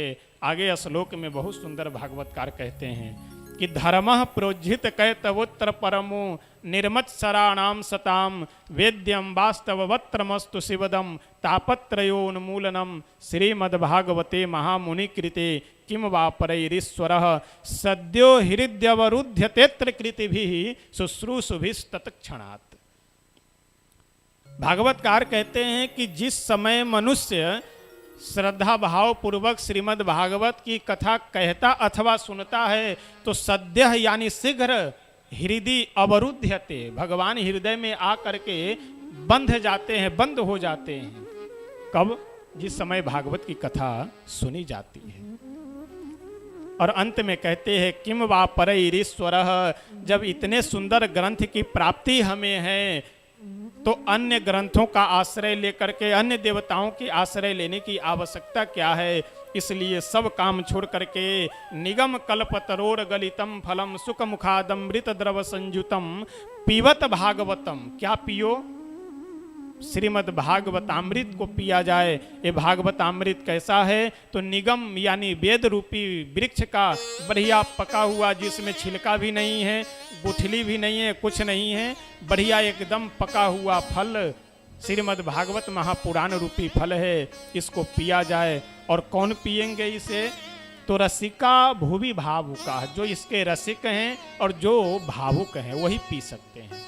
रसिक के मतलब अनुरागी और भावुक का मतलब श्रद्धावान। जिनके अंदर प्रेम और जिनके अंदर श्रद्धा है वही इस श्रीमद् भागवत रूपी अमृत का पान कर सकते हैं। अब यहाँ से आगे का प्रसंग हम सब कल श्रवण करेंगे। अपनी वाणी को आइए यहीं पर श्री राधा कृष्ण भगवान के चरणों में विराम देते हैं। आगे का प्रसंग हम सब अब कल श्रवण करेंगे। प्रेम से अपने अपने स्थान पे बैठ करके हम सब अपने मन को श्री ठाकुर जी के चरणों में लगा करके स्तुति करते हैं। उसके बाद संकीर्तन करेंगे, तत्पश्चात आरती करेंगे। शरण में आए हैं हम तुम्हारी, दया करो हे दयालु भगवान। शरण में आए हैं हम तुम्हारी, दया करो हे दयालु भगवन। प्रेम से आप सभी भक्त आनंद से गाएंगे। शरण में आए हैं हम तुम्हारी, दया करो हे दयालु भगवन। शरण में आए हैं हम तुम्हारी, दया करो हे दयालु भगवन। सुधारो बिगड़ी दशा हमारी, दया करो हे दयालु भगवन। सुधारो बिगड़ी दशा हमारी, दया करो हे दयालु भगवन। शरण में आए हैं हरि बोल। तुम्हारी, दया करो हे दयालु भगवन। शरण में आए हैं हम तुम्हारी, दया करो हे दयालु भगवन। भले जो हैं हम तो हैं तुम्हारे, बुरे जो हैं हम तो हैं तुम्हारे। भले जो हैं हम तो हैं तुम्हारे, बुरे जो हैं हम तो हैं तुम्हारे। भले जो हैं हम तो हैं तुम्हारे, बुरे जो हैं हम तो हैं तुम्हारे। भले जो हैं हम तो हैं तुम्हारे, बुरे जो हैं हम तो हैं तुम्हारे।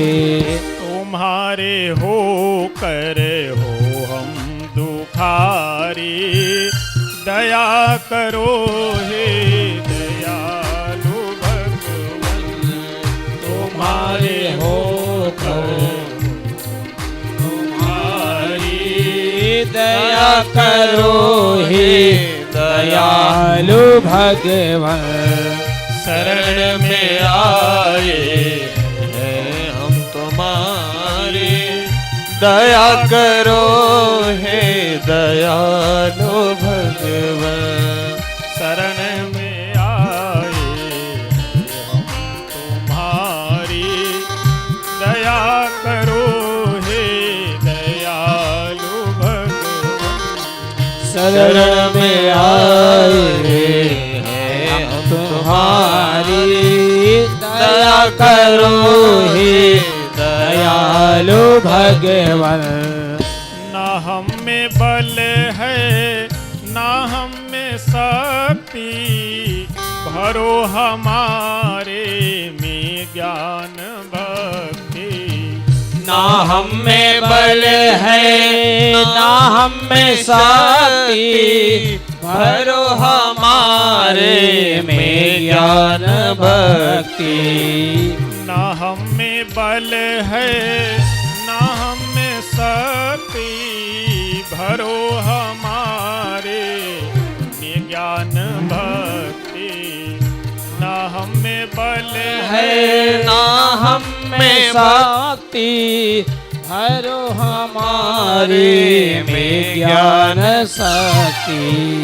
तभी कहाओगे ताप हारी, दया करो हे दयालु भगवन।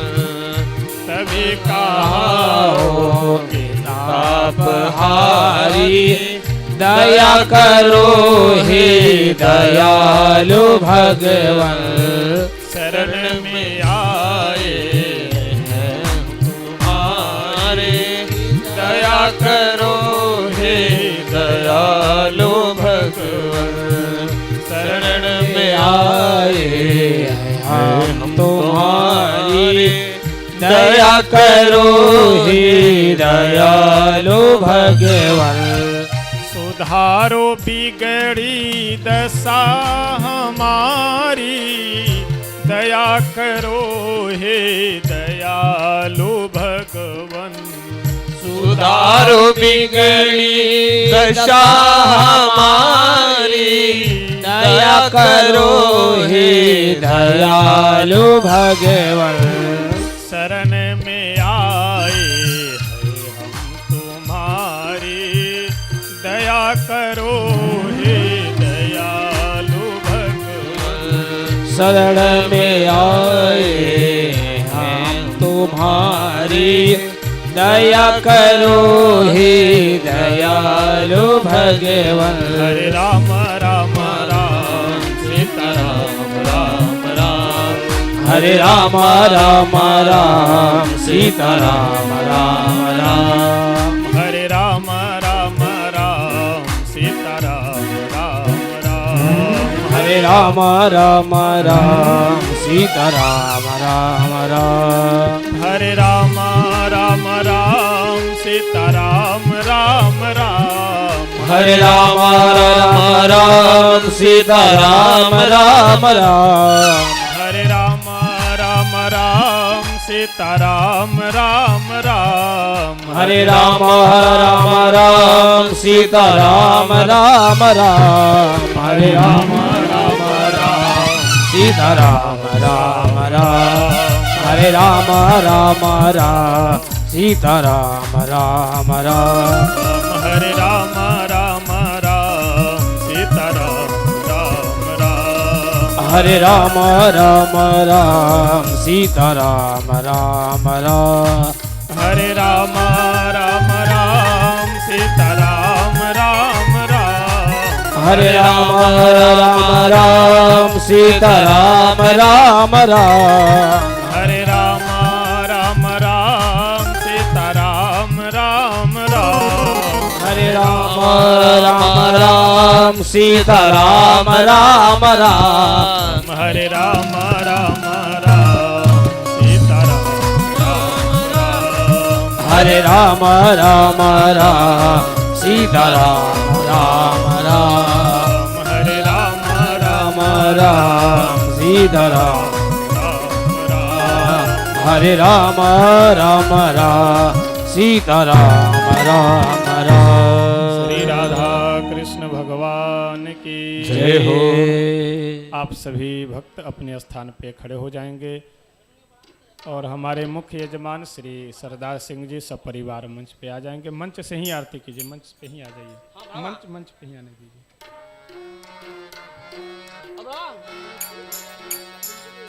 और लोग नीचे से कर लेंगे। राधे राधे राधे।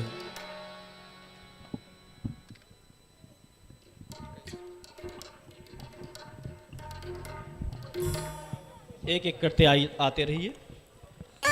जो भी भक्त आरती करना चाहेंगे एक एक लोग करते आएंगे।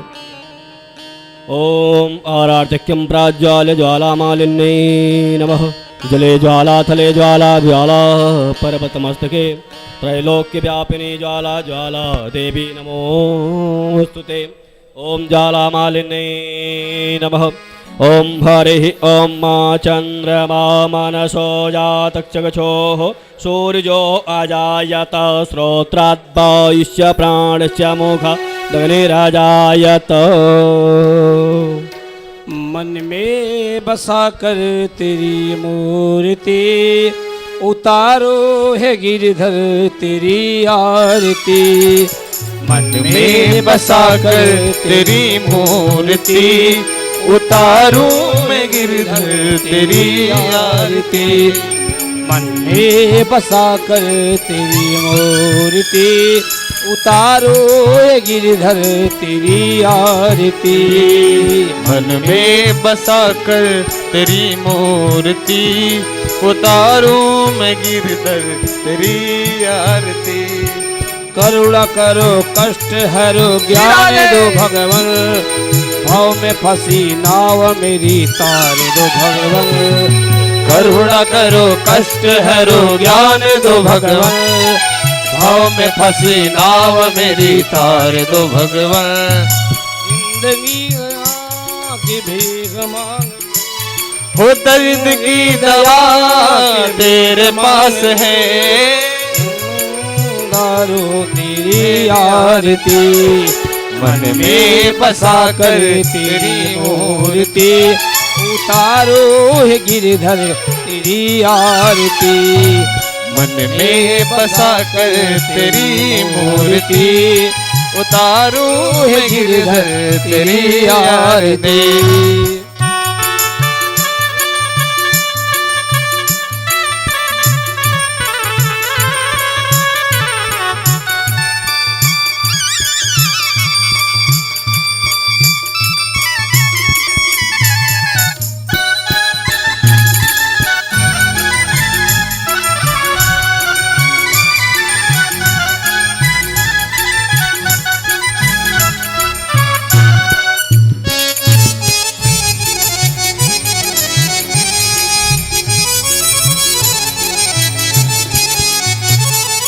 मांगो तुझसे क्या यही सोचू भगवान, जिंदगी जो मंगई तेरे अर्पण। मांगो तुझसे क्या मैं भी सोचूं भगवान, जिंदगी जब तेरे नाम कर दी अर्पण। सब कुछ तेरा कुछ नहीं मेरा, ओ सब कुछ तेरा कुछ नहीं मेरा। चिंता है तुझको प्रभु संसार की, मन में बसा कर तेरी मूर्ति उतारो है गिरधर तेरी आरती। मन में बसा कर तेरी मूर्ति उतारो है गिरधर तेरी आरती।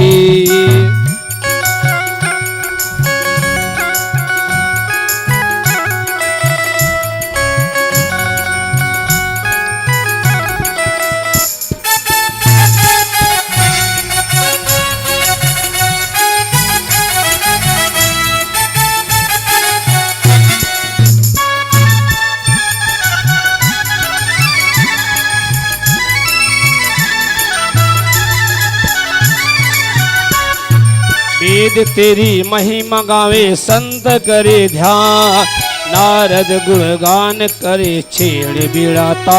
ओ वेद तेरी महिमा गाए संत करे ध्यान, नारद गुणगान गाए छेड़ बिड़ाता।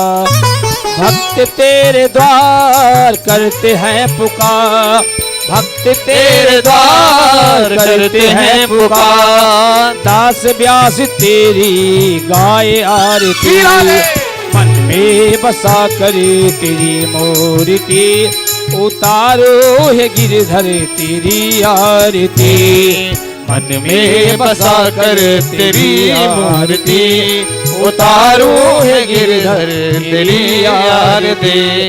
त्वमेव माता च पिता त्वमेव, त्वमेव बन्धो च सखा त्वमेव, त्वमेव विद्या द्रविणं त्वमेव, त्वमेव सर्वं मम देव देव। कर्पूरि गौरं करुणावतारं, संसार सारं भुजगेन्द्रहारं, सदा वसन्तं हृदयारविन्दे भवं भवानी सहितं नमामि। मन में बसा करे तेरी मूर्ति उतारो है गिरधर तेरी आरती। मन में बसा कर तेरी मूर्ति उतारो है गिरधर तेरी आरती। उतारो है गिरधर तेरी आरती, उतारो है गिरधर तेरी आरती। ओम द्यौः शान्तिरन्तरिक्षगुं शान्तिः पृथिवी शान्तिरापः शान्तिरोक्षदयः शान्तिः वनस्पतयः शान्तिर्विश्वै देवाः शान्ति ब्रह्म शान्तिः सर्वगुं शान्तिः शान्तिरेव शान्तिः सा मा शान्तिरेधि शीतलेतुं जगन्मातः शीतलेतुं जगत्पतः शीतलेतुं जगद्धात्री शीतलाय नमो नमः। आरार्तिक्यं समर्पयामि श्रीपुराणपुरुषोत्तमाय नमः, राधाकृष्णाभ्यां नमः, बालकृष्णाभ्यां नमः, श्रीसुखदेवाय नमः, व्यासाय नमः। व्यासपीठाय नमः। आरार्तिक्यं ग्रहणं हस्तो प्रक्षाल्य अलमन्त्रपुष्पाञ्जलिम् ॐ जदनेन जन्यवायाजान्ददेवास्तानि धर्माणि प्रथमान्य सन्नतेहनागं महिमानः सचन्द्रपूर्वे साध्याः शान्तिदेवाः हरिः ओम्। एकदन्ताय विद्महे वक्रतुण्डाय धीमहि तन्नो दन्तिः प्रचोदयात्। हरिः ओम्। शुभगायन्यै च विद्महे काममालिन्यै च धीमहि तन्नो गौरिः प्रचोदयात्। हरिः ओम्। नन्दनन्दनाय विद्महे यशोदानन्दनाय च धीमहि तन्नो कृष्ण प्रचोदयात्। सेवन्ति काव्यकुलचम्पकपाटलाब्जै पौन्नागजाति करवीर रसाल पुष्प बेला प्रभाल तुलसी दल मंजरी त्वां पूजयामि जगदीश्वर मे प्रसीद। सुगंधवल्ली शतपात्र जाति सुवर्ण चंपक कुलबोद्भवानि गृहाणि देवे समयार्पितानि प्रभु हरि श्री तुलसी दलानि नाना सुगंध पुष्पाणि यथा कालो भवानि च पुष्पाञ्जलिर्मया दत्त गृहाण परमेश्वर। पापोऽहं पापकर्माहं पापात्मा पापसंभवः पाहि नाथ पुण्डरीकाक्ष सर्वपापहरो भव सर्वकष्टहरो भव सर्वदुःखहरो भव। ओं भूर्भुवस्सुवः श्री पुराण पुरुषोत्तमाय नमः। श्री बालकृष्णाभ्यां नमः। श्री सुखदेवाय नमः। व्यासाय नमः। व्यासपीठाय नमः। प्रार्थना पूर्वकं पुष्पाञ्जलिं समर्पयामि नमस्करोमि प्रणमाम्यहं। नमः सर्वहितार्थाय जगदाधार हेतवे साष्टांगोऽयं प्रणामस्ते प्रयत्नेन मया कृतः। बोले भागवत भगवान की बोले भागवत भगवान की। श्री सुखदेव जी महाराज की श्री सुखदेव जी महाराज की श्री परीक्षित जी महाराज की श्री परीक्षित जी महाराज की श्री व्यास जी महाराज की श्री व्यास जी महाराज की श्री हनुमान जी महाराज की श्री हनुमान जी महाराज की श्री सीताराम भगवान की श्री शंकर भगवान की संत समाज की सत्य सनातन वैदिक धर्म की सत्य सनातन वैदिक धर्म की आज के आनंद की यजमान देव की उनके सकल परिवार की सभी भक्तजनों की यहाँ पर आने वालों की यहाँ पर न आने वालों की ग्रामवासियों की क्षेत्रवासियों की नगर निवासियों की धर्म की अधर्म का प्राणियों में विश्व का गौ माता की भारत माता की ओम नमः पार्वती पतये हर हर हर महादेव। सर्वे भवन्तु सुखिनः सर्वे सन्तु निरामयः सर्वे भद्राणि पश्यन्तु मा कश्चित् दुःखभाग् भवेत्। हरिः ओम शान्तिः शान्तिः शान्तिः सुशान्तिर्भवतु। सभी भक्त अपने अपने स्थान पे बैठ जाएं और आरती प्रसाद लेकर के ही अपने यथास्थान को जाएंगे। और आप लोग से एक निवेदन है कि जयकारा में जयकारा अवश्य आप लोग लाया करें, जय घोष अवश्य करा करें। कहना ना पड़े, जयकारा के लिए कहना ना पड़े। आगे आप लोग बुद्धिजीवी हैं और एक भजन के माध्यम से आप लोग भजन सुनते हुए आरती प्रसाद लेते हुए सभी लोग अपने स्थान को जाएंगे। श्री व्यास जी। तेरे नाम की बोले वृंदावन बिहारी लाल की जय। तेरे नाम की ओढ़ चुनरिया मैं तो नाचू बीच बाजार में। ऐसी हालत हो गई मेरी सावरिया तेरे प्यार में। ऐसी हालत हो गई मेरी सावरिया तेरे प्यार। तेरे नाम की ओढ़ चुनरिया मैं तो नाचू बीच बाजार में। ऐसी हालत हो गई मेरी सावरिया तेरे प्यार में, ऐसी हालत हो गई मेरी सावरिया तेरे प्यार में।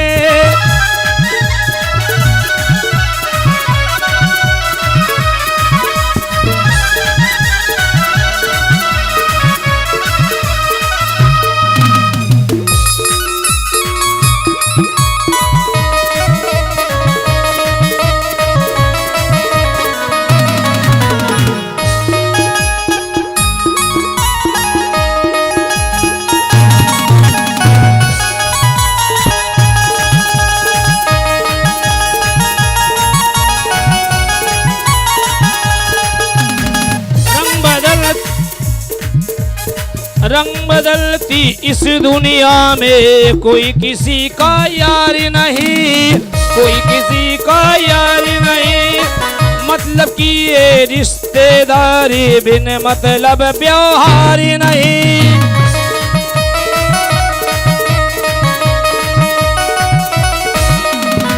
रंग बदलती इस दुनिया में कोई किसी का यार नहीं।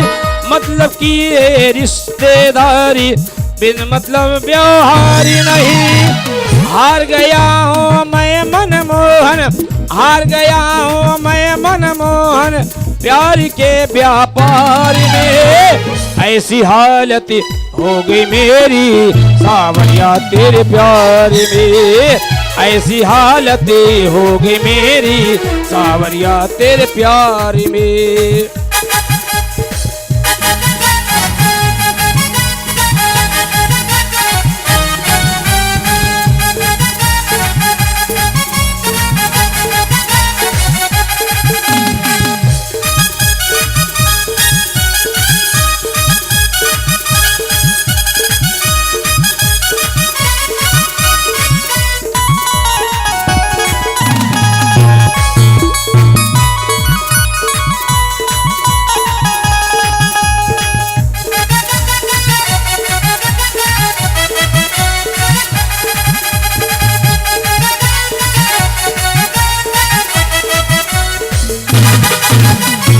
ना मुझको दौलत की चिंता अब आस अमीरी की, ना तो आस अमीरी की। ना मुझको शोहरत की चिंता ना ये फिक्र फकीरी की।